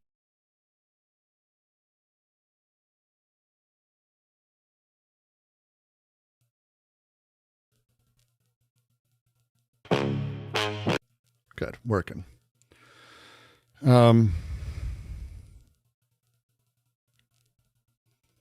I hate this a lot. Jobs at the same time just to keep the lights on, or literally the wealthiest person in the history of civilization, it seems like capitalism's flaw is a very abstract one. He's not the wealthiest person in civilization's history. Like, again, that term is meaningless. Who the fuck is we is a great question, Zena. There's a lot. It ain't me. It robs us of the ability to prioritize the appreciation of living. It robs us of good qualities. It robs us of being able to appreciate the true being, the Heideggerian being.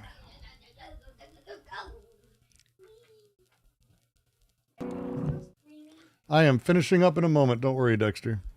Let me tell you about this video's sponsor. Wouldn't this be like the most amazing time to do an ad read for an app-based high-interest savings account or some bullshit? Unfortunately, making videos like this tends to cost a lot of money, and traditionally getting money requires one to spend time doing things that they don't want to do, and while I do have to do that from time to time, in this case, I don't have to do that because fortunately, this video is sponsored by you, my viewers. I'm a one-man... All of you who are viewers of his are at fault for this, and I blame you all personally as a moral failing. Since I'm taking a note from him. All of you have moral failings. Anyone who supported this channel has a moral failing. And you're at fault for this, right? Banned in videos like this, but this channel not only produces YouTube videos, but this year I'm actively getting involved in using my knowledge and resources to help political campaigns that are willing to push back against things like mass surveillance and the rapid expansion of data centers. And we're off to a great start, and I think it's making a big difference in how these things will play out. So if you want to chip in and be involved in this, or if you want to join a healthy Discord community, or if you just want to play with my field recordings, audio assets, and plugins I make in my spare time, then my Patreon is for you. And you... Man... So he makes good money. He's doing just fine. That's I wonder why he's out of touch. You can join for as little as $1. Thanks for listening to my economic manifesto. And as always, whatever you do, keep creating.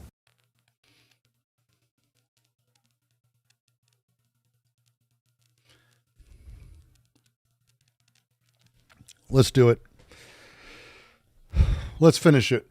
because I'm just going to talk about this as a whole thing. You know, why Benn sucks, because this sucks. Why this sucks. Benn, here's why he sucked. I'm just going to lay it out sort of in order as I have it in my notes and as I watch, because I've watched it and I'm too angry and I'm going to finish up here. This is bad. We have a golden age of capitalism. The capitalism on paper through the New Deal and Roosevelt.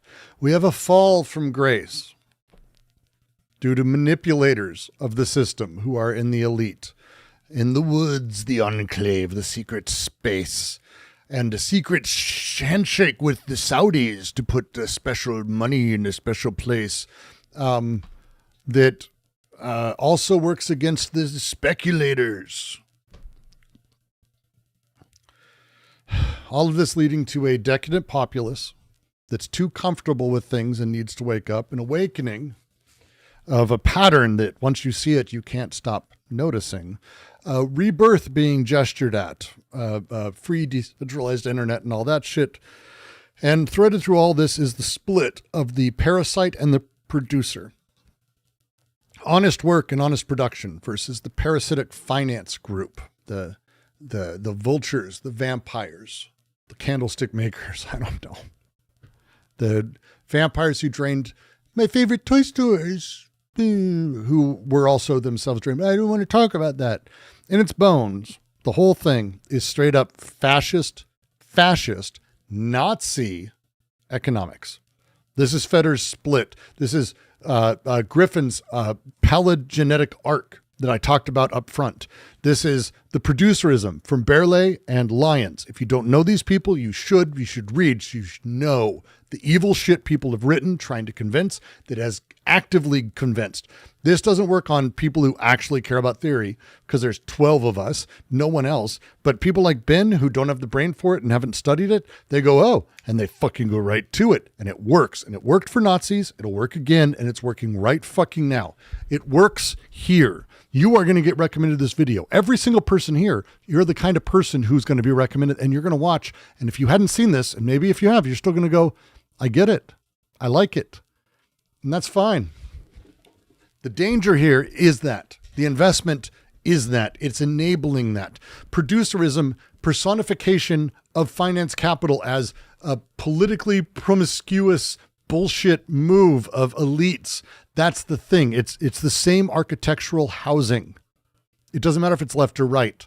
It drives one direction and works in favor of capital, period.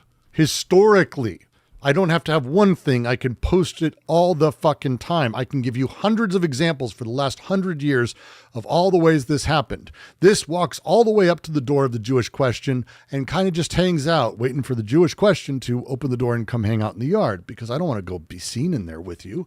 But hey, we kind of get along with the thing, because that's where the road ends. That's where the road ends. None of this has to do with a claim about Benn's beliefs. I'm not even making a claim on his beliefs. I actually believe he doesn't believe these things. It doesn't matter. The text he has put in here, the words we saw in the video, that's it. It is the narrative form and statistically the form and all of that of fascist anti-capitalism. It's offered as the opposite. It's offered as emancipatory. It's not. It's not. It's identical text across the board to this. And that is the worst thing. Because the deepest thing here is the video doesn't see anything about itself. By every measure that we have, by every way I've talked about it, it is the perfect specimen of the thing that it is unable to grasp in its own theory.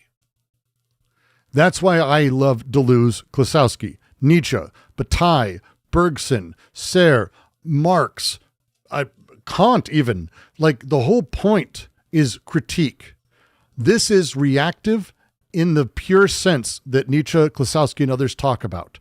The history is built of resentment, a lost good, a pure world, a better race, with villains here who have stolen it from us, the promise of a return, and ultimately, metabolizing self-exploitation as being targeted, aiming at a self-help. You can fix this yourself. It is yours. You can learn to hoard time, do things better. It's on you. And that is insane for a channel that ends converting all of this anti-capitalist affect and emotion that is 100% behind capital to just go right into Patreon revenue and campaign donations in the very act of denouncing the conversion of everything into revenue. He is saying it's evil. I'm going to use evil. Weird. I don't say it's evil in that way. This is where we are. There's a difference in how the critique is happening. It has to be fundamentally understood as that way. Fundamentally needs to be considered that way. His version is the producer parasite myth, realizing he's a parasite and trying to turn it around to make it okay and consoled. I make things, but parasites take things. Please give me your productive money. The video is capital, producing critique of capital in front of us, and he can't see it. People can't see it. People can never see that. Producer parasite as a grammar, as a binary pair, has been part of capital's safest critique. The boring shit. People have sold it back to everyone over and over and over and have used it to do atrocities in the name of man. This is what Lenin and Stalin did, without a question. This is all of Russia, without a doubt. It's also capitalism's ultimate. This is Ayn Rand. There's a reason this sounds like Ayn Rand. Oh, you have your parasites who are not productive. Yeah, it's Ayn Rand, because this is how the fascists win, is this language. I make things, parasites take them. I make things, parasites take them. It doesn't matter what side you think you're on. You are at that point a Nazi. You're making Nazi shit. Stop making Nazi shit. If there's 10 people sitting at a table, 9 of them are Nazis, what do you call the 10th guy? A Nazi. This is not a gotcha. This is not a canceling. This is not a demand that Ben, he should delete this fucking video, but he needs to take time. This is what the mode of production enables you to see if you read about this stuff. This is about 1971, the petrodollar, the copper stat, all of this bullshit. But the absence at the center is the system that made all of it possible. And it's embarrassing to watch. It's embarrassing to fucking watch. I appreciate all of you hanging out.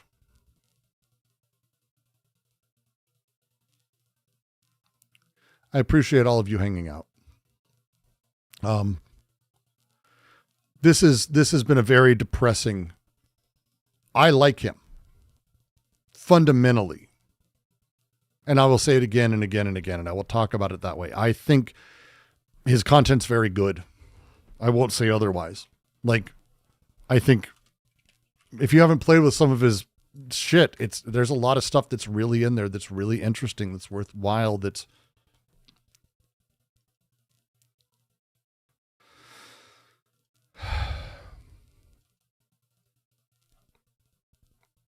but this is my video for the day. I'm done. I can't. It's so upsetting. Let's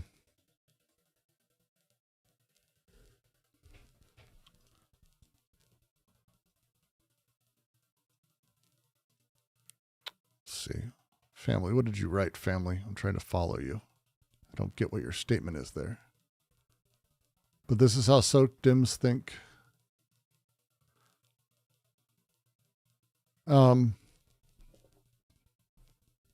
No, I don't think this necessarily is a thing.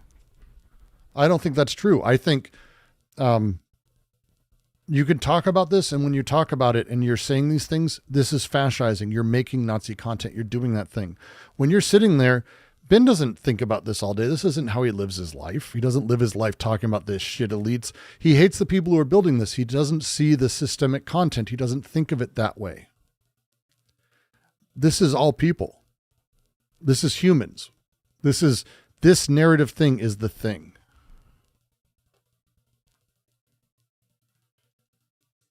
This is the thing. I'm going to thank you all. For the next 9 days, I'm traveling. Still going to be doing occasional streams. Plan on doing a handful of random streams, walking around areas, because I'm going to need a break. I'm going to be putting together the next couple. There's my open letter to Slavoj Žižek is coming. I've almost finished writing it. And I'm finishing up writing what is my next series. So that'll be fun. It's on Attack on Titan. So that'll be good. But I've got to finish this last one, get it done and sealed in, and then I'll be back before it launches. So that'll be great. I'm really looking forward to it. Yeah. What a trip. What open letter. I had a rant the other day about Zizek that I wanted to turn into like a formal open letter to Slavoj talking about his early works and how he's turned against himself. I think it's good. So we'll see. But, I'm going to send you over to, you might've heard me shout them out. Envy is Political. I love Envy. It's good content. It's hard theory, which is a lot of what I do. And I try to support hard theory, and Envy's doing hard theory. So you're going to you're going to go support there. Give Envy some love, give it a like, tell Envy hello, and I will talk to you all soon enough.